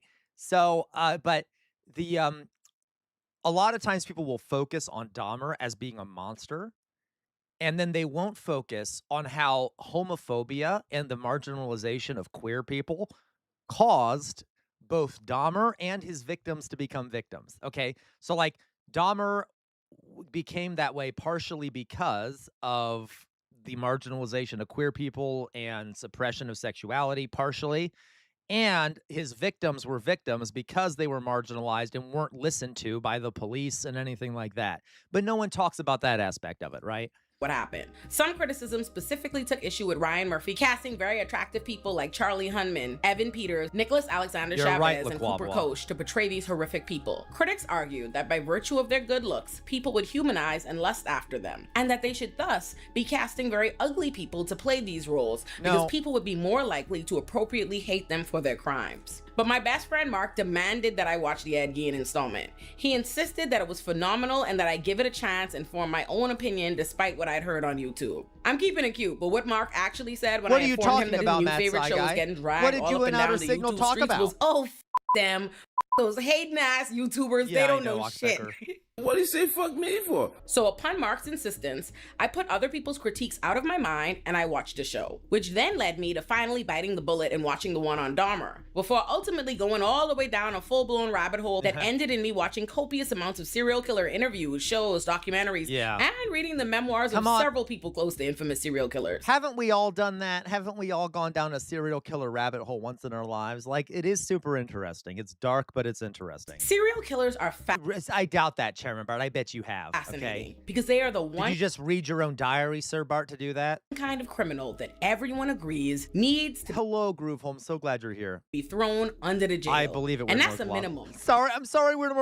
I'm sorry, Chairman Bart. I'm sorry. I keep going after you. Please forgive me. I love you. Many people would probably also insist we throw them in the jail. Serial killers are always presented to us as these super intelligent, cunning, manipulative, evil monsters who are just evil to their core. And there's nothing that could have been done to prevent prevent them from being that No, way, Chairman and Bart, there's nothing stay. that I'm could have been done sorry. to I'm stop their sorry. killing sprees. I love you, Serial Chairman Bart. Forgive me. I'm sorry. killers are fascinating because in so many ways, they are a work of propaganda. What is propaganda? They are propaganda. Refers to media and entertainment designed to manufacture support for police, prisons, and the prison industrial complex. The term serial killer and the criminal profiling associated with them was literally created by the FBI. Yeah, which is why Louise. everything about how we're taught about them by both the police and the media is designed to make us throw up our hands and point to the jails and the electric chair for these monsters. Yep. Because the American government's position on crime is never to get to the root causes to actually try to prevent crime. Correct. Of course not. Prisons and policing are a business that rely on the cycle continuing and expanding.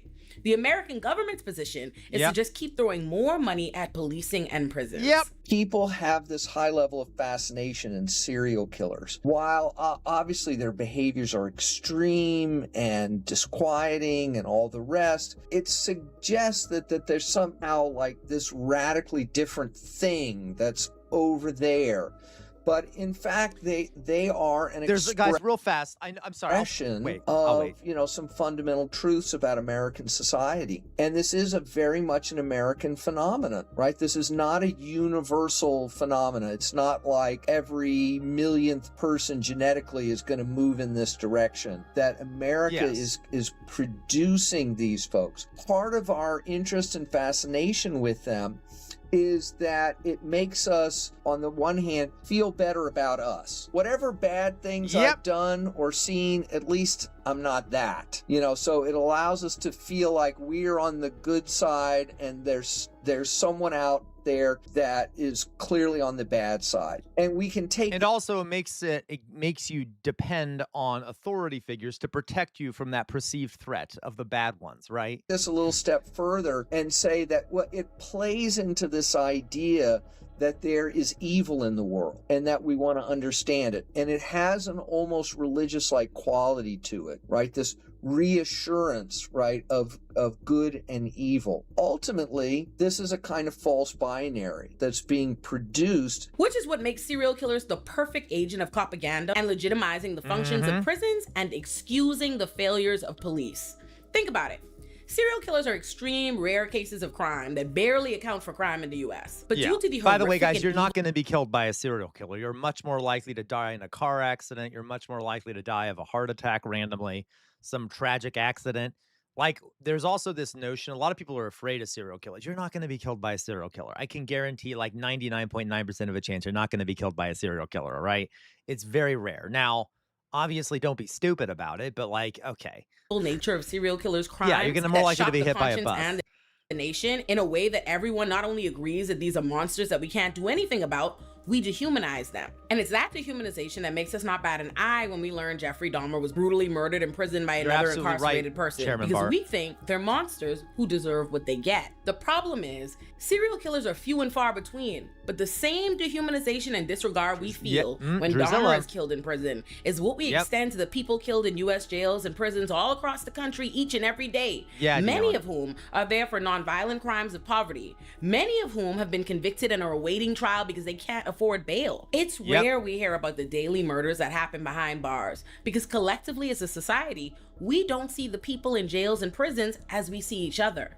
And that Remember, guys, how I said that in a police state, you typically see violence moved indoors and then people don't care about it when it happens in these spaces. So like our prison systems are massively violent, mass amount of violence. No one cares about that though, right? We like if there's a shooting down the street from you, you're going to freak out and the whole neighborhood's going to be like, oh my God, we need more police. But the fact that we have more people in prison than any other country on earth, that is an institution that is fundamentally extremely violent. No one cares about that. As many people can die in prisons as one, and we don't care. It's kind of like concentration camps, right? They move the violence into an out of the way place where people don't have to think about it. By the way, I was going to mention this. There's some interesting moral and philosophical questions here regarding who does society classify as an unjust killer versus a politician or like someone who's a warrior, right? So many of our leaders could easily have been classified as serial killers if we classified it differently. George W. Bush killed hundreds of thousands, if not millions of people. Obama killed thousands upon thousands of people. Clinton, thousands of people. Trump, thousands of people, if not millions. Okay, why are they not viewed as serial killers? Right? Like, it's interesting how like even the word serial killer is constructed in a way to leave out people in power. Right? And listen, this is complicated because serial killer is sort of a different word that is like that it has some interesting definitions to it, but isn't that interesting? There's not do we really have a word for someone who does like a mass crime like George W. Bush did? Is there like a specific word for that? I mean, war crimes, I guess, but that can be any number of things. There's like not, you see what I mean? President. Exactly. President. That's the word, president. He's the president, which excuses then a lot of the stuff he does. So even our language that we have is impoverished. We don't even have words for describing when mass killing is done by an authority figure. But we do when it's a working class person. Isn't that interesting? Okay, conflating types of criminals with each other and getting angry at those who differentiate them is some shit that even in progressive spaces I'll see sometimes. Yeah, so like there's just like, it's just interesting how we like conflate a lot. We don't blame some people for mass killing, but others we do, right? No, you're right, invalid axiom. So a murderer, you're absolutely right. A murderer is someone who kills without the backing of society. Okay, while a warrior or a soldier is someone who kills with society's consent. They're both doing the killing, right? Elevator lady, white collar crime. Yeah, it's crime. Okay, white collar crime is crime. So it's funny how we differentiate these things, right? Okay. Makes way for any and everything to be done to them. That's why serial killers are beloved by police, media, and other propagandists. It serves a kind of ideological political purpose of saying that the world's problems can kind of be reduced to these questions of good and evil. And of course, who defines what evil is in this context? It gets extended to all kinds of questions. The behavior of young people who harm someone, the behavior of anyone who we find to be out of step, disquieting, a source of fear for us, whether it's an unhoused person with a mental health problem or a recently arrived migrant engaged in like panhandling or soliciting day labor or whatever. This is like those people really are weird outside the pale, and he does, people Jonas. and Guys, bad people. So I know I really like this. I really like this video. She's brilliant, but how she constructed this is brilliant. There is so when you have language, right? When you have words, there's sort of an aesthetic emotional attachment that certain words create in people. Let's be honest, folks. In like a normal circumstance, if you were to hear, and I know a lot of you are lefties, so you don't have this association, but I want you to think theoretically. If you hear the phrase white collar crime, you probably don't think it's that bad of an issue. It's not that bad of a crime, right? Like white collar crime is crime that's done in like businesses. It doesn't really hurt that many people. Yeah. That's sort of the association we have in our heads versus like non-white collar crime, okay, which we kind of have in our heads as like more brutal and violent and things like that. Okay. So yeah, absolutely, Jonas. And that's wage theft doesn't really, that's just kind of, it doesn't really, and that, I mean, it's not true, obviously. It's not true. But that is where, like, obviously, white collar crime actually does more harm than non-white collar crime. Okay, if you ask me. But in our heads and in our society, white collar crime is kind of viewed as less bad, right? Which is strange. Okay. People, and those people are on the other side. The world is a lot more complicated than that. There's a lot more gray areas than that. There's not the simplistic line between good and bad, offender, victim, guilty, innocent, lawful, unlawful. That dehumanization that we are tricked into believing is necessary in order to rightly condemn harm and hold people accountable for their harm. Literally, Chairman Bart. Chairman Bart says, You guys elect white collar criminals, laughing my ass off. Yeah, Chairman Barr, and literally the Americans in here know it. A lot of the people who voted for Trump said this just shows how he's a great businessman. Like, he's just a great businessman and he gets his way when referring to the crimes he's done. Okay. Yeah. Victim, the Amazon rainforest. Right. Elevator lady. Exactly, Groove Holmes. And it is certainly portrayed in the media as less of a crime or less important. Correct. All right. Yep. And exactly. The corruption has been legalized here anyway, right? Not only becomes the basis for excusing police failures and the atrocities of an unjust criminal system, it becomes the reason we don't even attempt to get to the root of how and why people become criminals or commit There you harm, go, Oxpecker. I or love what could that. be done differently to prevent it. And we're not crazy to feel this way. We're not the only ones who worry that humanizing a killer, trying to understand how and why they did what they did, or sympathizing with their backstory can veer into blaming other people or things for their actions. Even Jeffrey Dahmer himself worried about this. Your dad has wondered about all kinds of things, from the medication that your mom was on during her pregnancy, to the fact that you were exposed to violent arguments in the home from an early age, and continuing to the possibility that he might have passed on some genetic propensity for obsession or violent behavior. Does any of that ring true to you? I could see why he'd wonder about those things, but as far as I'm concerned, they're all excuses. Because I didn't feel accountable to anybody. I didn't feel that I had to face what I had done ever. And so there comes a point where a person has to be accountable for what he's done. Can't go around making excuses, blaming other people or other things. So I alone am the one who's responsible for what's happened. And the dehumanization of criminals isn't something. This is true. So as I said, Guy, I really like how she brought that up. We can acknowledge what causes these things while also holding the perpetrators accountable. I don't believe in free will, which I've told you guys, okay? But that doesn't mean I don't think we should behave like free will exists in order to have incentives and disincentives for behavior. So in order to have a disincentive for that behavior, we need to make sure that people who do engage in that behavior are held accountable for it, right?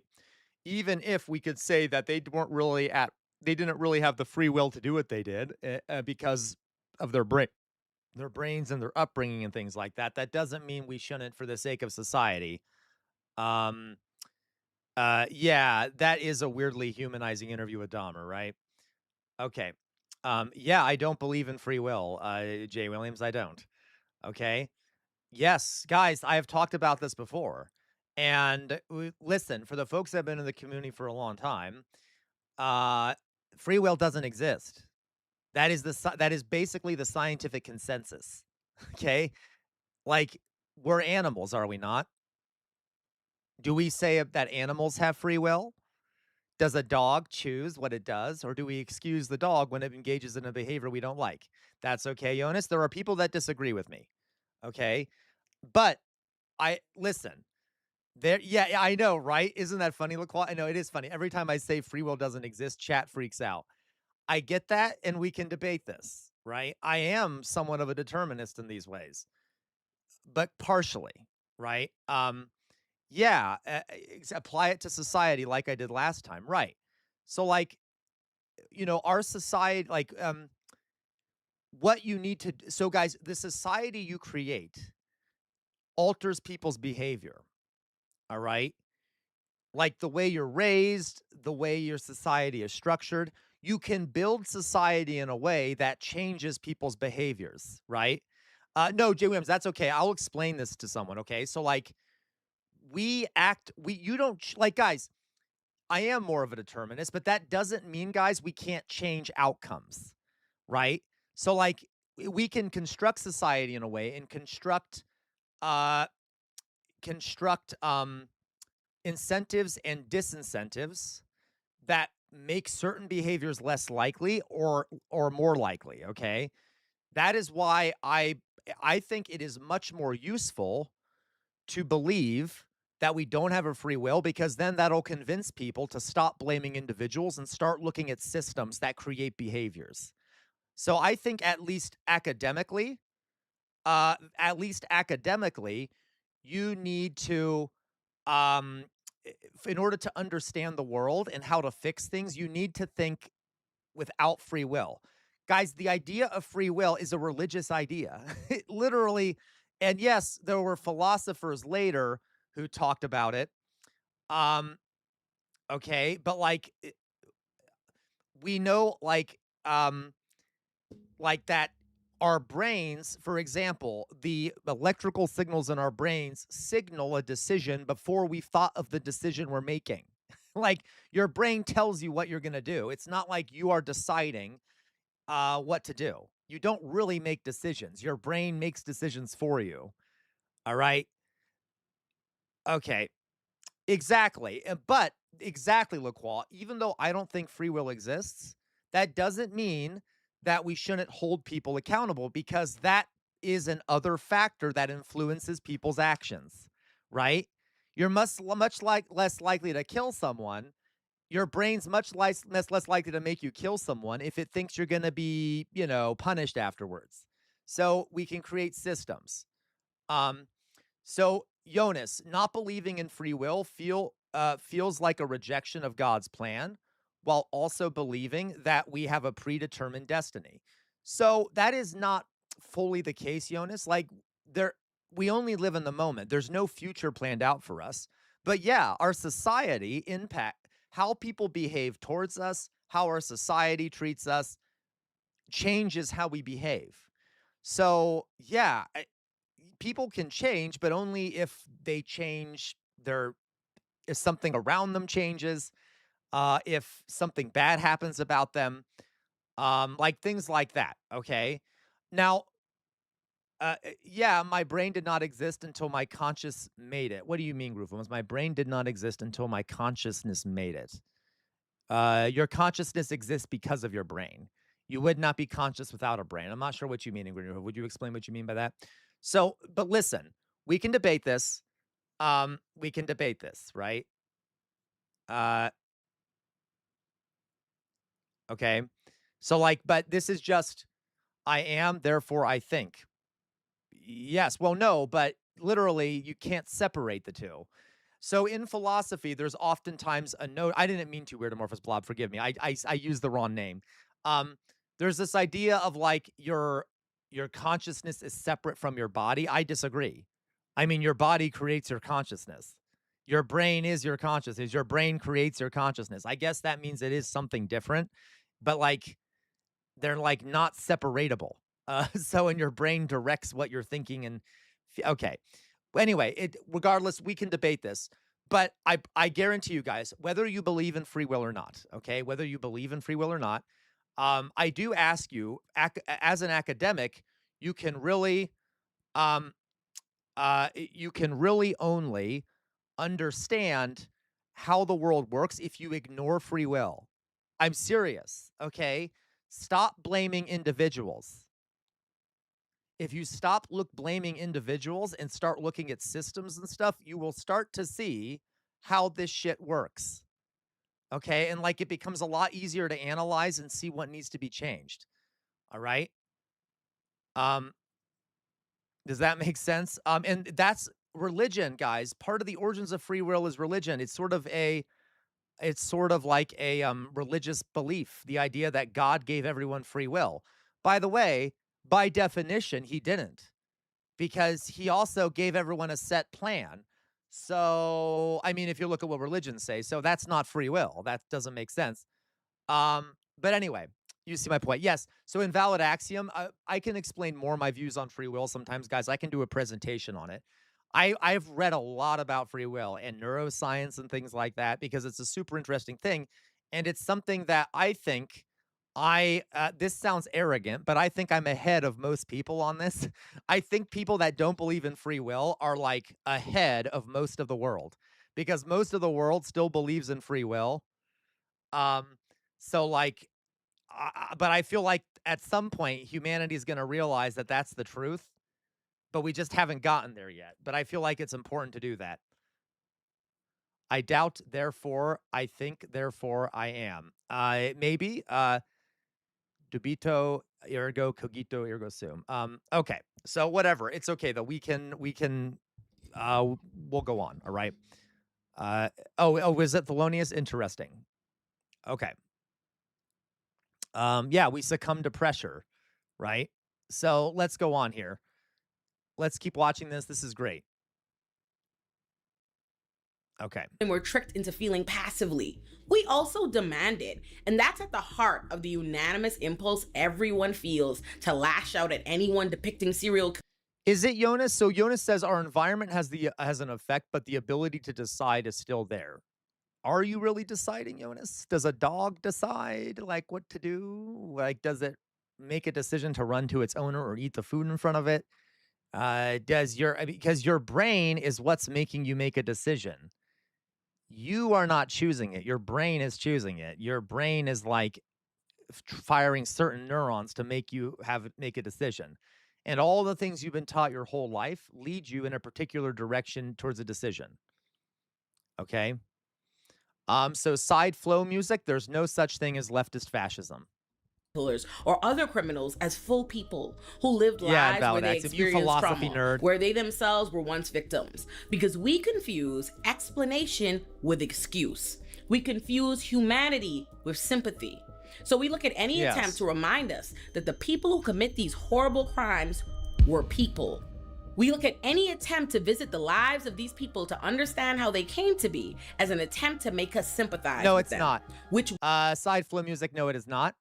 And unfortunately, we're not going to debate this right now. We're not going to debate this right now because I just finished a whole unit on fascism. But no, the CCP is not fascist, and you actually have the incorrect definition of fascism.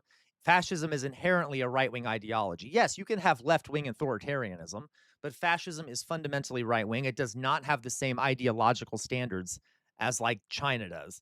They're completely separate. It's literally built into the definition of fascism that it is a right-wing ideology, okay? We see as an affront right, yeah, the fascist communist over there in China, right? to their victims. Okay. Because we think honoring victims means presenting their killers as one-dimensional monsters or pure evil who were born, not made. But humanizing. So side flow music, this is very fair. I'm glad I think you're being good faith. You say authoritarians and fascists go hand in hand. Yes, fascists are typically authoritarians, but fascism is a type of authoritarianism. You can have authoritarian left-wing regimes, but they're not fascist. Do you see what I mean? Okay, like fascism is by definition a right-wing authoritarianism. Okay, so okay, yeah, exclusively on the form, but not the content. Right, weird amorphous blob. People who commit crimes is not about sympathy. It's about humanity. Humanity creates a line we can't and don't cross that's not based on how we feel about the person or what they've done. It's about how we feel about their humanity and what's humane to do to other people, period. It's humanity at the heart of why someone might oppose the death penalty in all circumstances, no matter what a person's done to deserve it. It's not about sympathy. It's humanity. Yes, but Jonas, that is so Jonas, you say, isn't that proof of free will? How can we can alter how we think? How do you alter how you think, Jonas? By exposing yourself to new ideas that then influence your future behaviors, by exposing yourself to new things you've read, having new experiences that alter your brain and make you act differently in the future. That doesn't mean that you are freely choosing to act differently in the future. It means that your brain has been influenced in a way to make you act differently in the future. You see what I mean? So like, okay. Yeah, that's okay. We're the most again, guys. You guys can disagree with me. You guys can disagree with me. All right. Humanity that makes you consider how being neglected by his parents, abandoned by his mother, and left alone to quietly become an alcoholic and hate himself for being gay contributed to who Jeffrey Dahmer became. Did you ever consider talking to your parents, to your dad, about exactly valid axiom? Is that something? That is an excellent way of framing it. And Valid Axiom, thank you for being a philosophy major. And Valid Axiom says, CR's determinist philosophy in a nutshell. In the present, the only constant is change. Therefore, we are part of a causal chain. Exactly. We are part of a causal change. Right? A chain. Like everything we do is part of a chain of events that has led us to that point and then directs what we do next. It is not that like at any moment you just do whatever you want. Okay, it's that you're like you have a certain heading This isn't even, guys, getting into all the different biological things that affect human decisions and behaviors. Okay? You see what I mean? Like, your hormones at any given point might affect you. Are you hungry? Are you thirsty? You might be in a bad mood. You might do something that you wouldn't normally do because your brain is being influenced by a lack of food and water. Like, there's all these other things that affect how we act and the decisions we make and things like that. Okay? um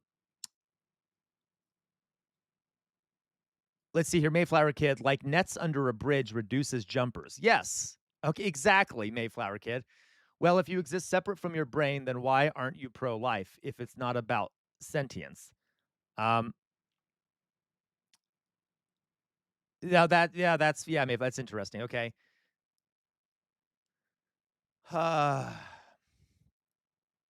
Okay, side flow music. You are wrong. Okay, Thelonious Dunk. If you rules you live by brought here, what use are the rules? Okay,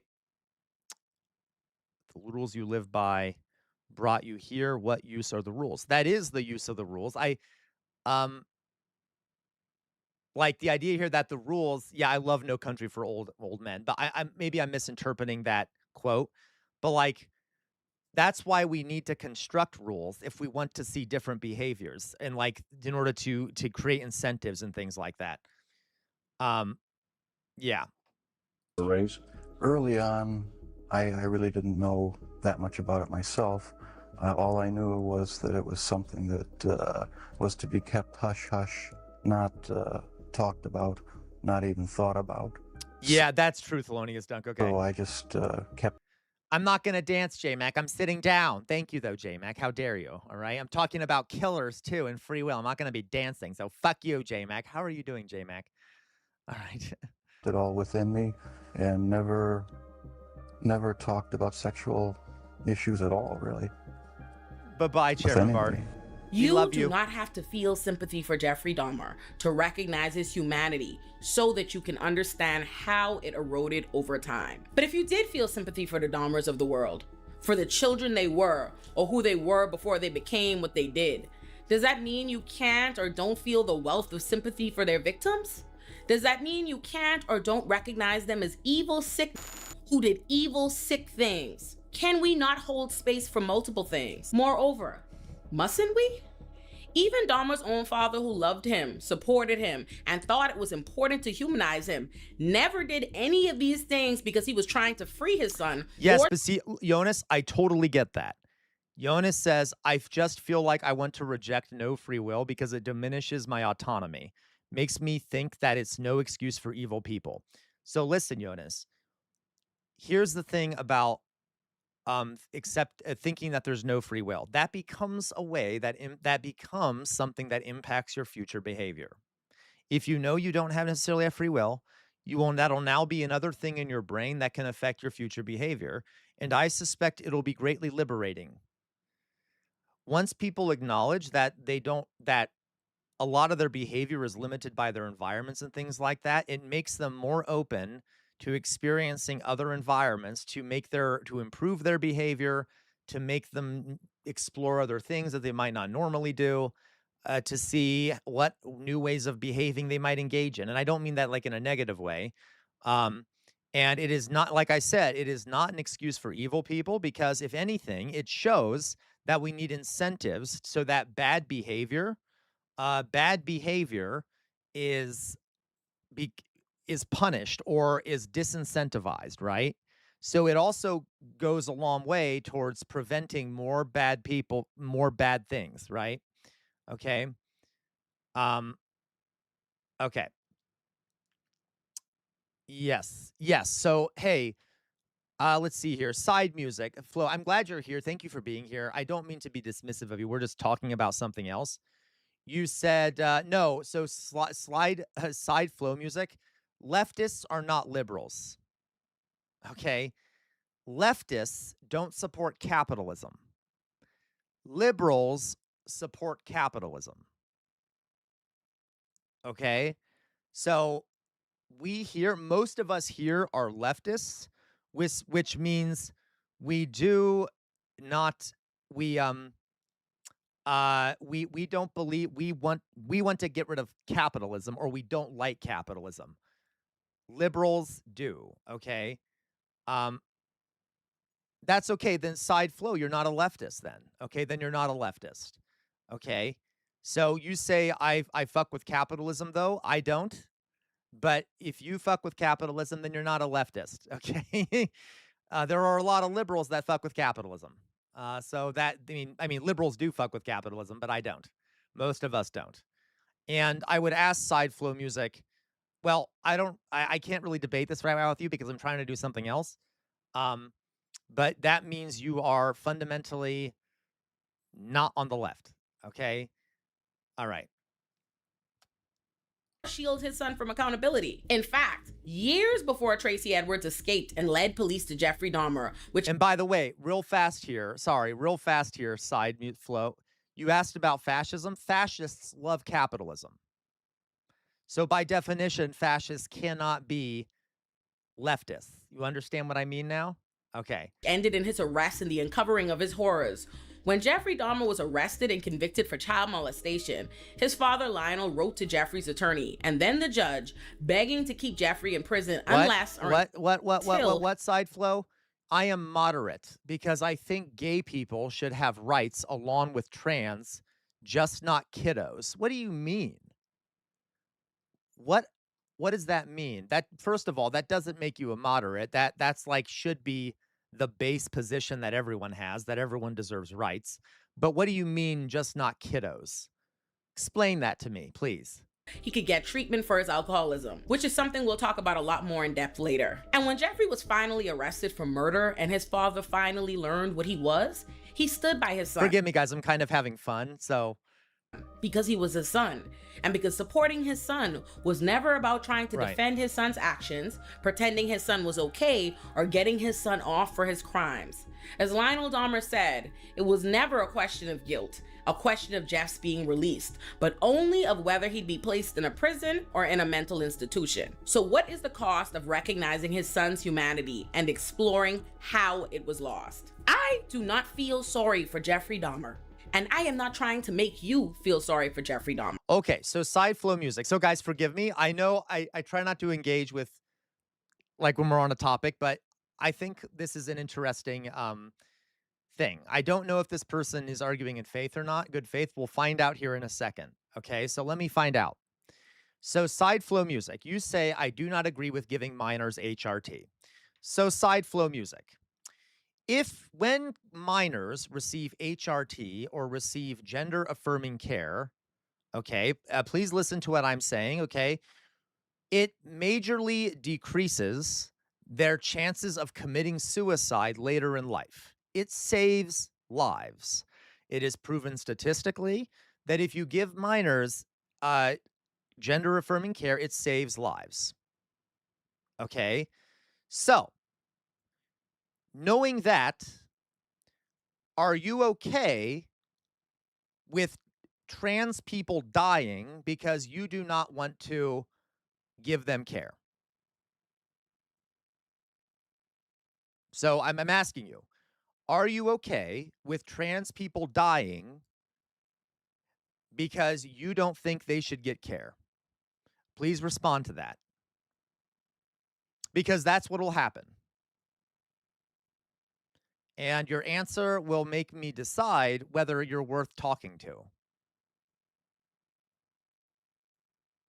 Okay? Because in this community, to be very clear, and I'll say it proudly, trans people are better than the rest of us. They are the next stage of human evolution. They are superior to cis people, and I'm saying that as a cis person, okay? We are trans supremacists in this community. We believe, remember guys, we believe in, what is it? We're trans caps. We believe in anarcho-trans capitalism. Okay, so, okay. Superior beings. Side flow music. I think that's a message to further push the profiting agenda movement. Lifelong patience equals massive profits. No, that is not an opinion, side flow music. That is simply false. Okay, that is simply false. And if you didn't answer my question, by the way, you didn't answer my question. So I'm afraid that you are not a good faith actor. So I'm not going to argue with you anymore. So please sit back and learn something. Okay, please watch the stream. But I can't have you doing death denial, like suicide of trans people denial in here. Okay, so please, if you're good faith, just listen. All right. Okay. In fact, I am trying to explain that humanizing someone is not the same as feeling sorry for them, victimizing them, mitigating their actions, or holding someone other than them responsible for their crimes. It's important that we humanize people like Jeffrey Dahmer because it's necessary that we never lose sight of the fact that you can want to convince yourself that these people are monsters, abominations, and some kind of aberration of. Okay. Goodbye, side flow music. Goodbye, side flow music. You're full of, you don't know what you're talking about, my friend. Okay, goodbye. Thank you. Wow, great job, LaQuabois. Oh my God, LaQuabois, you were right on it. You were right on it. Thank you, LaQuabois. Ah, that was good. All right. To be clear, guys, trans people are a superior group of humans. All right. We love trans people in this community. I am inferior in that I am only a weak sissy. Okay. We're not going to take that kind of language in here. And there's only so much. I'll give a chance, but if they're going to do outright science denial and stuff, there's no thank you, LaQuabois. I'm glad you can tell, okay? I gave one final chance and then we're gone. And then they're gone. All right. Yeah, and it was simply not true, guys. The saying that men are dying on higher rates, that's just not true. Gay people, but especially trans people, have much higher rates of suicide and things like that. That is just simply bullshit. So that guy that they're okay. Yeah, and like, hey, yeah, guys, that doesn't mean that there aren't men suffering and committing suicide and stuff, but it's just factually not true to say that queer people are less prone to that. Okay. Anyway, shall we continue? You couldn't have saved him, guys. We gave the best. We gave our best try at it. Let's continue, okay? Good job, everyone. Guys, by the way, I'm proud of all of you. All of you did a pretty good job. Okay, all of you did a pretty good job. Like, you all were being fairly respectful and like you didn't lose your minds. I'm very proud of you, but obviously at some point we need to lose our minds, okay? So anyway, James Nordoff sent high five. Thank you, James Nordoff, so much for those 100 joules. Okay, and you're right, Paleontology Dog. Men's Mental Health Month is June. Why do right-wingers pretend to care about? They don't. They just hate gay people and trans people. Okay, all right. Yeah, I know. We should all have expected that, right? Okay. Mankind, because it's too difficult to digest what people are capable all you want. But the facts are that that human beings are capable of believing, doing, and becoming horrible things. And the world we live in, the world around them, does bear some responsibility in who we all become. For many serial killers. Yes, guys. Yeah, listen, exactly. Don't you know, guys, that fascism is left-wing? That China is fascist, and that liberals are the same as leftists. Wow. Great level thinking there. And he's a moderate because he thinks gay people and trans adults should have rights, but not kids. Like, wow, what a moderate. Okay. We know, for instance, that they were exposed to horrific levels of abuse, and that this has directly contributed to a kind of warped sensibility that confuses like intimacy with humiliation, for instance. That is of course very common they do, with Jonas. people who've suffered like childhood extreme psychological and sexual physical abuse. That the people who love them are also the people who humiliate and torture them. And so this changes their mind structures around. You're right. If kids have rights, then he can't force them into his cult as minors. 100%. 100%. Okay. By the way, for all the trans folks in my community, we have several trans folks in here. I apologize if that made you uncomfortable. I know I didn't get rid of them right away. I hope you please forgive me. I couldn't tell how how much I could help them or not. But of course, at the end we did. But hope you know you're fine in here, etc. Okay.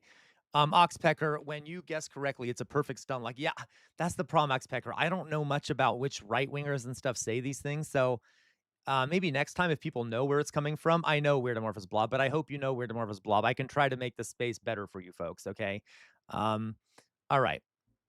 Okay. Around these ideas so that they receive, for instance, sexual pleasure from humiliating people. And that's not because they're some evil monster, it's because they were produced by a system that allows these things to happen to kids, fails to provide them with support, fails to believe them when they say these things are happening to them. And these are very American phenomena, unfortunately. It's important to remember Jeffrey Dahmer was a human being, if for no other reason than to be a cautionary tale.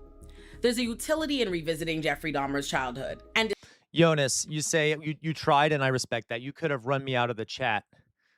You could have run me out of chat when I first joined for disagreeing with a lot of your... Yeah, and you know, Jonas, it takes a lot for me to get people... Like, a lot of you disagree with a lot of the things I say. Of course, there are certain limits to this. If you're going to come in here and start doing, like, going after minorities and stuff, I'm just going to be a bye-bye. But, okay, yeah. Deciding that if there's even a possibility that neglecting your children or fighting with your spouse could have these kinds of catastrophic consequences, that you would be better off being emotionally involved in your children's lives and getting to know them. There is utility in understanding what underlying beliefs, themes, and ideas influence them and exploring how it could have been avoided. That being said, there is a difference between humanizing these people and sensationalizing them, sexualizing them, romanticizing them, or glorifying them. That's why it's important to understand that deification is another form of dehumanization.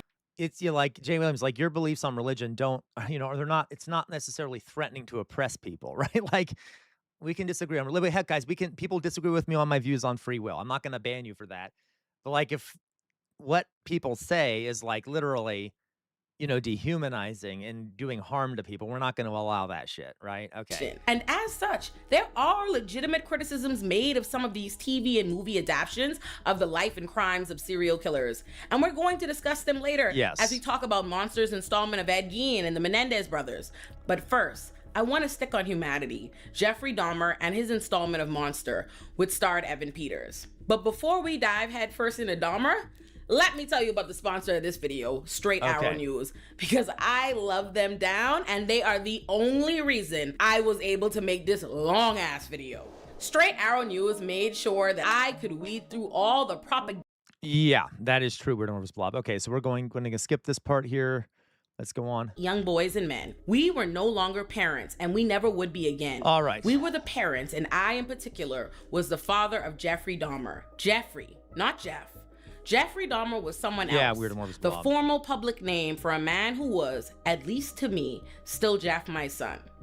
Even my son's name had become public property, foreign to me, a press report's designation, the name of a stranger, an abrupt depersonalization of someone who, at least to me, was still incontestably a person. It's easy for the rest of us to believe that some people, the Jeffrey Dahmers of the world, are just monsters. Special kinds of evil who were born that way, who were born different than you and I, capable of evils we aren't. But Lionel Dahmer knew with certainty that his son wasn't born that way. He became that way. He didn't know how he became that way, only that he had. So he retraced the steps of his and his son's life to figure out what went wrong. By the fall of 1991, Sherry and I had heard my son described so often as a monster, a ghoul, a demon, that we felt it time to speak out, to let the world know that there had been another Jeff, a little boy who had been like other little boys. In a sense, we wanted to resurrect the boyhood, though in no way to condone what the man had done. In a sense, we also wanted to speak to the victims' families, to make it known that in supporting Jeff, we were in no way supporting what he had done, but were as horrified as they were by his crimes. Lionel didn't humanize. Oh, Drizilla, I'm very glad to hear that. You always know, Drizilla, you can always, this is a safe, you can always talk to us about this stuff, okay? Yeah, that's very sad for his family. As his son to excuse him, nor to justify his actions, nor to mitigate his culpability. Even Jeffrey Dahmer himself wouldn't stand for that. To this day, I don't know what started it. And the person to blame is sitting right across from you. That's the only person. Not parents, not society, not pornography. I mean, those are just excuses. I feel it's wrong for people who commit crimes to try to shift the blame on. Hello, Am the Man. How are you doing, Am the Man? To somebody else, onto their parents or onto their upbringing or living circumstances. I think that's just a cop-out. And my parents, my relatives, had no knowledge of what I was doing. They're absolutely not responsible for any of it in any way. I take full responsibility. And Richard Ramirez, the Night Stalker who brutally murdered at least 13 people, took a similar position to Jeffrey Dahmer. But he went a step further, arguing that he was born evil. I believe in the evil in human nature. This is a wicked world. And in a wicked world, Guys, human beings are not evil. Human beings are human beings. Yay, Am the Man. Like, human beings are just human beings. Human beings do good things. Human dudes, they do bad things, and obviously we determine what is good or bad, but human beings do human stuff, okay? To say people are good or evil is kind of dehumanizing in a weird way, okay? So, like, yeah, all right? wicked people are born. I'm not going to blame society, my race, or people, or anything. It is up to the individual like myself to keep on knocking on whatever door they want to get into. No. Lionel Dahmer was a... See, that's just not true. It's not that people are born evil. People are born, and then society and things like that influence them. Sometimes genetics can have a role in that, but it's like that is not predeterminate, okay? Scientist who described himself as analytical. He was someone who wanted to understand how things worked, and so he studied them. He did the same thing with his son Jeff after he became known to the world as Jeffrey Dahmer, but not immediately. Lionel Dahmer said, "During the whole course of the trial, while I sat in my place, staring straight ahead, I felt that the acts being described were those of someone I could not possibly know, much less someone I had brought into the world. I felt no connection at all to the unspeakable things that were described while cameras whirred and reporters, scores of them, scribbled notes, bringing these same horrible things to the world at large. For me, the acts that the defense and prosecution teams described during the trial remained at a horror movie distance. My son had lived in a hideous world. Yeah, disassociation. That is very true. But I could not see it as a world that bore any relationship to mine. Yeah, real life Instead, it was as if I were being forced to watch a horror film I did not want to watch, from which I could learn nothing, and from which I only wanted to escape. Because of that remove, I left Jeff's trial at its conclusion with no more insight into my son or myself than I'd had when it begun. I had attended the trial like an innocent bystander, my mind fixed on the technical aspects of the defense's case, its effort to prove Jeff's insanity. And so, throughout the entire 2 weeks of the court's proceedings, I was able to pigeonhole each individual horror in a neat category of physical or psychological evidence. In that way, I made sure that each item was connected exclusively to Jeff, part of his technical defense, a mere trial exhibit. No, Loiso, you're wrong. Sorry, I think you're misunderstanding my point. What is evil?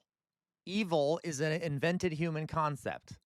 All right, so you can't really say that humans are the biggest source of evil. Humans are just human.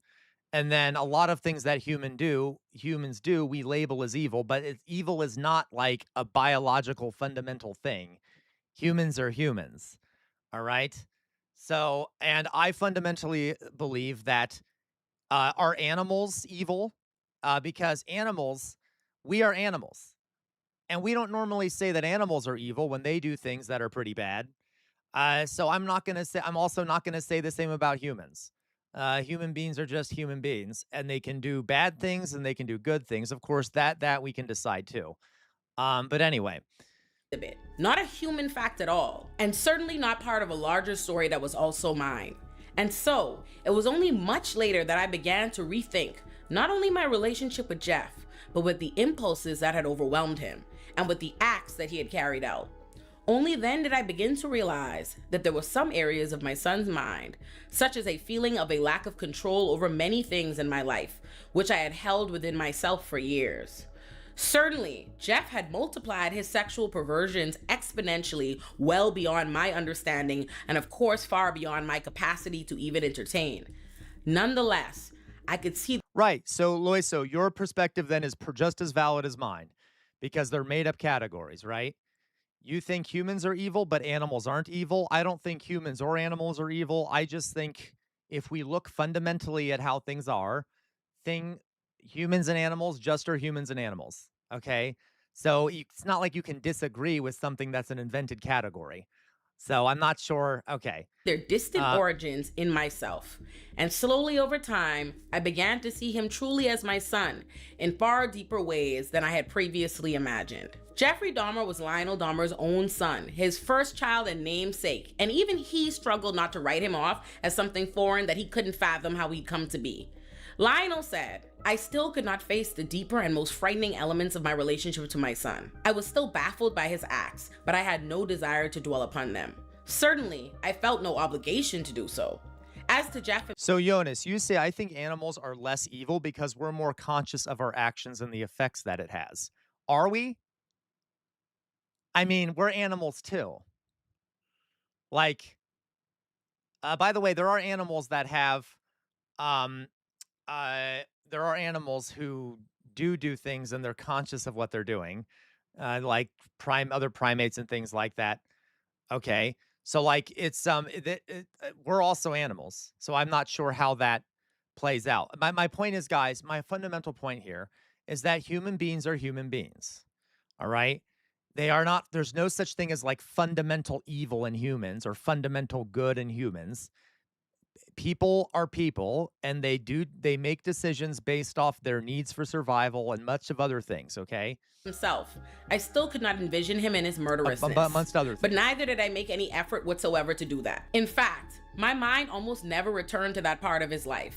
Instead, when I thought of him at all, it was as a lively little boy, frozen in his innocence, safely positioned in the distant past. But even when I thought of him as a man, a prisoner, a murderer, it seemed to me that my son was very far away from me. Thank you, Invalid Axiom. He was far away in the distance that physically separated us, which was obvious, but he was also far away in his character and personality, which it seemed to me was no less obvious. In both of these senses, he was where I wanted him, safely away, far, far away. For the darker side of my parenting was still beyond my grasp. Even for Jeffrey Dahmer's own father, it was easiest to create distance between him and his son. Axiom, paraphrasing CR again, the form of evil doesn't exist in a Platonic sense. Yes, there's no like fundamental good or evil within humans. They're just, the whole range of possibilities exist in humans, okay? How he himself or his parenting or his choices may have played a role in who his Ovino Maester son became. I think we as a society have a lot in common with Lionel Dahmer. We share his fears.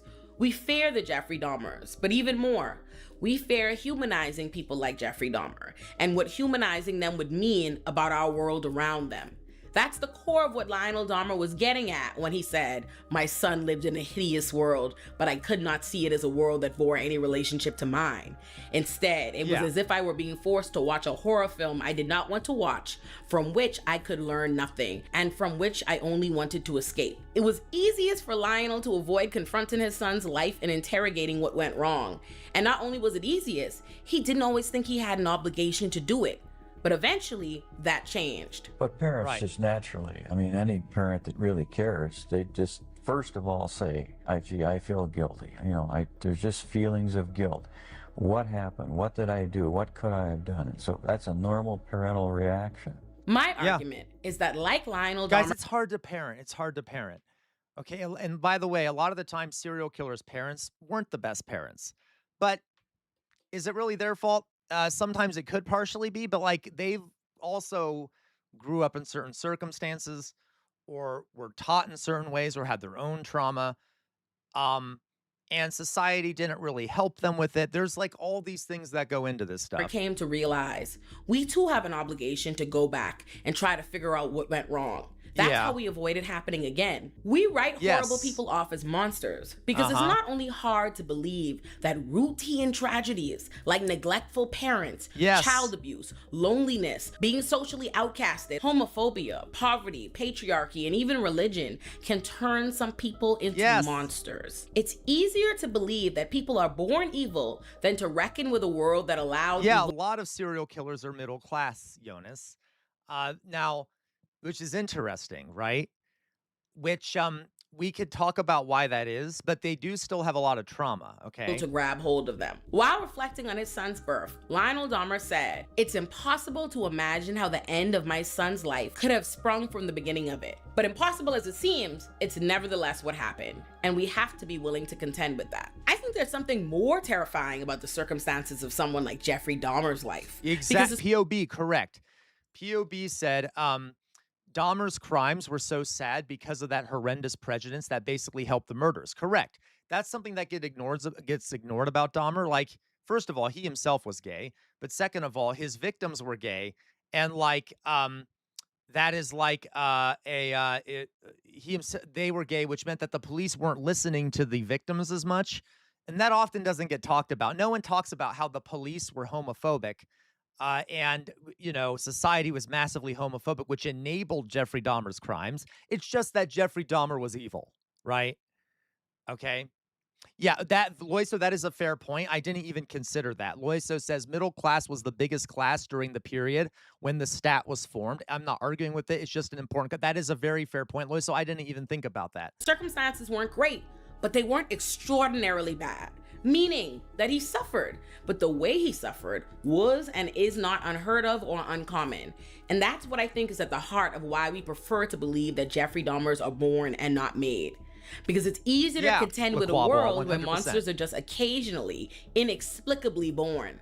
And if they are made, that they're made as the exactly where it was. People ignore the homophobia aspect of it, okay? Result of some especially horrible tragedy, the kind of tragedy they whip up for fictional serial killers like Dexter, where his evil, his need to kill, is explained away as the result of witnessing his mother be murdered and dismembered, then being left in a pool of her blood in a shipping container for days when he was a child. We can accept horrible people being the result of extraordinarily horrible circumstances, because that's what we're trained to accept and expect.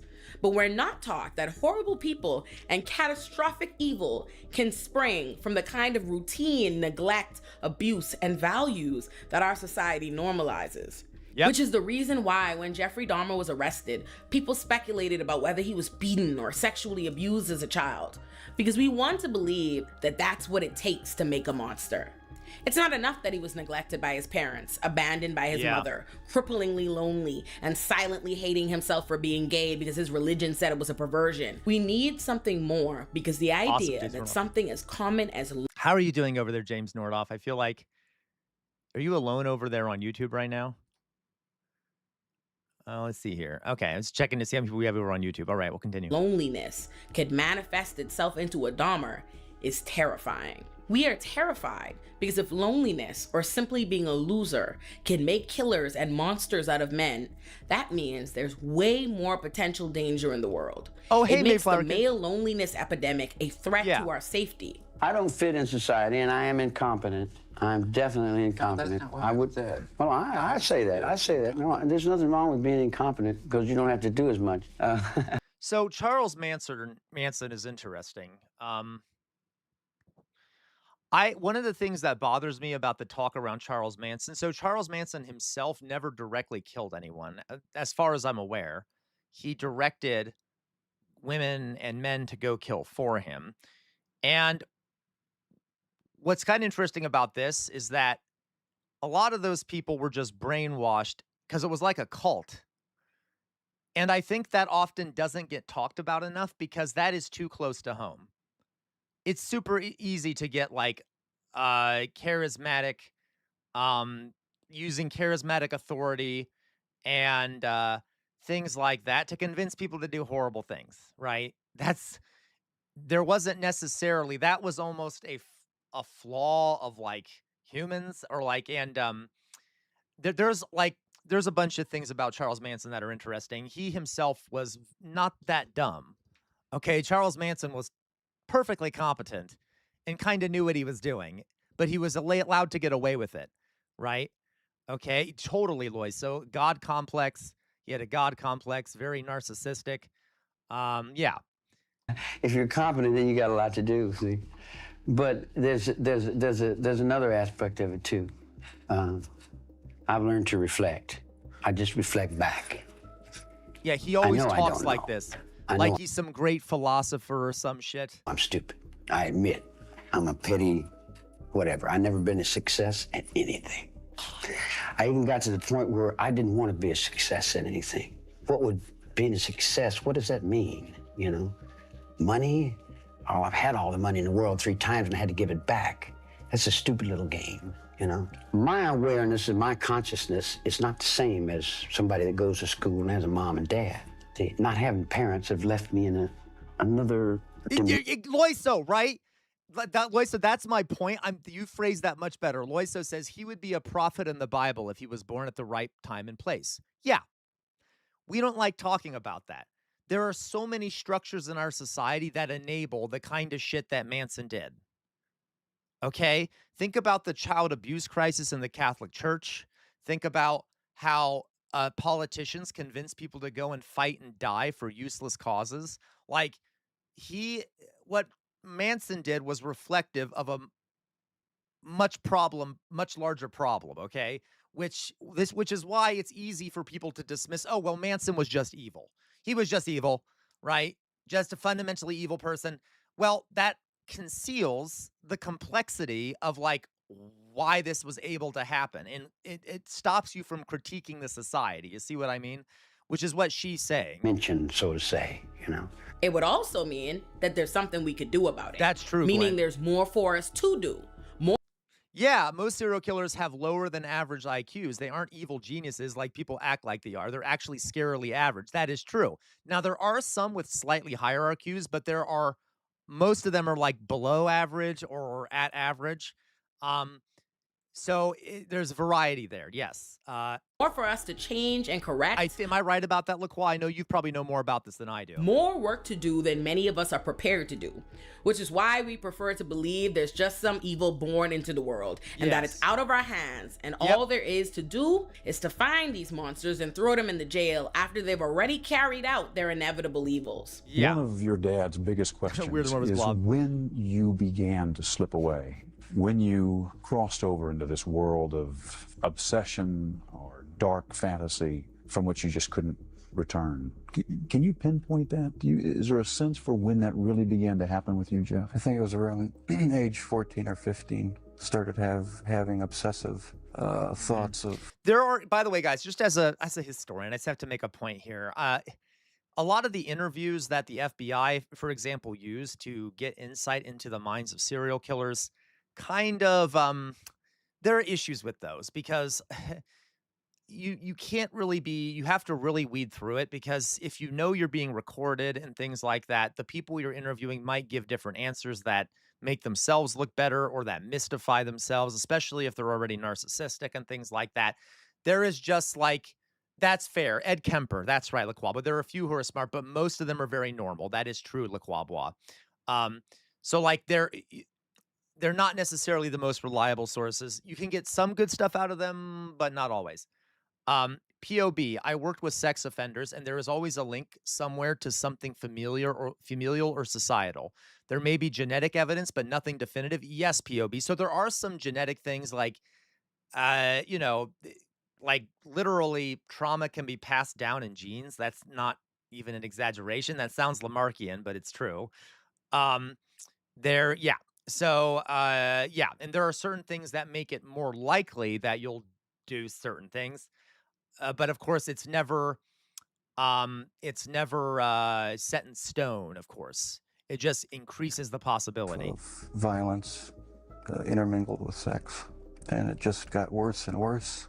I didn't know how to tell anyone about it, so I didn't. I just kept it all inside. We do not want to even entertain the possibility that there is something that could be done to prevent people from becoming Jeffrey Dahmers, or that there's anything to be learned, gained, or changed on our parts by revisiting their crimes and engaging them and their life stories as anything other than monsters who killed. But I think that that's precisely what we need to do. And the lives and TV depictions of Jeffrey Dahmer, Ed Gein, Ted Bundy, and maybe...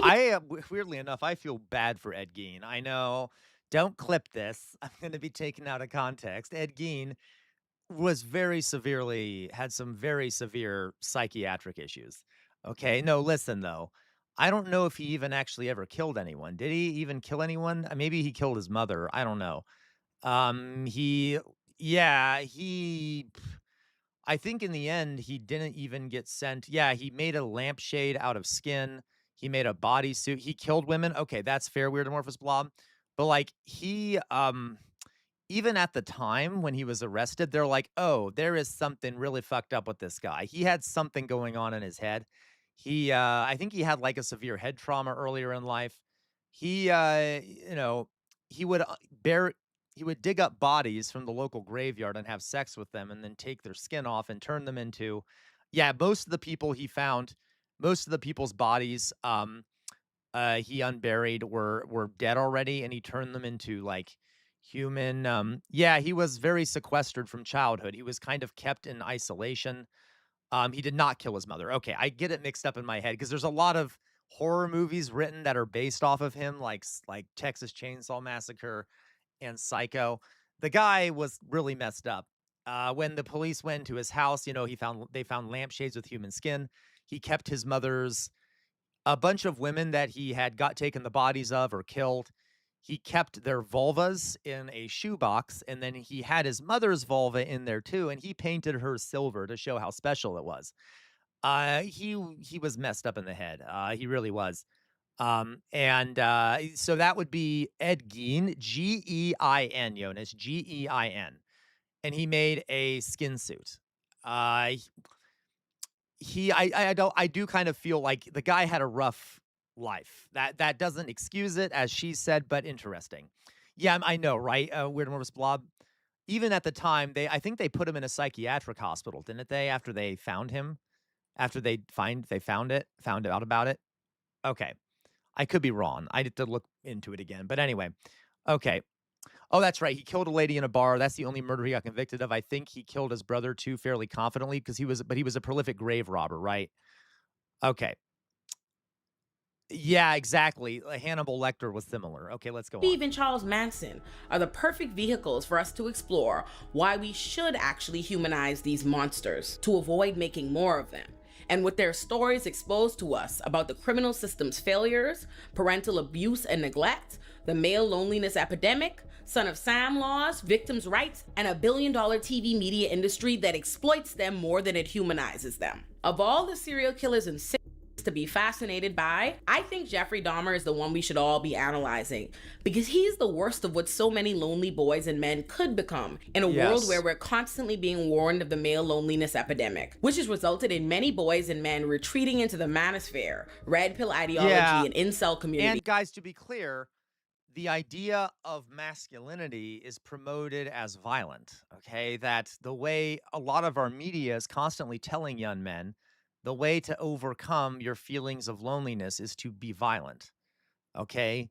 Go fight with people, go off to war, go get revenge violently, okay? Like, use your muscular prowess or whatever, don't let yourself be disrespected or dishonored. Go get a pistol and go shoot up the neighborhood, okay? Like, so there's a lot of violence promoted as a way to solve male problems, especially like in, okay, you see what I mean? It's pretty rough. Yeah, exactly, LaQuabois. There you go. Matt Saigai, oh my God, this is the literal arguments I gave to someone a few weeks ago, and then I got called nasty things. I'm sorry, Matt Saigai. Jesus Christ. Okay. That prey on their misery and fuel their hatred towards the subjects of their unrequited love. Jeffrey Dahmer's pain, trauma, and every sick, depraved crime he committed all tied back to his crippling loneliness. Jeffrey Dahmer was so lonely, so desperate for human... Oh, 100%. Loiso, I was going to mention this. I mentioned it earlier, but Loiso said the lack of third places in organic community building in the modern West is a huge factor in the loneliness epidemic. Yeah, you have to understand, guys. I think I've talked about this before. when it comes to serial killers, a lot of them are in isolated spaces being massively abused over extended periods of time by parents, by relatives, by other figures, by whatever the case may be. They experience significant physical or mental abuse. And then there is no community there to push back or to give them refuge, and no places for them to go to be free of that abuse. Okay. This is partially due to one, a lack. America is very individualistic and lacks a lot of third spaces for like community interaction, and people are so isolated, and we don't like go around and work together, and like our communities don't get together much. A lot of people don't go into each other's houses. There's not much like it takes a whole community to raise people correctly and to like prevent people from being abused and stuff like that. Okay? So we need other third spaces for people to go and like be around community. I've said before, guys, that one of the issues with like child abuse, okay, one of the issues with child abuse is that if you're being homeschooled, there's no one that's ever going to see you to know that you're being abused. If communities were more closely knit and were around each other more and interacted more, it'd be a lot harder for certain people to get away with massive abuse, okay? And like things like that. If everyone was interacting with each other and working together in a more collective way. Weird Amorphous Blob, if anything, we as a society fetishize the things that enable child abuse. Correct, Weird Amorphous Blob. And you know what those things are, guys? My freedom, my privacy, my freedom of speech, my freedom of religion. I'm not joking. Am I saying that we need to get rid of those things? No, but we definitely should have more community to monitor, right? My parental rights. Yeah. Okay. I have a right to keep my child at home and teach them some batshit cultic religion, not bring them to school, and do whatever the fuck I want to them and be as cruel to them as I want. Okay. And there's nothing the state or the community can do about it. Okay. There's like, that does not mean that we can't have those ideas, but we at least need to be less individualistic so that there can be democratic feedback to those individuals that are doing it wrong, right? Like, so if the community sees that you're being massively abusive, you're going to get, at the very least, unofficial pushback from the community versus being able to get away with it without pushback, okay? There's other things that happen, okay. No way that could, right? Exactly, Weird Amorphous Blob. I have the right to shelter and curate everything my child finds out even exists. Yeah, and it's a big fucking problem. You're absolutely right. Contact and connection, and so convinced that he had no way of maintaining those things that he wanted to keep people permanently, to make them literally a part of himself so they could never leave, which is why he ate really some of his victims' hearts, tried his best. I mean, think about how disordered that is, okay? That like you're so lonely and you have no other thing to do. You literally start eating people and putting their skin on so that you feel close to them. That's kind of sad, okay? To preserve their skulls and body parts, and at one point was trying to turn his victims into zombies rather than kill them so that he could have a companion who could not leave, resist, or reject him. Dahmer's first victim, a young man named Stephen Hicks, he killed specifically because he tried to leave the house Dahmer had been living in all alone since his father moved out in the divorce, and his mother had taken his younger brother and... But guys, think about this. I know I'm not trying to be gross here, but imagine you're a closeted gay man in a society that hates gay people, and you both want to be loved, okay? You want to be loved by another man.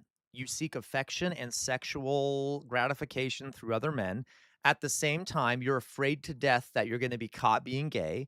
So at the same time, you love other men, want to be around them, and want sexual gratification from them.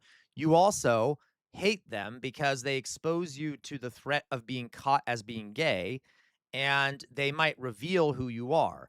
So then you get into your head, especially if you're a particularly traumatized person, both this love and desire for other men and a hatred and a fear of them. And what might that turn into? You abduct men, get sexual gratification from them, get some kind of companionship, and then murder them out of fear and hatred. I mean, do you see how that can become an issue? Like, psychologically, it makes sense, even if it's massively disordered and strange. Yeah, Gwen, both Dahmer and Gacy killed for those purposes. I don't know enough about Gacy, I can't remember, but Dahmer definitely. And so, yeah. So imagine if you had a society that was more open towards gay people and where there was more community involvement and people were more supportive of your identity and you didn't have to be afraid and you could express yourself and not be lonely and things like that. That is, you see how like okay.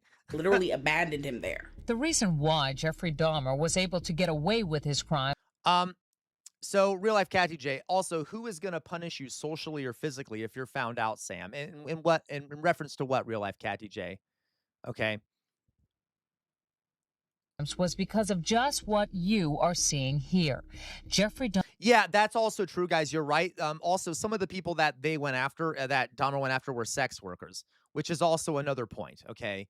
Another point there is that the sex workers were also being demonized, and the police didn't give a shit about disappearances of sex workers and things like that. They were also, okay, yeah. Dahmer is in. But especially queer sex workers were even more, okay. Do you think Dahmer wouldn't have become a killer if he'd lived now rather than 20 to 30 years ago? That's, honestly, Louise, that's possible. Like, seriously. If he had lived today in a more open part of the country that was more open to gay people and expressions of sexuality, maybe he could, maybe. He might not have been the same. I can't be sure of that, but maybe. Intelligent and articulate. That is what makes him so frightening. Let me make something abundantly clear. Jeffrey Lionel Dahmer was a sick, lonely, absolutely unremarkable ass. Yeah. Jeffrey had no friends, no relationships, no talents, no ambition, nothing. He failed school all his life. He was not good at anything. He wasn't smart, not street smart, not book smart, no otherwise. He wasn't talented, nothing. And yes. I do not say that to flame him.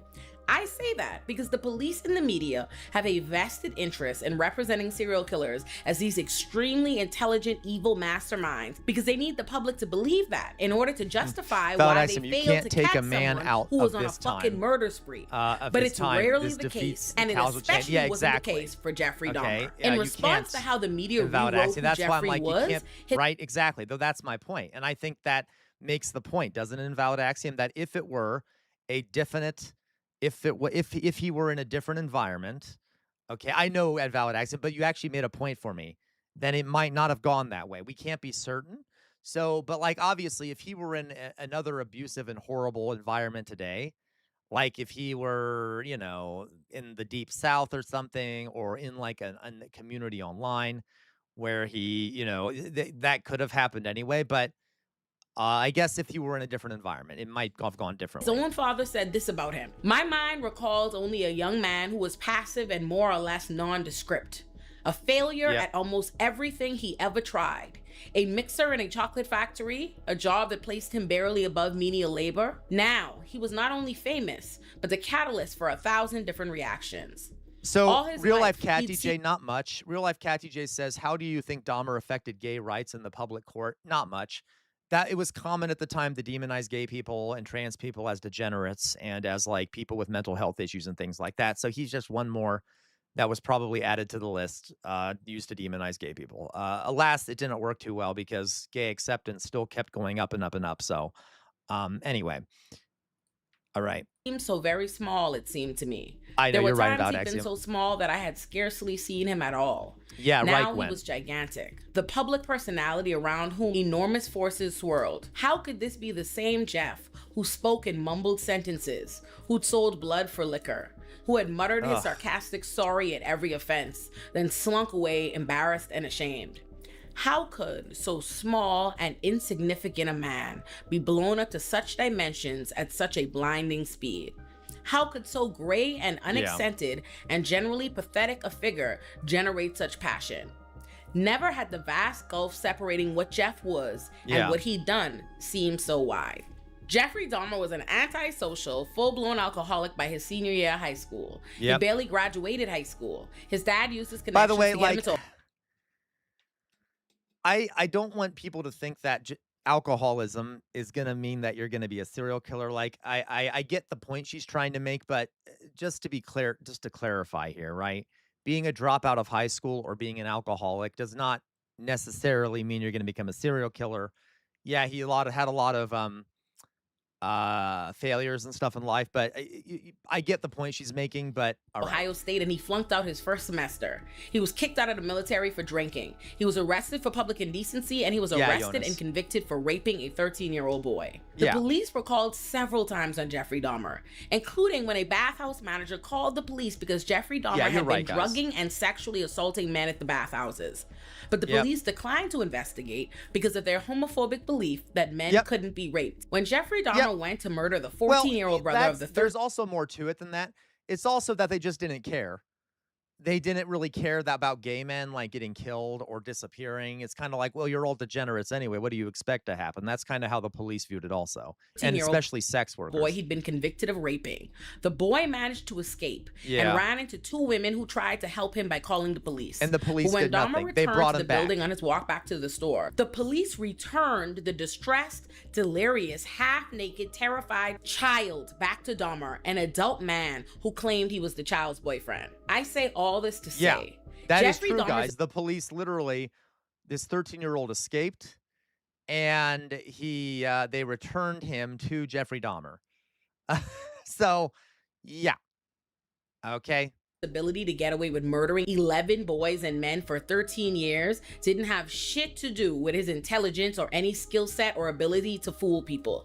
It had everything to do with police and systemic failure. And the news media of then and now prefer not to shed light on those facts. This man with a quiet, almost shy demeanor became a master manipulator who was able to lure strangers he met at gay bars to his apartment. He was even able to con the police into returning a 14-year-old boy to him after neighbors called 911 upset that the child was in the street naked and bleeding. Dahmer convinced the police notice, that he guys, how they frame it as him being an expert manipulator as opposed to the police being homophobic and incompetent. Okay, he was able to, this master manipulator was able to manipulate the police into returning a 14-year-old boy. The police were just fucking monsters and didn't give a shit.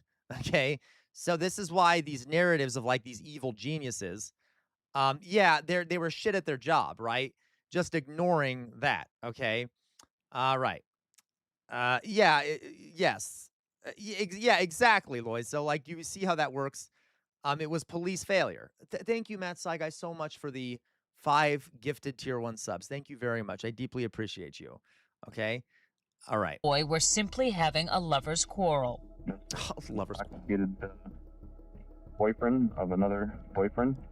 How old was the child? It wasn't a child, it was an adult. After the police left, Jeffrey Dahmer murdered that boy. Conorak Synthesum phone. They go out of their way to present the extreme negligence of the police that was motivated by outright homophobia and disinterest in doing their jobs as the result of extreme cunningness on the part of Jeffrey Dahmer. As time went on, his mind became more and more warped, and yet he was clever enough to continue to elude police and lure young men to his apartment. Clever enough. The media traffics in propaganda. So despite the news from think the about Times how much of serving a as contradiction that is. He literally let one of them escape accidentally. Okay, he I'm not going to go into details for the sake of the stream, but he did things to this person. Bye-bye, James Norloff. You have a good day. He did things to the kid. The kid still was able to escape. That's not competent. That's not cleverness. That's luck and incompetence on the side of the police. Okay, so, all right. Historical records, they don't actually present us with the reality, which is why things like Ryan Murphy's Dahmer do have value. Despite being a show based on the events and taking creative liberties here and there, unlike the news and non-fictional media about the events, the show does present the police failures to catch Dahmer and the role racism and homophobia played in why Dahmer got away with his crimes for so long as the facts that they were. Listen to me. And because I called you, Louise. I called you, and I told you over and over 1,000,000 times that something was going on, and you know what you did? Y'all did nothing. So what did y'all find in me? Huh? What I've never watched the show. Honestly, this is unlike the news that I'm not that interested in it. I know the story. I don't need to see it again, but like, okay. Was it good, Louise? The facts as questions or opinions that could be quickly tossed aside without truly engaging it. When it was revealed that most of the victims were black or homosexual, people in Milwaukee were incensed. Many felt that was why he went after them and why the police didn't seem to care when their families reported them missing. 10 of your 17 victims were black. No, I didn't, Matt It was not racially motivated. It was not sexual preference. It was just to find an obsession with the best-looking young man I could find. If you notice, the media all approached the issue of racism in the case as a question of whether Jeffrey Dahmer was racist, or whether race was a factor in how he chose his victims. Did their race matter to you? No, their race didn't matter to me. The first two young men were white. To be clear, guys, isn't that kind of funny? Isn't that kind of funny? It's kind of like Jeffrey Dahmer was less racist than the police. Ooh. Kind of a dark way to view that, huh? The serial killer was like, "Oh, I don't care. I'll torture and kill anyone. I don't care. I don't see color when it comes to my victims." But the police, on the other hand, okay. Right. You see what I mean? That's kind of dark. Yeah, equal opportunity rapist. Interesting. Okay.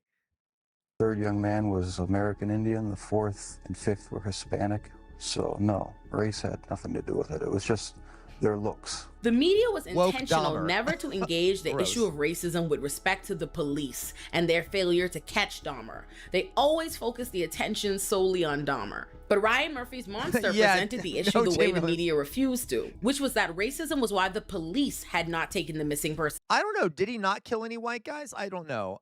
Maybe he did. I don't know if he did kill anyone white. I think he killed one or two. I don't know. Okay. All right. I just looked for the handsomest men, those that happen to be black. I think it could have been a little bit of sex. That's true. That is true. Actually, that's a fair point, Lois. Okay. And seriously, racism was why Dahmer was able to frequent, drug, rape, and kill. Yeah, his first two victims were white. Asian and black boys and young men. Racism was why the police ignored Dahmer's neighbors' calls. Racism and homophobia were why they dismissed them, begging them not to return that child to him. The media and the police refused to engage this because they didn't and don't want to put a spotlight on by the way, guys, what is another demographic that is very common for serial killers to target? Women. A lot of times women who are sex workers or women who are on the margins of society. Another group that the police don't really care much about. If you're a sex worker, sorry, that's your fault if you get killed. You get killed or whatever, okay? Now, not always, but a lot of times it's women who are targeted who people don't care as much about. But no offense about white American boys, but most of you are kind of not trying to stay competitive. What do you mean by that? I'm sorry. I know it's a joke, but I'm not sure. What are you referring to? I'm being slow. Dahmer was not just a rapist, though. He wanted a sex slave, regardless of color. Exactly, yeah. Trans workers especially, right. They give zero fucks about, oh, yes, they do. They give zero fucks about it. Someone just sent something. Did someone just gift more subs or something? Am I missing something? Oh, I don't know. $35 off Fiverr Plus gifted subs. Interesting. Okay.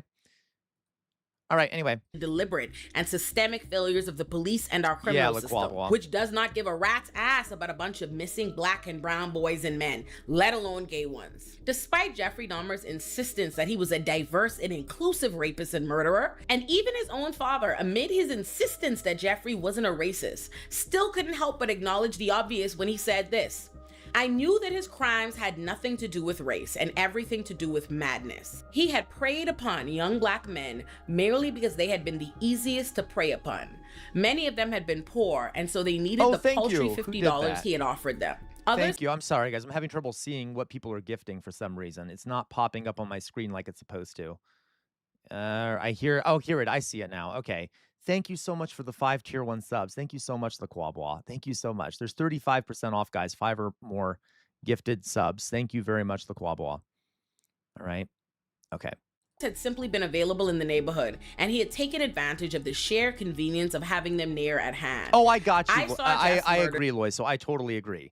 Loisa says, I mean, every black guy I meet, even from very marginalized backgrounds, look like they spend 10 times more effort and talent looking handsome than an average white guy in Indiana. You're absolutely right, Lois, though. I've noticed that too. Okay, it's true. Okay, it's true. In precisely those terms, analytically rather than emotionally. Yeah, Gwen. Lionel Dahmer Thank you, can Matt choose all Saiga, I he see wants that. to think that race had nothing to do with it when he says Jeffrey preyed upon young black men merely because they had been easiest to prey upon. But the question we have to ask is, why were they the easiest? The answer goes beyond just their poverty and the ease in which Jeffrey could get them into his home. And it extends all the way to why Jeffrey was able to keep doing this repeatedly without detection. What about young black men made them the easiest for Jeffrey to keep disappearing without the police searching for them? And that's the racism, baby. The systemic problem that allows a monster to thrive. And I think it's important to recognize how common it is, as was the case with Dahmer, that the police fail to protect victims because of their own underlying prejudices about who can be victims. There's a documentary on Peacock about a TikTok star named Ali Abulaban who went by Jin Kid, who murdered his wife and her friend that he was jealous of. Ali had nearly 1 million TikTok followers in 2021 when he brutally shot and killed his wife, Anna, a woman from the Philippines. Prior to killing Anna, though, he verbally abused her openly on his social media, called her all kinds of bitches and hoes. Oh, thank you, Pob. Pob just gave 200 bits. Thank you so much. Hey, no, Pob, don't apologize. Thank you so much for the 200 bits. Pob says, not much, but thank you. This is so interesting. No problem. We love having you here, Pobs. You're like a classic member of the community at this point. Thank you. Accused her of cheating on him and just generally being a cokehead nut. He actually used to be on live doing coke, cursing his wife and mother of his 7-year-old daughter out like a dog. And beyond even what he'd do on Instagram and TikTok lives for all to see, he would also record his own interactions with her in regular life for his own keeping, where he would berate her mercilessly, especially in regard to whether she was having sex with him enough, all while positioning himself as the victim because he felt entitled to sex with her as his wife. Well, and he also had come to the conclusion that there was no way a beautiful woman like her wasn't going without sex for a month. So if she wasn't having sex with him, she was cheating on him. Mind you, as the documentary exposes, it was actually Ali who was cheating on his wife and abusing her verbally and physically. Of course he After was. years of abusing Anna, weaponizing the immigration system against her by threatening to have her deported and to take her child if she tried to leave him, she finally had enough.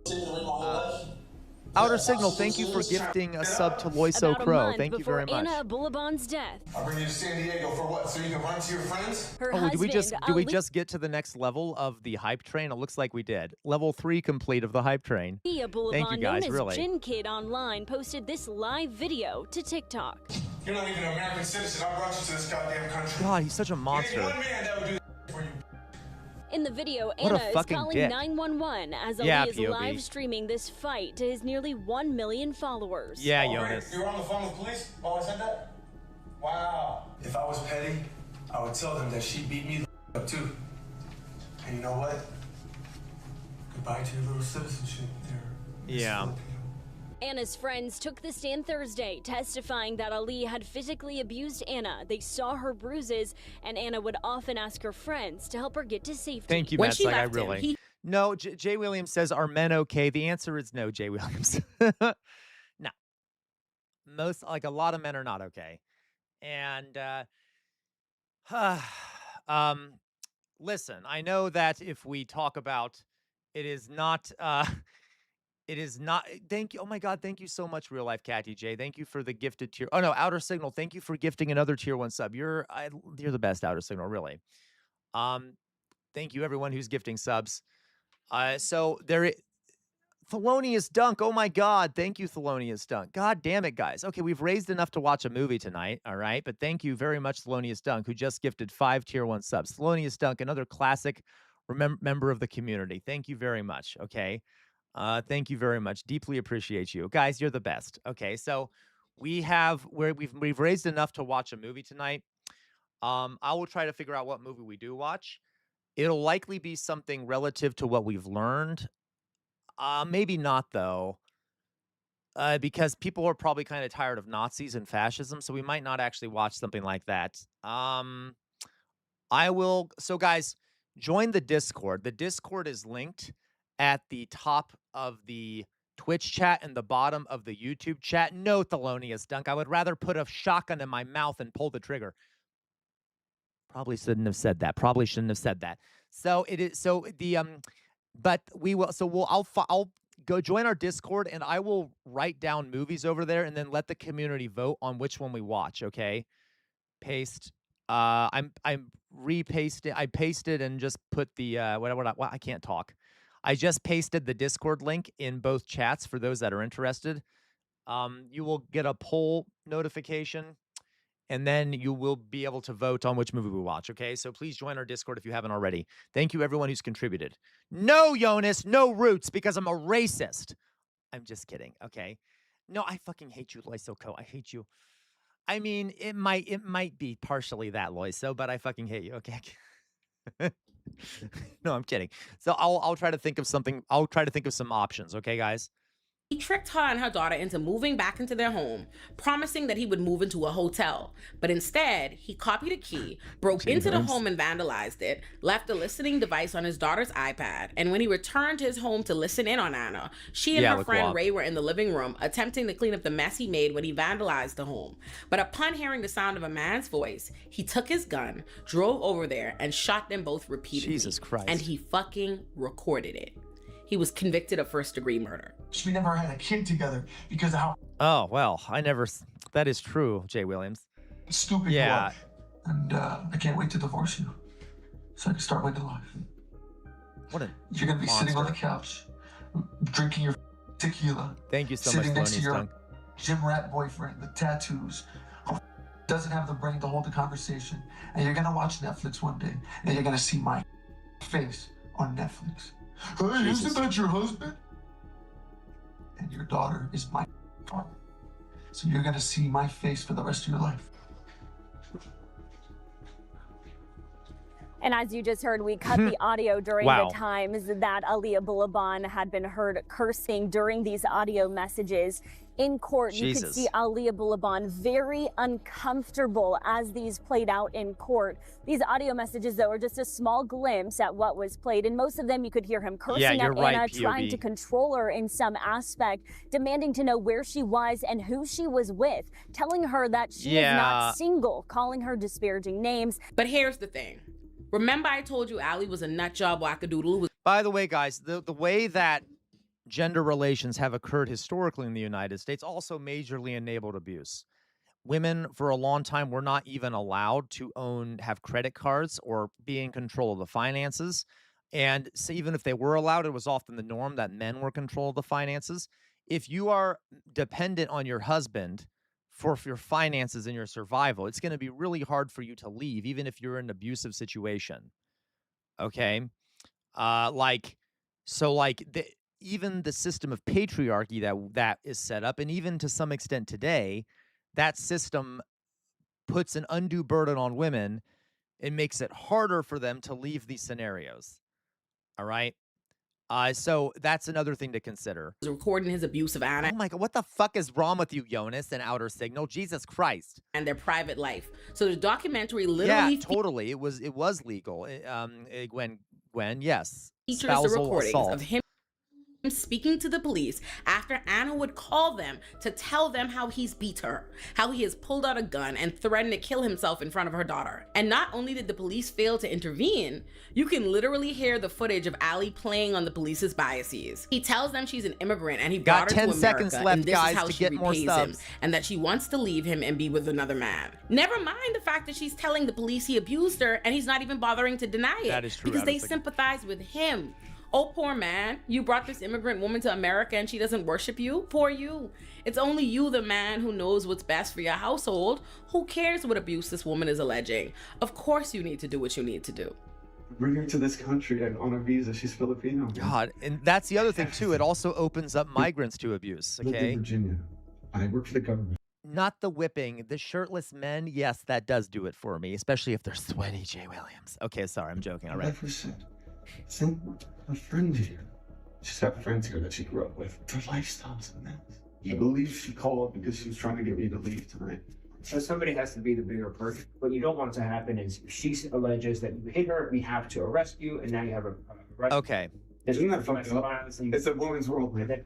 The police didn't help Anna, and they don't help Annas of the world every day because they're not designed to. In real life, what is this? Can anyone see it clearer than me? Yeah. I'm trying to see here, guys. You say, trying to see what we got here. Don't shame CR's racial sadism. What is wrong with you people? You're all a bunch of sickos. You know that? You're all a bunch of fucking sickos. Supreme Court has said numerous times in numerous cases that the police have absolutely no duty to protect the public. In 2005, the Supreme Court ruled that the police had absolutely no constitutional duty to protect the public from harm. Not even a woman who literally had an order of protection that required the police to arrest her violent husband who'd had a history of violently abusing her. In that case, on June 22nd, 1999, Jessica Gonzalez begged the Castle Rock police to find and arrest her husband, Simon Gonzalez. Okay, guys, I really have to pee. Forgive me. I really have to fucking pee. I've been working out in the mornings. I've been getting up earlier and working out and then drinking a whole bunch of like protein shit. So I have to make sure that I got to go pee because I have a lot of protein shit in my body and pot water and crap. So I'm going to go do that and I'll be right back. Please stay around, okay? Okay, I'll be right back. Otherwise, I'm going to piss my pants, and that won't be fun for anyone.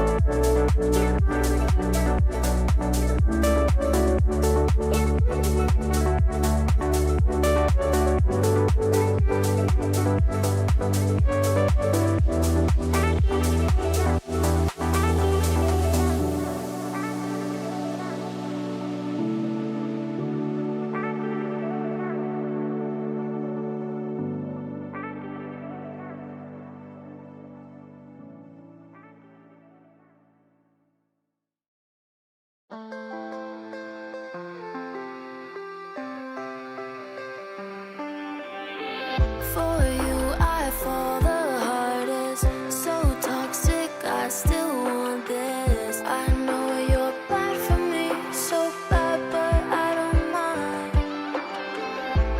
Bad for me, I don't mind. Temporary fix, but I feel alive. Built to break, fall apart. Might as well go up in flames while we got a spark. And we're chasing every moment like we've done all this before. And my heart is cracked wide open. You leave me wanting more. You are the apple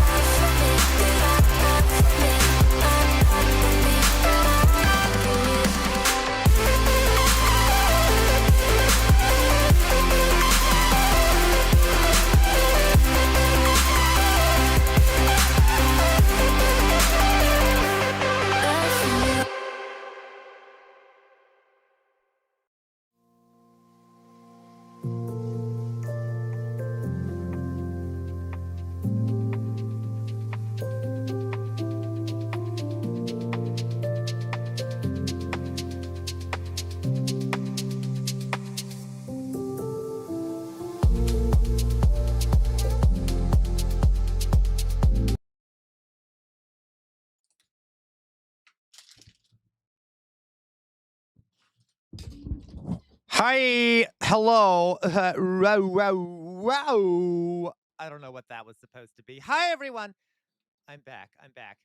So, is he done with the video now? No, Chairman Bird, I am not. I'm sorry. Did I mute? Did I like I don't know, did I deafen everyone with my loud and obnoxious voice? I got some fruit snacks because I'm a child and I'm hungry. I also peed, by the way. I kind of missed the toilet, so I sprayed urine all over the place. Okay, I'm kidding. I didn't. I just wanted to say something gross. But anyway, how's everyone doing? We all good? I am kidding, Elevator Lab. I was just trying to say something gross, okay? All right. So how's everyone doing? Let us, I think, guys, for now, we have watched enough of that one video. I'm kind of worried about getting copyrighted on it just because, Reich went, just because, I got the warning yesterday, so we might move on to something else. I think we get the general idea of what she's trying to say, do we not? How, like, it's much more complicated than just saying a serial killer is evil. And that how a lot of it is propaganda and hides the reality of, like, the social circumstances that create serial killers and enable them. Okay? So, I hate you, Jay Williams. We get that? Sorry, I'm being gross. I'm probably eating into the mic. Okay. Let's find something else to watch. You guys don't mind if I choose to continue? We could also, Thelonious Dunk. It's okay to be a serial killer if you only hunt evil white men. So Thelonious, yeah, I mean, if those evil white men are colonists or something, sure. Okay. Okay. Yeah, guys, we've watched a lot of her video, but I also want her to get some credit for. I'm going to make sure I subscribe. I will send you a link to that video if you want to watch the rest of it, because it is a 2-hour video. It is a 2-hour video. So, here you go. I went to what I would like to do, guys. There you go. There's a link to that video. Again, what I would like to do is I want to start watching that other video that was done by Channel 5 News about Palestine. So Channel 5 News with Andrew Callahan actually went to visit the West Bank, and I would like to watch his video. Yeah, Dion, I am. Guten Tag or Guten Abend or whatever time it is there. Okay, I'm not sure what time it is over there, but so let's watch that one, okay? Is it a good one? Okay. So I haven't seen it, but you all know we need to get me yelling because you all know I'm going to get triggered. I'm going to get really fucking triggered by this because that's what I do when I learn about anything having to do with Palestine. So, but let's watch his video on Palestine. If I can find it here. If I know where I put it. Did I put it anywhere? Where the fuck is it? Well, I'll find it. Channel 5 News, okay.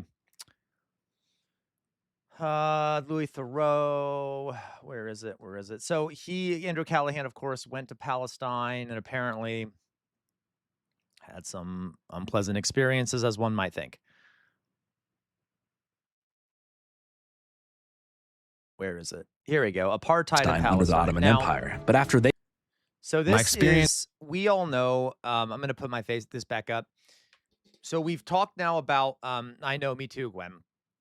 Hello, Doug. We've talked about, guys, how serial killers based off their environments and things like that, blah, blah, blah, blah, blah. So now let's kind of shift gears. Let's talk about Palestine. You did your dissertation on it. Oh, POB, do you have a PhD? Let me see here. What'd you do your dissertation on, POB? Let's see here. Where's my face? Okay. All right. So let's talk about Palestine a bit. It is sort of close to my heart. Oh, a UK BA. Oh, that's called a dissertation over there. I got you. I didn't realize you're from the UK. You did tell me that. Okay. I got you. Okay. Yes, because in the United States, a dissertation is what which you have to write to get a doctorate. Okay. Interesting. So, okay. Yeah. Eileen Wernos. I got you. So, yeah, guys, there are some women who do mass killing, but it's very rare. And Aileen Wuornos was a lesbian who kind of had it's interesting because some of the women who do serial killing, a lot of them take on masculine gender norms, which is interesting. But there are some women like the nurse of death who just killed a bunch of patients in a hospital. So yeah, there are some women who do this, but it's mainly men. It's disproportionately men, which is interesting. There are also, by the way, black serial killers. It's not only white men that do serial killing, though quite a few of them are. There have been black serial killers. It's interesting, but men is sort of the connecting factor. Yeah, no, that is true, Gwen. Aileen Wuornos was abused by men, okay? So this is the new Channel 5 vid, Sir Bart, about going into... So let's now shift gears and talk about Palestine a bit and the ongoing genocide there, the occupation of the apartheid state of Israel. But very privileged to have education. Yes. So we'll see how this goes. I'm going to lose my mind, though, because you guys know this is a pet peeve of mine. I just cannot with the Israeli colonists, the fucking monstrous pieces of shit. Okay, but we'll see if we can get through it without me losing my mind.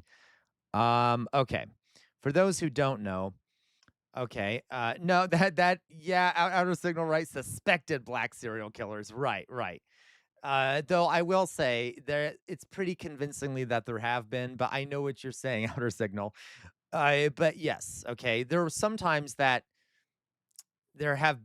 black men have been blamed, but there hasn't been enough evidence. And so then they might be targeted because they're black. That is true. All right. So let's watch this. This is apartheid in Palestine. We shall watch it. Being detained by the Israeli army was strange. There was no crime. Yeah, no, you're totally right, Lois. So oftentimes female serial killers do less. Yes, you're right, outer signal.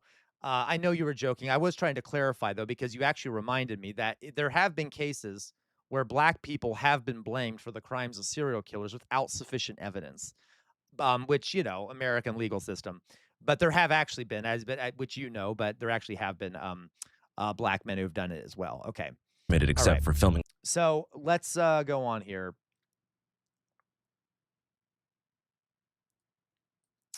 My experience being detained by the Israeli army was strange. There was no crime committed except for filming a camcorder shot of an illegal settlement. And for that, I was questioned relentlessly, mainly on why I'd be in a car full of the bad guys, aka Palestinians, as an American citizen. After taking Musa's keys and all of our passports, they allowed me back in the car. He said not to leave yet.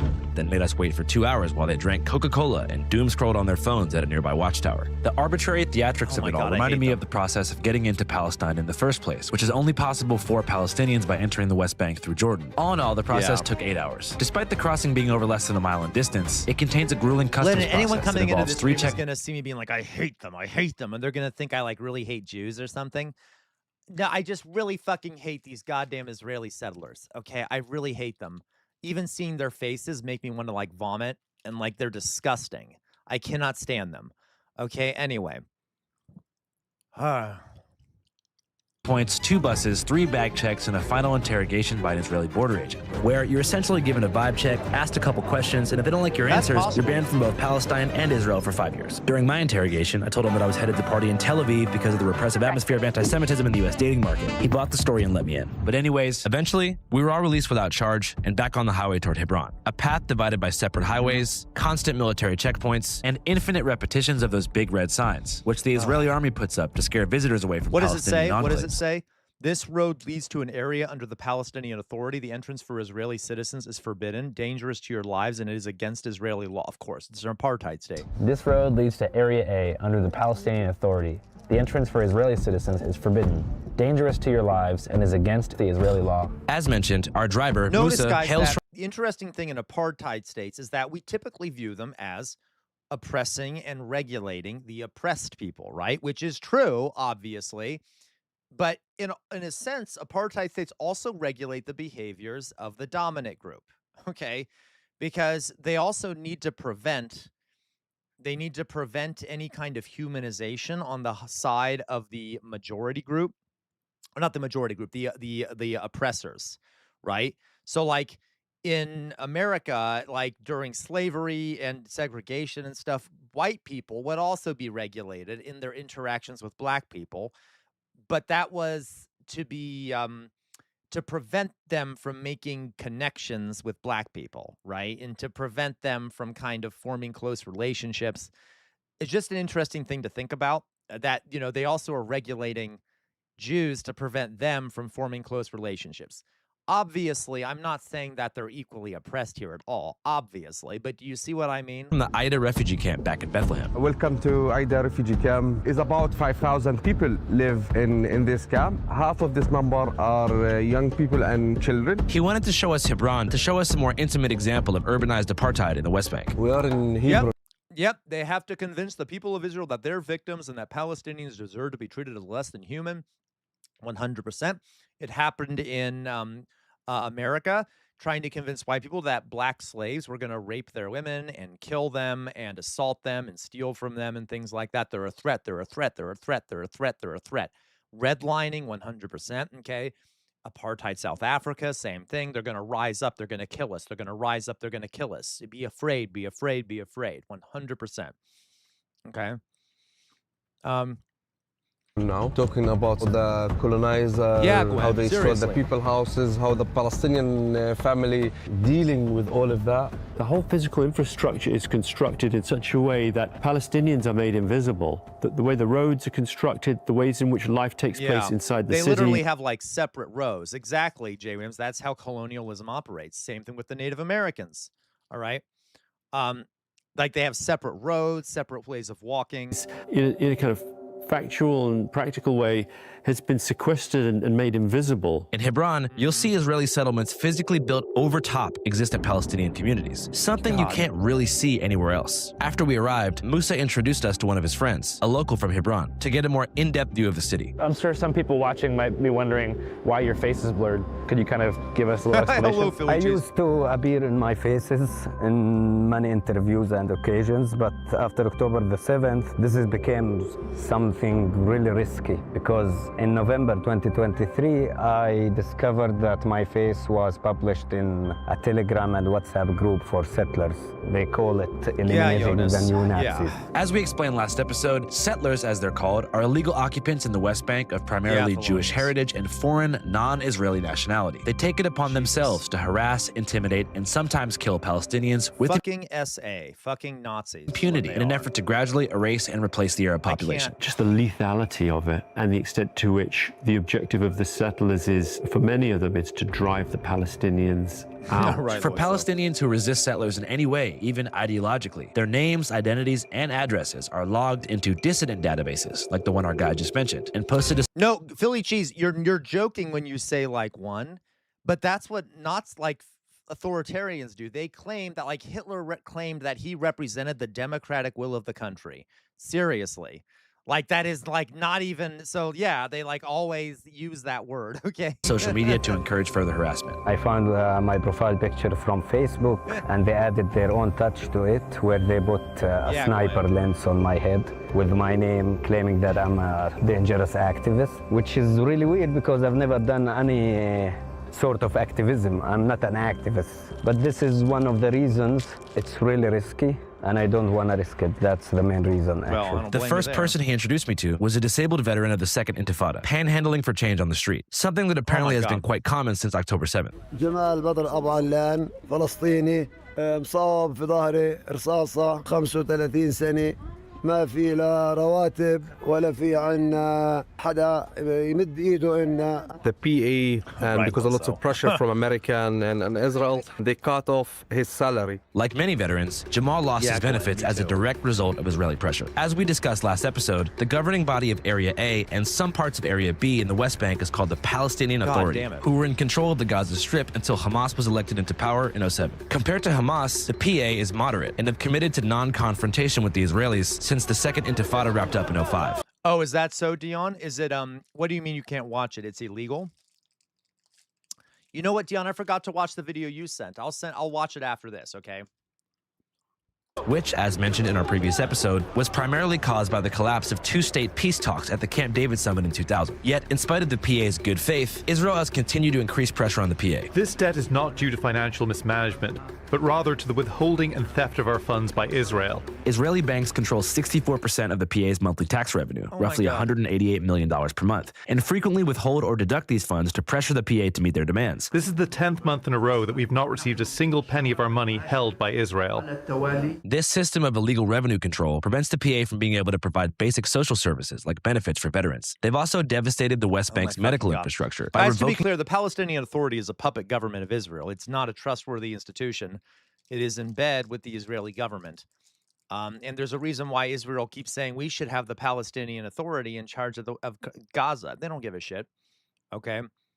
All right.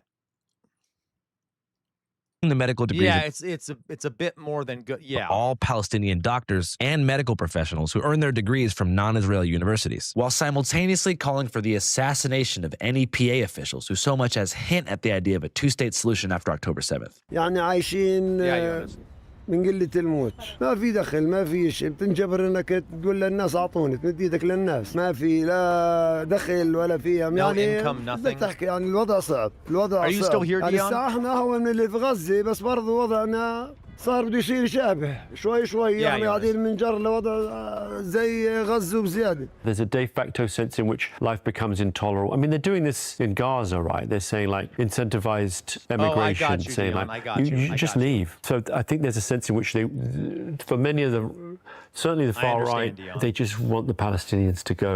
They see them as just an intractable problem. That Dion, let's. Guys, forgive me. I'm going to pause this. I do want to watch a video. This is very short. It's very short. Dion sent a video because Dion is in Germany. And Dion, I believe has been to protests, and he's experienced the German police cracking down on protests. They can be pretty fucking violent. Is this a protest, Dion, by the way, of pro-Palestinian people? Because the German regime is pretty fucking authoritarian towards pro-Palestinians. And they rate, like, they call pro-Palestine groups terrorist groups and things like that. I'm going to go and find this. It's very brief. It's just like a video of the German police being dicks. Just for Dion's sake, so that he doesn't leave before I get to show it. Here we go. So, German police having fun at an anti-fascist protest. Okay, so this is an anti-fascist protest in Germany. Okay. And police basically crushed a demonstration. Okay, so okay, all right. Oh, anti-AFD. Got it. So this is an anti-AFD protest. This is a protest against the Alternative für Deutschland, which is like the Nazi party essentially of Germany right now. Okay. And of course, guys, what do the German police always do? They always side with the fucking fascists, okay? What do the police generally do? They always side with the fascists. So here come in the police. Beating up, brutalizing. This is called kettling, by the way. They're literally like trapping the folks in here. They can't run the other way.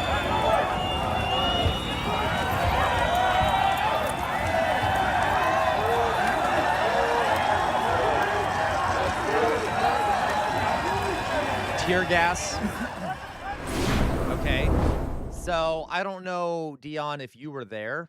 That was against their youth organization. God, it's of the anti-AFD. That was against their youth organization. I got you. But Jesus Christ.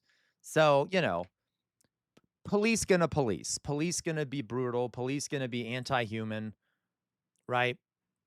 Okay. You weren't there? That's okay, though, Dion. I'm kind of, for your sake, I'm glad. Anyway. Yep. Exactly. Corralling. So there we go. I just wanted to show you that.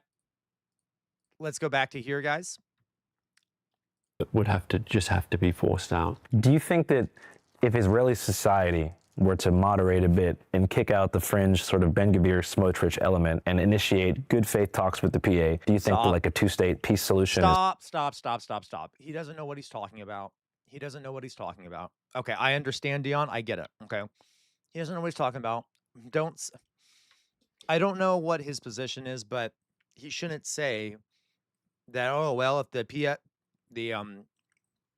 Palestinian Authority takes over, maybe they'll work out a good faith agreement with Israel. No, thank you.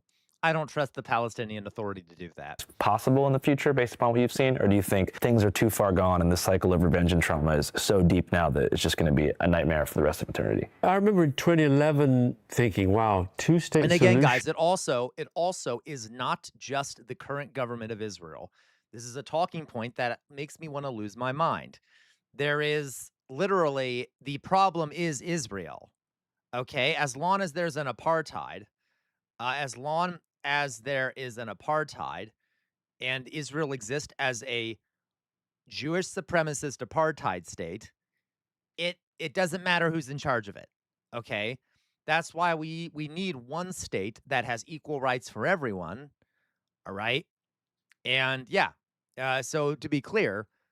Okay, real life Gaddy J. It seems really tough at this point. And actually, you know, because the settlement incursions are so huge, before Israel existed. The level, like the border would be, you know, so they talk about, population transfers, but you've got two non-contiguous terrains like Gaza and then the West Bank, and then also a very understandable sense of grievance.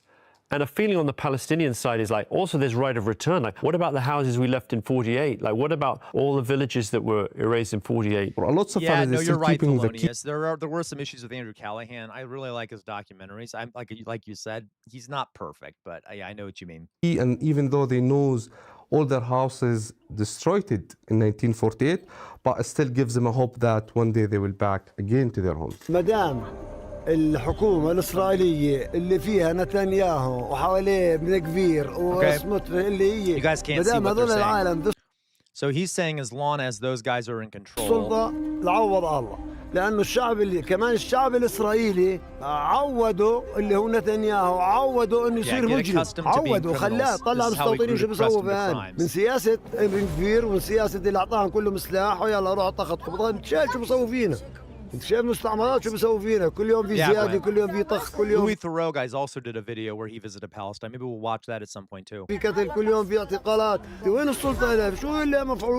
All right, let's talk about segregation. So much like the West Bank is split between areas A, B, and C, the city... Really real life Catty J. So real life Catty J, who was able to translate what he was saying, says he's anti-current Israeli government, not anti-Israelis, by the way, for direct translation. Okay.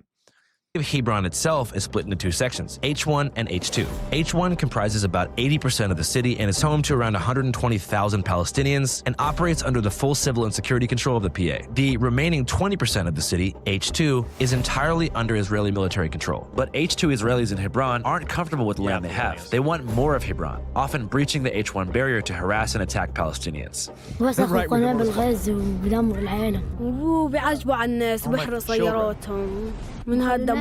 Children. They throw trash at children because they're fucking pigs and fucking monsters. We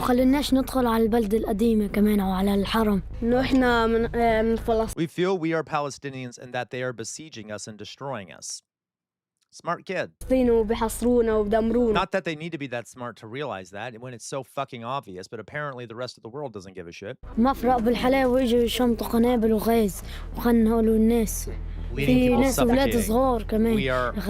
were also Why do you think they do this? They want to take our lands, every last piece, accurate. Yep, they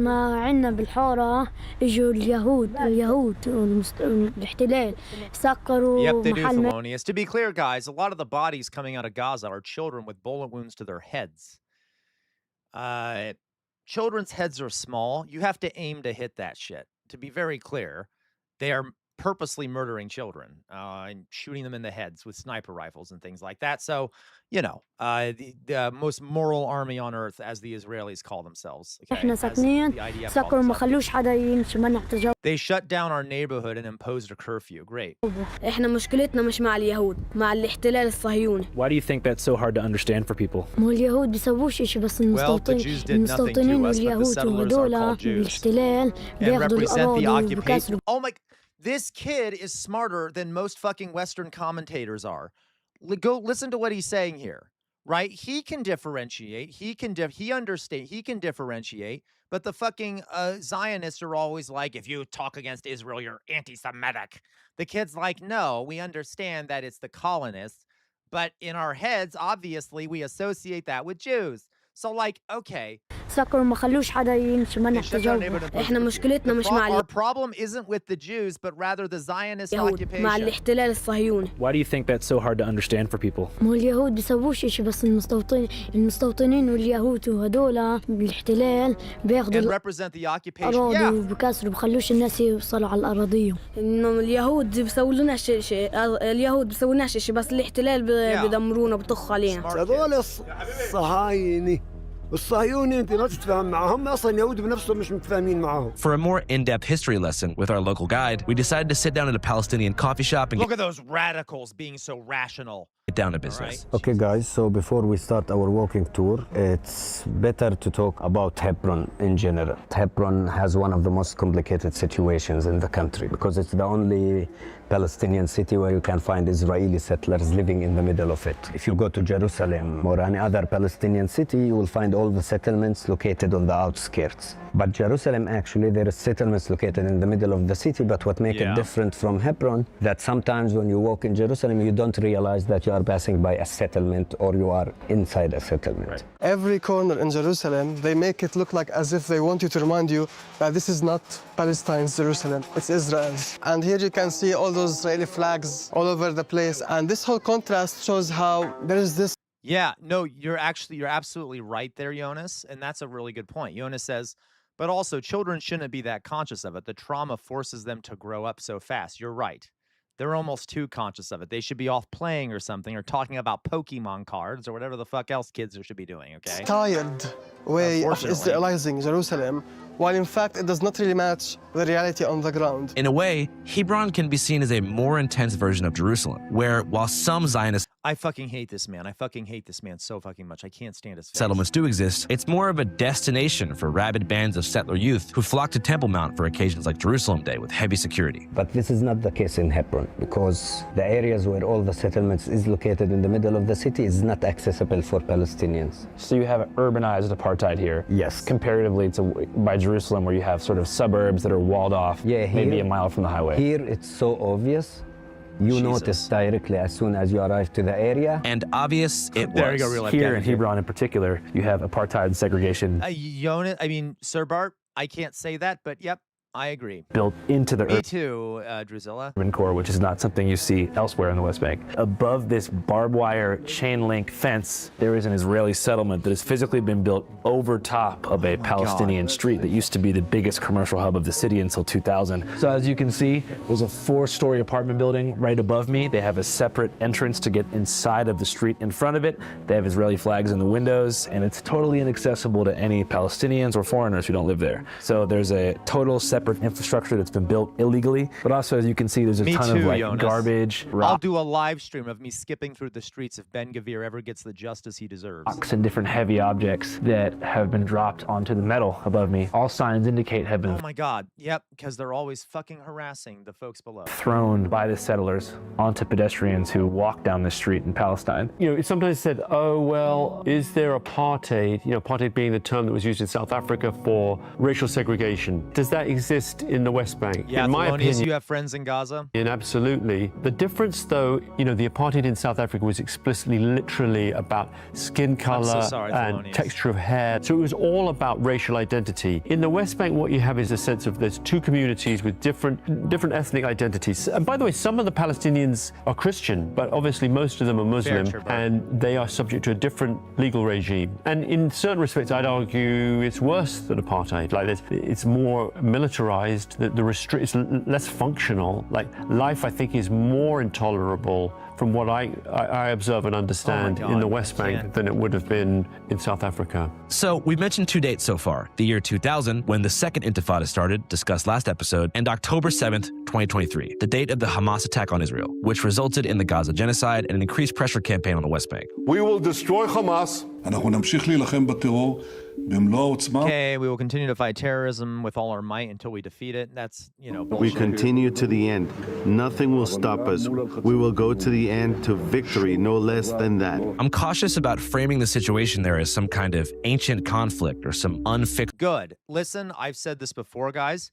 It is one of the biggest cop-outs to say that this situation is deeply complex and deeply historically rooted. No, it's fucking not. It's not that complex. I'm sorry, but it's really not that fucking complex. And it is people will, politicians and stuff will be like, well, it's complex. They'll try to make it seem more complicated than it really is. It's not fucking complex. It's very simple.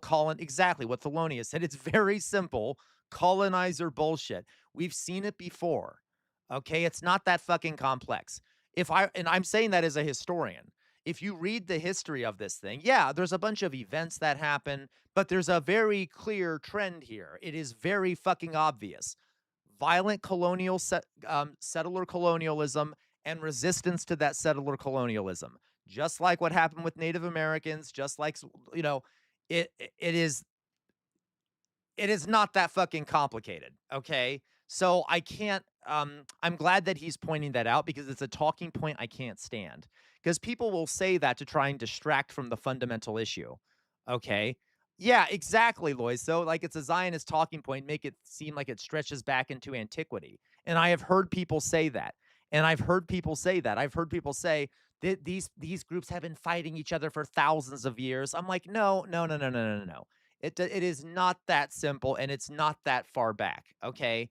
Anyway, okay. I mean, it is very simple, and it's not that far back. Between two frenzied religious groups. But to be fair, religious tension and violent clashes in Hebron go way back before the formation of Israel in 1948. Part of this is because the city carries as much religious significance for Muslims as it does for Jews. And the most important part for them was this, the old city of Hebron. Why? Because the tomb of patriarchs is located here, where Muslims, Christians, and Jews believe that the Prophet Abraham and his wife Sarah, Isaac and his wife Rebecca, Jacob and his wife Leah, all of them are buried in a cave. Who the fuck? I don't care about their fucking fairy tales. Who the fuck cares about their fucking fairy tales? It's a book written how many fucking thousands of years ago? It's bullshit. It's okay. I can't. And on top of that cave, a structure was erected later on, which became a mosque, and later on was divided to a mosque and a synagogue, a Jewish synagogue. Abraham is the shared prophet of Christianity, Islam, and Judaism. Yes, for Jewish religion in general, this. Thelonious says the people that built their heaven on your land is telling you yours is in the sky. That's for sure. Building considered the second important religious sites in the Jewish religion, and they also consider the Prophet Abraham the father of the Jewish religion, even though the Jewish religion came many years later after the Prophet Abraham. To break it down, the Cave of the Patriarchs is one of the most contentious sites in the world. Half the facility is a mosque for followers of Allah, and the other half is a synagogue for followers of Hashem, all of whom rejoice in the shared worship of Prophet Abraham, whose wife and kids apparently rest in the caves. Look, here's the thing, though. Like, you're right, Rizal. It doesn't help when both sides care about the religious significance. I really don't care. Yeah, Loiso, I don't care about the religious significance to either side. I really don't. I'm sorry to say. I know that might be mean. All I care about is that the Palestinians are living there. They deserve to live there, that it's their land. They don't deserve to have it taken from them. Okay? Like, I don't care about, like, the religious stuff. Honestly, I think that's an ex post facto kind of excuse. Mainly for the Israelis, okay? It's for the Israelis, it is, right? This is a simple, like, situation of people taking land from other people and doing genocide against them, all right? No, let me put it, no, listen, Weird and Murph's Blob. I care about the Palestinians having religious rights and things like that. I'm just saying the explanations used by Israel that are linked to religion, I don't like, it's complete nonsense to me. Okay. Or even if the Palestinians didn't have a religious reason for wanting to have religious rights and stuff like that, I still would think they would want, I still think that they deserve to live there and freely practice. Okay. You see what I mean? Okay. Yeah, it's so fucking stupid, right? Jonas, the American-Israeli man that committed the Hebron terrorist attack at the mosque has a shrine built for him, and he's considered a martyr. It's so fucking insane, Jonas. Low. He might also be there too. So the cave where Abraham lived is supposed to be 18 meters below us right now? Yes. And that's the entrance to the cave? That's the main entrance to it. And only every morning at 9 a.m., the Palestinians who works here, they open the entrance to do an old tradition, which is lighting 4 candles and send it all the way down. So according to the story that was mentioned in the Genesis, Abraham, when he was living in Hebron, when his wife Sarah died, he wanted to find a proper place to bury her. So he bought the cave He buried his wife Sarah there, and later on it became the burial site for Abraham and the rest of the family. So that's why this place is considered the only place in the world that represents the three main Abrahamic religions. So this is one of the holiest sites for all three religions? Yes. Yeah. It's actually the only one, because in the rest of the world, you don't find a place that represents the three main Abrahamic religion in the same structure. Makes sense there'd be a lot of conflict in this particular place. Yes. Hey, what's up, guys? So as you can tell from the footage, earlier this year, myself, along with the channel... No, and honestly doesn't explain why there's story. that much conflict there. I mean, everyone could access the site freely if there weren't violent settler colonists who viewed the Palestinians as subhuman. That would fix the sources problem. If everyone was treated equally and had equal access to the site, then wouldn't it be a fucking problem? all this coverage, but the main question is, how does this coverage actually shake out in the headline? Let's go on. Effective way to kind of block. Okay, again, we get it. We get it. Ads. Jews and Muslims live side by side in places like Hebron before Israel, before the Balfour Declaration, let's say under the Ottoman Empire. And they were fine. In the Ottoman Empire, basically minorities, Christians, Jews, were treated mainly with disinterest until the modern period. It was sort of like you do your shtick, you do your thing, you know, you organize your own charities, you organize your own educational system. We just don't care. Now, minorities had to pay a jizya tax because they weren't conscripted, they weren't part of the army, and they were being protected, the theory was, by the government itself. But that tax was abolished in 1856. Things were pretty much all good between religions in Palestine under the Ottoman Empire. Me but too, after Jonas. they fell, wouldn't it be nice if all those religious sites just were like shared religious spaces? That'd be nice. Right? And the British took over around 1920, that all changed. So in that period of time, you had Zionist immigration, you had a separate economy being set up, you had land being bought by the Zionists and the expulsion of Palestinians from the land. You had an underclass rising in the urban areas of Palestine. You had two different economies that were being set up. Don't tell that to the evangelicals. Don't tell that to the Zionist Christians, Thelonious. You're right. Jesus was a Palestinian. Two different ruling structures under the British that were being set up. So you had this hardening of communal boundaries. Gradually, the Arab Muslim majority began to view the Jewish population as an asset of the British occupation, especially because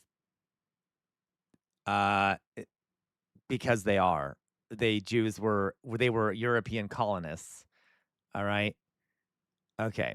After 100,000 European Zionists immigrated to Palestine in just a 6-year period between 1922 and 1928. No, listen, Weird Most Blob, it is important. I'm just saying none of these religious explanations would matter if there wasn't this colonialism and this racism and things like that, okay?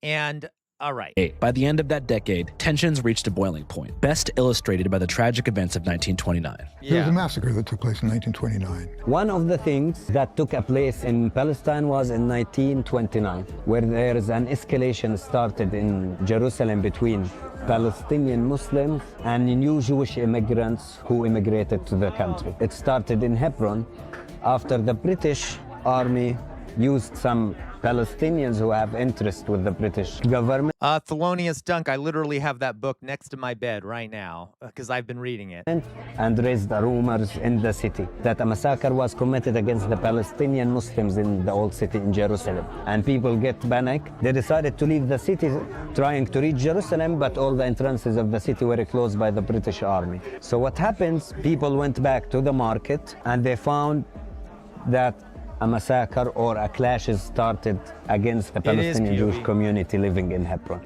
There was a massacre of Jews, about 70 Jews were killed. The 1929 massacre led to the destruction of Hebron's Jewish community and the exodus of every last Jewish person living in the city, many of whom were among the Palestinian Jews that comprised 10% of the population before Zionist immigration began. Most of the people who lived in Hebron before the massacre of 1929 were indigenous Jews. The Zionist population was never a significant part of the Hebron population. Indigenous Jews of Palestine. Of Palestine, yeah. I mean, these people who either came back before the Zionist movement or could trace their ancestry way back. Yeah, all three. That's my point here is like all three religions generally live together in peace. And then all of this became fucked up, okay? And like Understanding 1929 is crucial in grasping the kind of narrative that's fed to settlers in order to justify further incursion into the West Bank. Yeah. Isolated from context and stacked against other horrific things that have happened to Jews in different parts of the world, it grooms settlers to believe that seizing or living on Palestinian land after the formation of Israel isn't an illegal act of cruelty, but rather an act of retribution to avenge their forefathers. Yeah, this is something that, you know, is very... Jewish folks were treated better in the Islamic world than they were in the Christian world. They, like, literally, Jews were treated much better in the Islamic world than they were in the Christian world. Central to the Zionist mythos, because the massacre fits up there with other massacres that have taken place, like Kishinev in Moldova in 1903, like the Farhud in Baghdad in 1941, like the Holocaust. All these things add up to a rationale for Zionism, that Jews can't be safe anyplace else, that they're going to be massacred. Yeah, they're going to be massacred. I am kind of frustrated there, Weirdomorphous Blob, that he hasn't been talking much about what happened to the Palestinians. Palestine. And so therefore what we have to have is we have to have a strong state that will support the Jews, that will build the Jews, build a Jewish population. Timeline-wise, it wouldn't be until around 20 years after the formation of Israel in 1948 that Jews began returning to Hebron after decades of absence. On March 1968, a group of Zionist American... This is actually, this is not, this is like very well-made video, but like, I don't like the framing here, all right? This is, they're skipping a bunch of history, okay? Let's put it that way. 25 people. Yeah, exactly. I don't know, maybe he goes into the rest of it. This is cherry picking, but okay. From the Jewish community of Brooklyn, New York, they arrived to the country. And in 1968, they actually, a group of Jews went into one of the larger hotels in Hebron as, you know, pretending to be Swiss tourists, and they set up shop there, and they refused to leave. And the Israeli army wanted them to leave, and they finally negotiated a settlement for them leaving, and they ended up founding a settlement called Kiryat Arba, which is, you know, in existence to this very day. So the Israeli army was so annoyed with this group of American Jews pretending to be Swiss people who wouldn't leave the Palestinian hotel room that they actually built them a place to live. Yeah. And since then, the population of settlers has gone from a couple dozen hotel guests to over 1,000 souls living in H1. One of the key factors... Like, this is a very Eurocentric, Israeli-centric. Okay. So, Jay Sledge, you've been banned by every Zionist on Twitch, so everyone on Twitch. Listen, Jay Sledge, I'm not a fucking Zionist. I'm an anti-Zionist, so I don't know. I'm not a Zionist, okay? Talk about Flash. Apartheid is closing down the commercial centers that belong to the oppressed group who once called the area home. This iron fence was put up to restrict one of the main Palestinian commercial centers that used to exist up until the year 2000, after which the Israeli video is actually disappointing me, but that's army okay. shut down the street and began, or I guess continued building these massive private settlements right above it. So right up there is a private basketball court where you can shoot hoops, as the Americans say. As you can see here, all of this trash is the accumulated rubbish that people have thrown down from the settlements since their construction back in the day. So there's a stray cat hanging out there, which I've learned is a very common sight here in Palestine. You have cats everywhere, a couple dogs, but mostly cats. There is some donkeys. But yeah, this is pretty crazy to see. You can just imagine this exact street thriving as a commercial hub. You can see these sealed off storefronts that you can just tell used to be full of energy, excitement, and oh shit. So that's a settler and Palestinian cat fight. Cats obviously are not aware of the political situation, but it's a metaphor for what's going on. Even if these cats... Is it? That was kind of a weird comparison to make.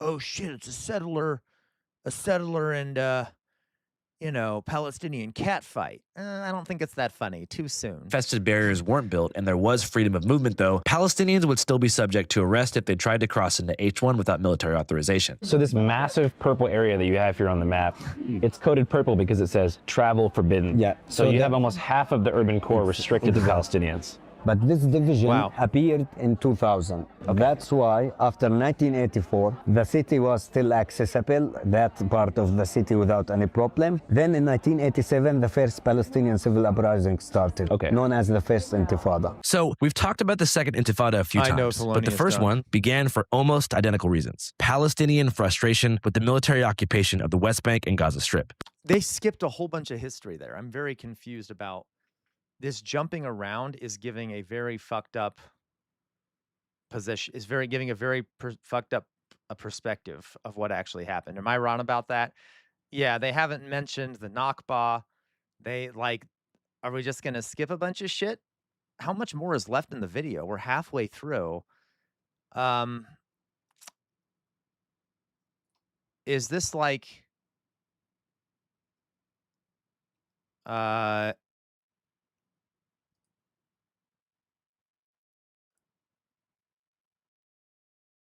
interesting. Okay. I don't know what they're reading. Well, we'll keep watching this, but guys, just realize I'm not saying much. I'm getting kind of tired, to be honest with you. But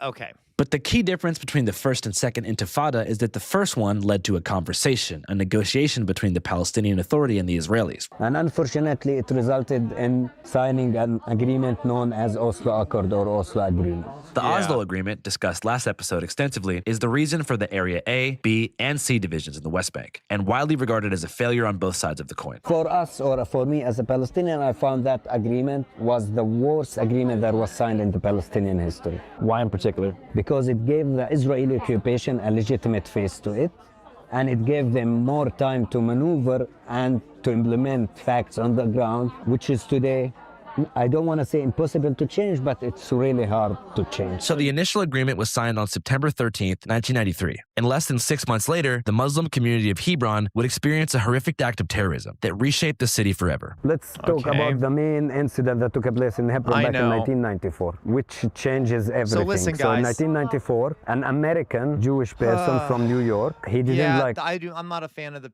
Palestinian Authority. They are a puppet government of the Israeli state. They're one of the last groups I would want to ever rule over the people of Palestine.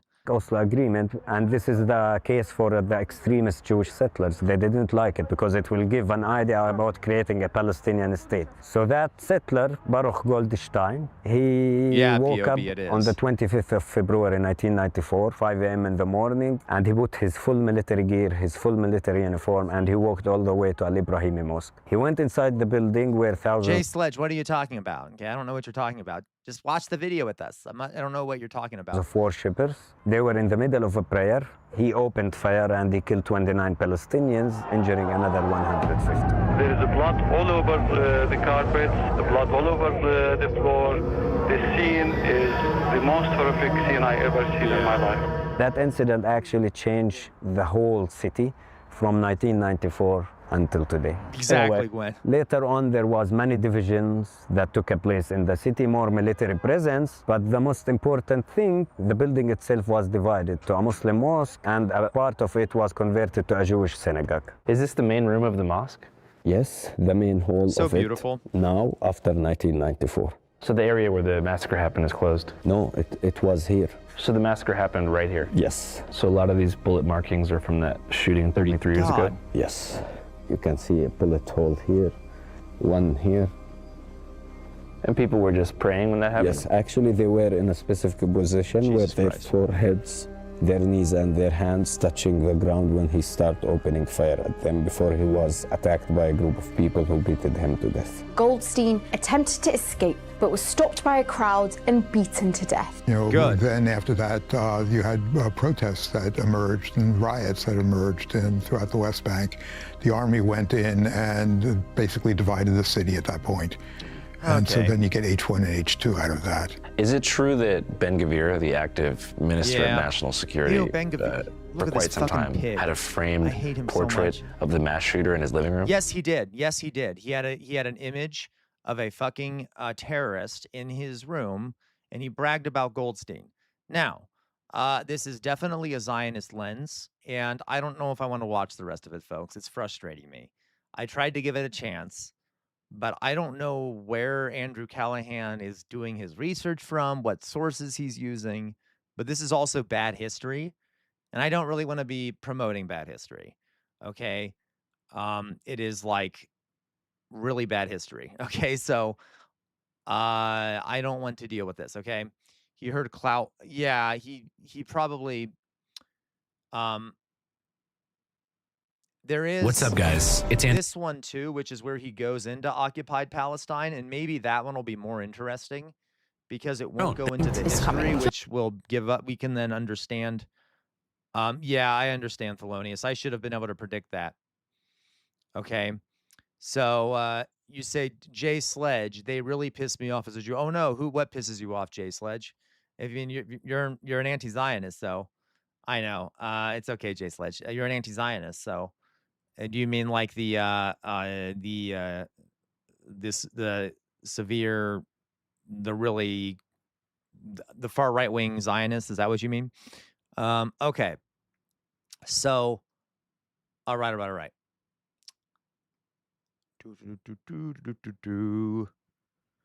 All right, guys. I'm gonna put my face up for a second here. Face screen.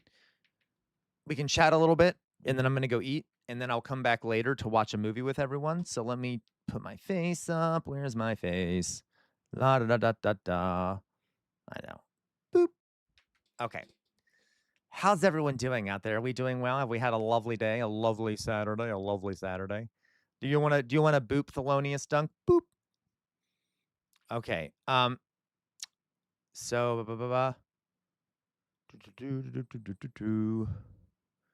Gwen, any program about Palestine we should give a chance? That one failed. Yeah, and we tried, but alas, Dion gets a boop boop. Thelonious gets a boop boop. I already gave you one. Sorry. Invalid Axiom gets a boop boop. Invalid Axiom, I'm never going to give you a bonk again. Druzilla gets a boop boop. 28 doesn't feel different. Well, happy birthday again, J. Rams. I know your birthday was yesterday. You get a boop boop. Damn you and your boops. Damn you, Invalid Axiom. Okay, damn you. All right. Anyone else want a boop? How's everyone doing out there? We good? Okay. So yes, you can get a boop, POB. Boop, there's a boop. You and your boops. You know what?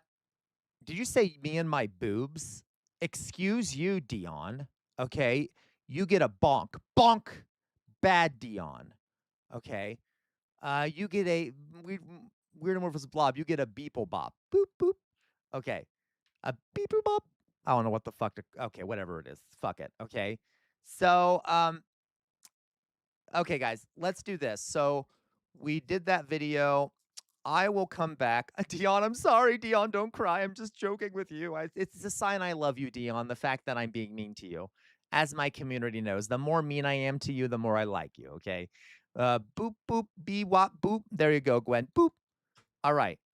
Bop it. Okay. So, hello, Chef GHE, booped to the fullest. There you go. Hello, Chef GHE. How are you doing, Blaze Hayes? How are you doing? Okay, what does that mean, Blaze Hayes? Leave Dion alone. Why is everyone defending Dion? Okay. What is Blaze Hayes? What does that mean? I don't even know what that is. I'm gonna look that up. Druzilla says CR has voluptuous and perfect boobs. What? Thank you, Drusilla, I think. Thank you. All right, let's see here. What is Blaze Haze? I'm looking it up because I don't know what it is. Do I smoke perp? Oh, I do enjoy marijuana. Okay, you just saw it on the screen. I probably shouldn't show it there, but I do enjoy marijuana. Okay, let's put it that way. I didn't know that was Blaze Haze. I've never heard that phrase before, okay? We love the trees, right? We do love the trees here. Okay. Leave Dion alone. Oh my God. Okay. Dion can handle himself. All right. You're stoned right now. I believe you, Invalid Axiom. Okay. Yeah. Smoking weed is for degenerates. Right, Jonas. Right. I'm sure, because certainly you don't do it, do you, Jonas? Okay. Now, I do like to smoke like marijuana flower, but I rarely smoke anymore, folks, because just for a number of reasons. I used to smoke a whole bunch, like every day, etc. But I got away from it. I started getting anxious. It started making me anxious for some reason. I don't know why. So I don't do it as much anymore, but I had no problem with marijuana or anything. Okay. I love that shit. Yeah, there's so many ways to ingest now. I hate England and marijuana. I'd smoke it anyways, but I could be deported. Oh, that sucks, Gwen. That really sucks. All right. And I swear, I don't know, maybe it's me. I also feel like, Jonas, you disgust me. Jonas says I only ingest the Holy Spirit. Oh, God. I don't even want to know what that means, okay? Yeah, that's possible, POB, if I get the right terpenes, but sometimes it makes me super anxious. So I don't like risking it. So happy it's legal here. That's great, Dion. Okay. I didn't know it was legal there. So let's do this, guys. Let's do something to kind of, by the way, for the new people in the community, please follow me. Okay, please follow me, hit the follow button. I also, people who want to feel comfortable, tweet is for people that want to feel comfortable trying to coexist. There you go, Jay Sledge. Okay. Do drugs that aren't bad for you, like Salvia. Okay. Lay off the good goo. Okay. I sat for 2 to 3 hours for 2 grams. There you go, Drusilla. Day. Okay. All right, you guys. So I know us too, Thelonious. So guys, Thelonious says we would have been friends in college. Funny fact here, when I was in college, my roommate was a prolific drug user. He was brilliant, by the way. These were the honors dorms. After he left college, he went to Yale to get a PhD in neuroscience. He was a very bright guy, but he would always be doing drugs and there were moments, and I'm not saying I did that. Never. Why? Me, I'm a little angel. I would never engage in that. But I will say, it was funny because I hate you, Jonas. There was one time where I came in the room and he had the window open and was butt naked in front of the window, looking out the window with the window open. I go, "Hey, everything okay?" And he goes, I can fly. I can fly. And he just started saying he could fly. Now, he wasn't jumping out the window, but he kind of made me worry that he might try to do that. So I'm like, "Hey, buddy, let's sit down. Let's sit down." And when I started moving towards him, he started getting up to jump out the window. And I'm like, "No, no, no, no, no. We're not going to do that. We're not going to do that." And I felt very awkward because he was naked and he wasn't gay like I was. He was a very close friend of mine. But I grabbed him. I'm like, "Let's sit down." And I moved him and sat him down. No, he didn't jump. He didn't jump. He was actually on shrooms and he was having a very bad trip on shrooms. Regardless, yeah, but he had overdone it. I think he had basically had a really bad trip on shrooms and it just wasn't going well for him. Okay. Yeah. So anyway, thank you. But it was, I have some funny stories like that. Or the time where he and his girlfriend were both extremely blasted on some drug. I don't know what drug it was. And I was literally in the room next to him. Our beds are right across from each other. And I'm trying to sleep and he comes in with his girlfriend and they both just start doing it right there while I'm laying there. Okay, I'm just laying there and they're going at it and I'm like, "Hey, hello." And then they look up and it's like they suddenly realized, "Oh wait, your roommate's still here." I'm like, "Yes, I'm right here." Okay. No, but it was funny. No, yeah, but it was just funny, okay? It was they didn't even notice I was there because they were so high. But and by the way, these are funny stories to me. I'm not criticizing them. They're really fucking funny, okay? Right. There, Jay Sledge. That's really fucking funny, Jay Sledge. I could do that. That's when you lock eyes with the man and start jacking it. Right. Okay. There you go. I should look and be like, "Hey, what's going on?" Right? Okay. Anyway, that's pretty fucking funny. Real life cat DJ says, "Yeah, okay, real life cat DJ, you should have been like, if you fly, your penis will stay here. Do you want a penisless existence?" Oh my God, that'd be horrible. I'd be okay with it, but I'm not gay, right? Well, no, listen, you guys, if people are, people shouldn't do that, okay? Unless you should ask for someone's consent, obviously, if you're going to have sex right in front of them. That's one thing. Second of all, I didn't know if they even noticed I was there because they were so intoxicated. So luckily they didn't notice I was there, which is why they had started doing that. So it's probably best to make sure at least they know that you're there. Okay. And then you can decide if you want to stay, I guess. But you see what I mean? Okay. So but listen, I'm not judging that. It was really fucking funny. I did, Jonas. I did take a walk. Guys, yeah, you guys make it seem like I'm some kind of hard ass who was like, tusk, tusk, tusk, no sex. No, I literally said, hey, I'm here. I'll just give me a second. I'll leave. And I packed some stuff and I left and they got it on. Okay, I'm just saying it was a very funny moment, okay? I hate you all so much, all right? God damn it. All right, I let them do their thing. I let them do their thing. All right? Okay. Whatever. It's fine, okay? Heterosexuals are disgusting, okay? I hate them. I'm just kidding. Yeah, yes. Well, I was embarrassed for them because they literally didn't know I was there, probably, and they said they didn't. I bet CR gave them a lecture on premarital. Oh my God, I hate you so much. Okay, that's not to. Never mind. I'm not going to tell you more stories. Yeah, heterosexual sex is just so unnatural. Anyway, so I was like, that's not where you put that thing. It goes on the opposite side. Never mind. I'm gonna ignore that. Okay. So nothing, folks, nothing. Let's finish up today. Quiet. Let's finish up today. Let's finish up with a little bit of a game, shall we? Let's play the food game a little bit. Okay. Let's play the food game here. All right. And then, guys, I will come back on.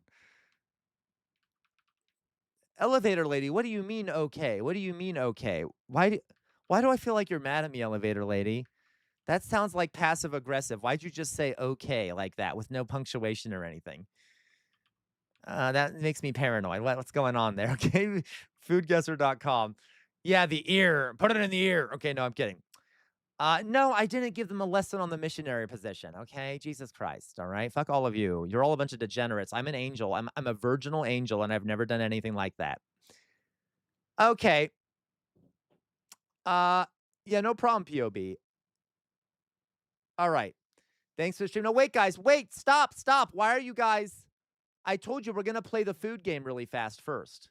So you can't leave yet. We're playing the food game, and then I'll go. Okay. All right. Everyone calm the fuck down. Okay. Yeah, what did I do to make Elevator mad at me? Okay. V-card holder, y'all. No, okay, you know what? It was a joke. It was a joke. I said I was a joke. I'm a virginal angel, and I've never done anything. The joke is that I obviously... Never mind. Whatever. I fucking hate all of you. It's fine. Okay, so let's play a quick play, shall we? So, guys, this is how the game works. There will be something on the screen, a food item from a certain country. All right? Why? What did I do, LaQual? Why are you mad at me? What is wrong with all you people? What is wrong with all you people? Okay, whatever. It's fine. Yes, I'm a jester cell, not an incel. Okay, anyway. So I will list for you the ingredients in whatever it is we're trying to find out where it's from, okay, or what country it's from. And then you guys have to tell you, that is not true, real life cat DJ. Okay. You guys will have to figure out what country is the dish or drink from. And then we have 5 guesses, okay? So the first one, omega berries, honey, sugar, pine nuts. I hate you, LaQuapo. Okay. What is this? What do we think? This dish is a traditional tea made from dry omega berries, known for its unique blend of flavors. Ew, crawl, no. Okay, I will gladly kink shame, by the way. All right. Mexico, you think Mexico? What's omega berries? I don't know what an omega berry is. Taiwan. Anyone have an idea? Jester juice? Okay, I don't fucking know. I am not down to clown. Canada? Okay, is it really Canada? I do not believe Sir Bart. I do not believe Sir Bart. He always says Canada, doesn't he? Should we say Canada? I feel like it's not Canada. Anyone else have a guess? Okay, we'll try Canada. Go Canada. Nope, not Canada. Not Canada. It is west of Canada. West of Canada. And we're cold. So west of Canada and we're cold. Is it Russia? It can't be Russia because that would be much closer. West Canada, I hate you so much. Okay, fine. Taiwan, we'll try Taiwan. Fine, real life cat DJ. I feel like that's too far away, so you're probably wrong, but we'll try it.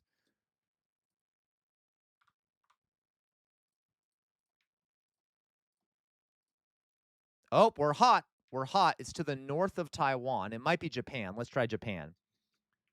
Japan. Nope. Oh, maybe it is South America. I mean, I'm sorry, South Korea. South Korea. This is not going well. There we go. It was South Korea. Okay. Thank you very much, Laquabwa. Laquabwa. Anthelonious Dunk gets a boop. Boop. Laquabwa and Thelonious Dunk gets a boop. Well, maybe you should pay attention, Louise, and then you would know when we're playing a fucking game. Louise, I'm sorry. I didn't mean to take out my rage on you. You're an angel, and I apologize for being a dick. Okay? Anyway, it was South Korea. And most of you were wrong. Okay? All right, let's go on here. This is, oh my God, this has to be Colombia. I think this might be Colombia. Pork, garlic, onion, orange juice, lime juice, vinegar, thyme, Scotch bonnet pepper, shallots, cloves, salt, black pepper, oil, bell peppers, bouillon cube, and parsley. I'm sorry, I didn't mean to go after. Okay. Actually, it might not be. Those look like plantains, fried plantains. So, dish is a savory and aromatic delight featuring marinated and fried pieces of pork, citrus, garlic, and herbs. Wait a minute, often served with picklets, a tangy and spicy pickled vegetable relish, as rice or fried plantains. I'm guessing this is like, is it really Jamaica, Jonas? Is it really Jamaica? I'm gonna go make dinner. Watch your goddamn mouth, you clown. Why are you so mean to me, Chairman Bart? You're so mean to me. Okay, fine. We'll try Jamaica.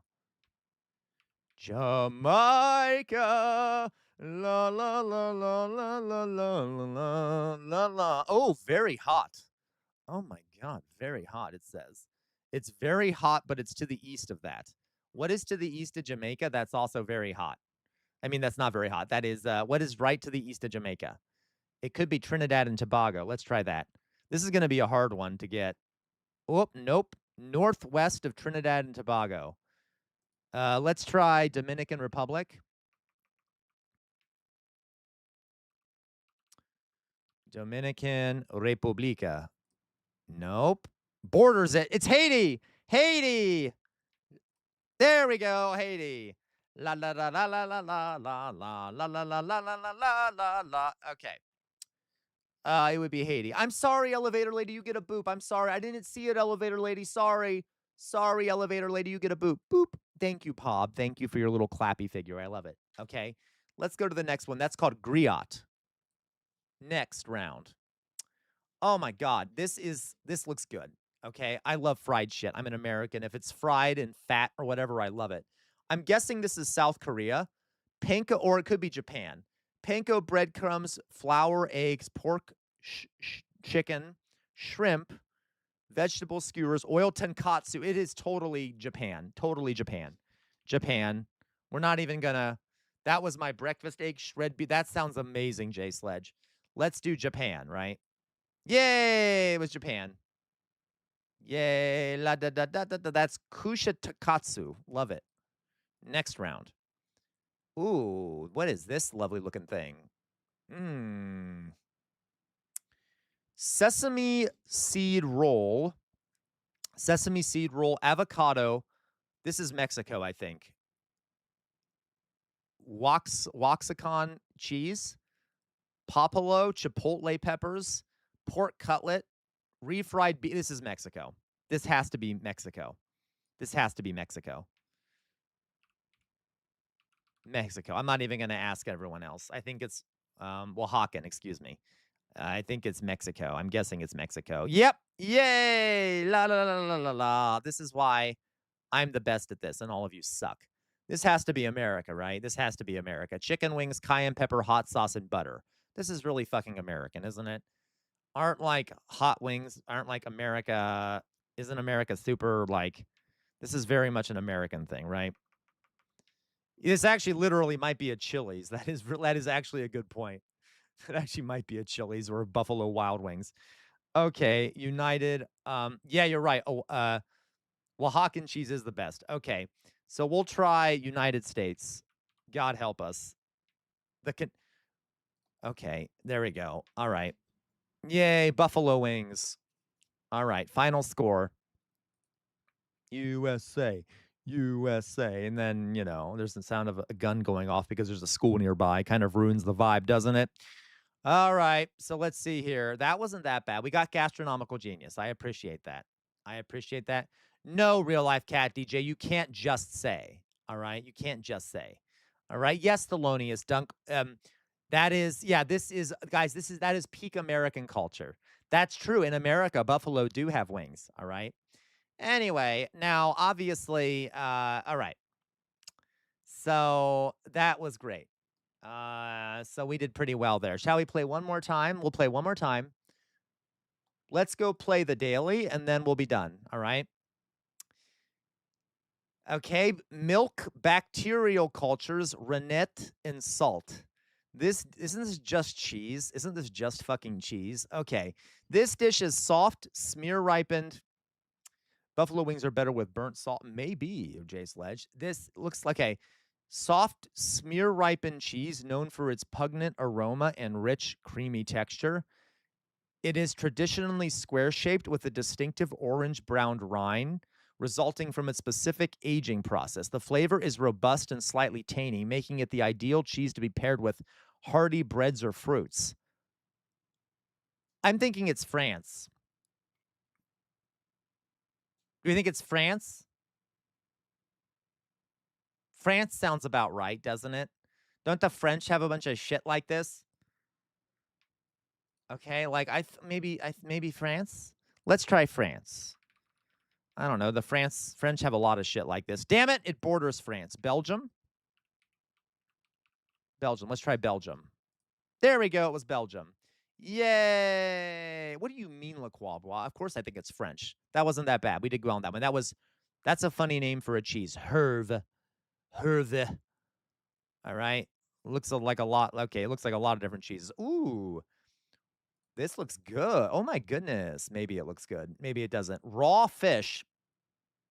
Sorry, I'm not a big fan of raw fish. I used to be a sushi chef. I'm not even joking, but I never got the hang of raw fish. Anyway, raw fish, lime juice, salt, chili, raw and wriggling. There you go. That was my Gollum impression.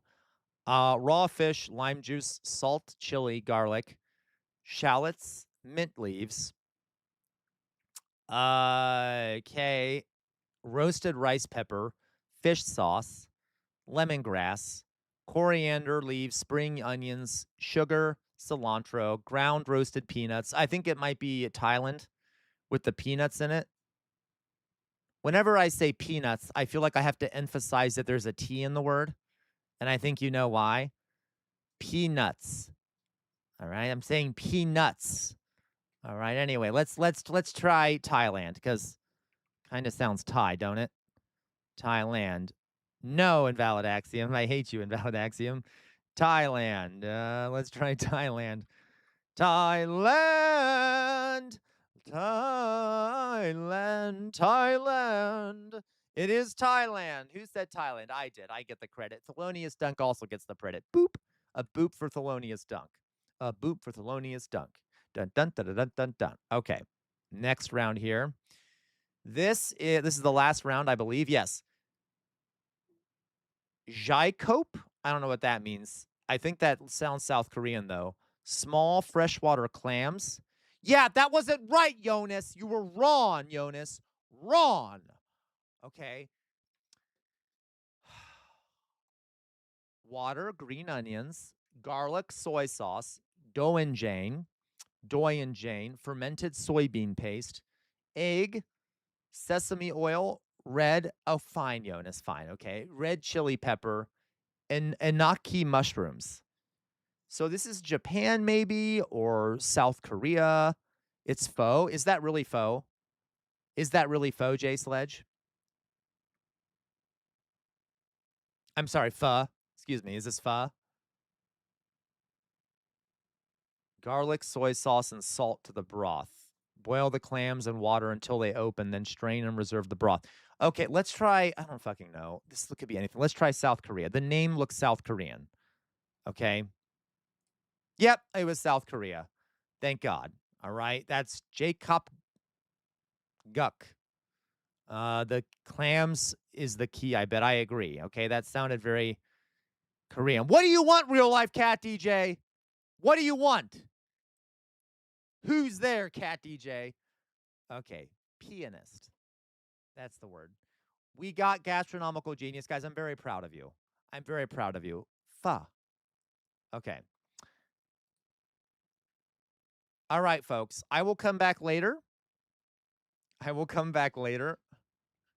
I will come back later. All right. So I am looking to start. Yeah. What the fuck? Okay. I will. How dare you, elevator lady? Don't laugh at real life Cat DJ. It only encourages them. Okay. I know you do, elevator lady, but like you like anyone who pisses me off, elevator lady. It seems to be a trend. Okay. What are you gonna do now, elevator lady? Respond with okay in the chat with zero punctuation to make me paranoid. Okay.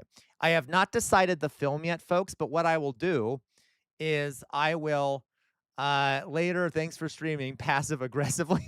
Thank you, LaQuavo, I hate you. So guys, I will stream there. Oh, Crawl, I hate you. Okay. I will, guys, if you're on the Discord, I will so I'll probably start the movie at 7:30 p.m. Eastern Daylight Savings Time. 7:30 p.m. Eastern Daylight Savings Time. And that's when I'll start the movie. In the hours before then, I will post possible movies in a poll on Discord. Whichever one wins will be the one we watch. I will choose the options. Okay. Okay. So I will try to find, I like finding movies that are sort of intellectually engaging and edifying. You know, I sound like a fucking piece of shit, arrogant asshole when I say that, but I will try and find some good movies. 7:30 p.m. Eastern Daylight Savings Time. Okay, EDT. 7:30 p.m. EDT. No, Thelonious Dunk. No, I'm not going to watch Birth of a Nation. Christ. God damn it, Thelonious Dunk. All right. Terrifier is no, LaQuois. It's fucking gore porn. We're not watching that. All right. Okay. So a little less than 2 hours from now, we will do that. All right. So, all right. I am going to, we should watch Die Hard. Real life Cat DJ, I swear to God. I swear to God. Okay. No, whatever. I hate all of you. I'm going to say goodbye now, and then I'll be back on 7:30 p.m. Eastern Daylight Savings Time. First of all, what am I going to say, folks? Free Palestine. Free Palestine, free Sudan, free the Ukraine, free Iran, free Cuba, free everywhere, everyone everywhere all at once. Never stop resisting. The easiest way to resist is to think for yourselves. The easiest way to resist is to think for yourselves, and that includes when you watch me. I'm not perfect. I make mistakes. See what other people are saying. Do not get caught in an information silo, because the easiest way to resist is to think for yourselves. We're living in a Jay Sledge. We're living in a fascist moment in this country. Fascism thrives in an environment where people have lost faith in their democratic institutions, so they turn to more radical ends of the political spectrum. We need major reforms in this country, or revolutionary change. You cannot stand in the center against fascism. If you do, the fascists will walk all over you. Do not let the fascists walk all over you. Fight back. On the wall behind me is a sword. That sword right back there, its name is Chainbreaker, and it's been passed down in my family since the Civil War. It is thought, according to legend, to have been responsible for the death of 7 slave owners. Why do I have it back there? To remind everyone that our ancestors made some major sacrifices for some of the things we have today, some of the rights we have, some of the freedoms. Do not let their sacrifice go to waste, folks. Do not let our ancestors' sacrifices go to waste. And always, always, always fight for a better future, much like our ancestors did. And on that note, folks, you're all human. Recognize all people's humanity. Treat people like they should be treated. And I'll have you all lovely rest of your day. I mean, obviously, until 7:30 p.m. Eastern Daylight Savings Time, when I'll see you all again. Join our Discord. Let me find someone to send you guys to in the meantime.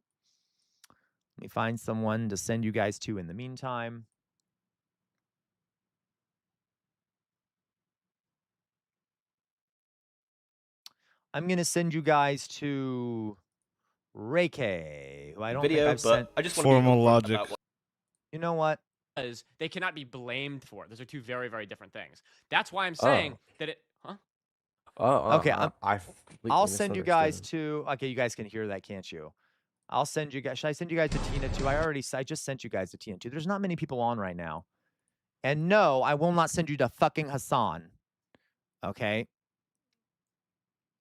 Palestine will be free. Inshallah, Palestine will be free.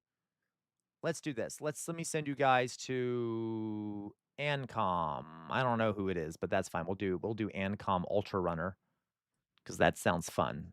All right, just one of the people I don't think I've sent you to in a while. Okay, so I whatever. Raid Ancom Ultra Runner. Ancom. Thank you, Real Life Catty J. I've practiced. There's nothing wrong with Hassan. He just has such a big stream that he never acknowledges my existence, and it makes me jealous because when sexy men don't acknowledge me, it makes me sad. Okay, so I refuse to not be acknowledged. No one puts baby in the corner. Okay, Ancom Ultra Runner. Okay. Okay. Yeah, Ancom Ultra Runner. All right, guys. Raid Ancom Ultra Runner. Please join the raid if you'd like. I don't think I've ever watched his stuff, but I've sent people there one time before and they seem to like him. Really? Okay. Well, we'll see. So go ahead, guys. I'll see you all at 7:30 p.m. Eastern Daylight Savings Time. Bye-bye, folks.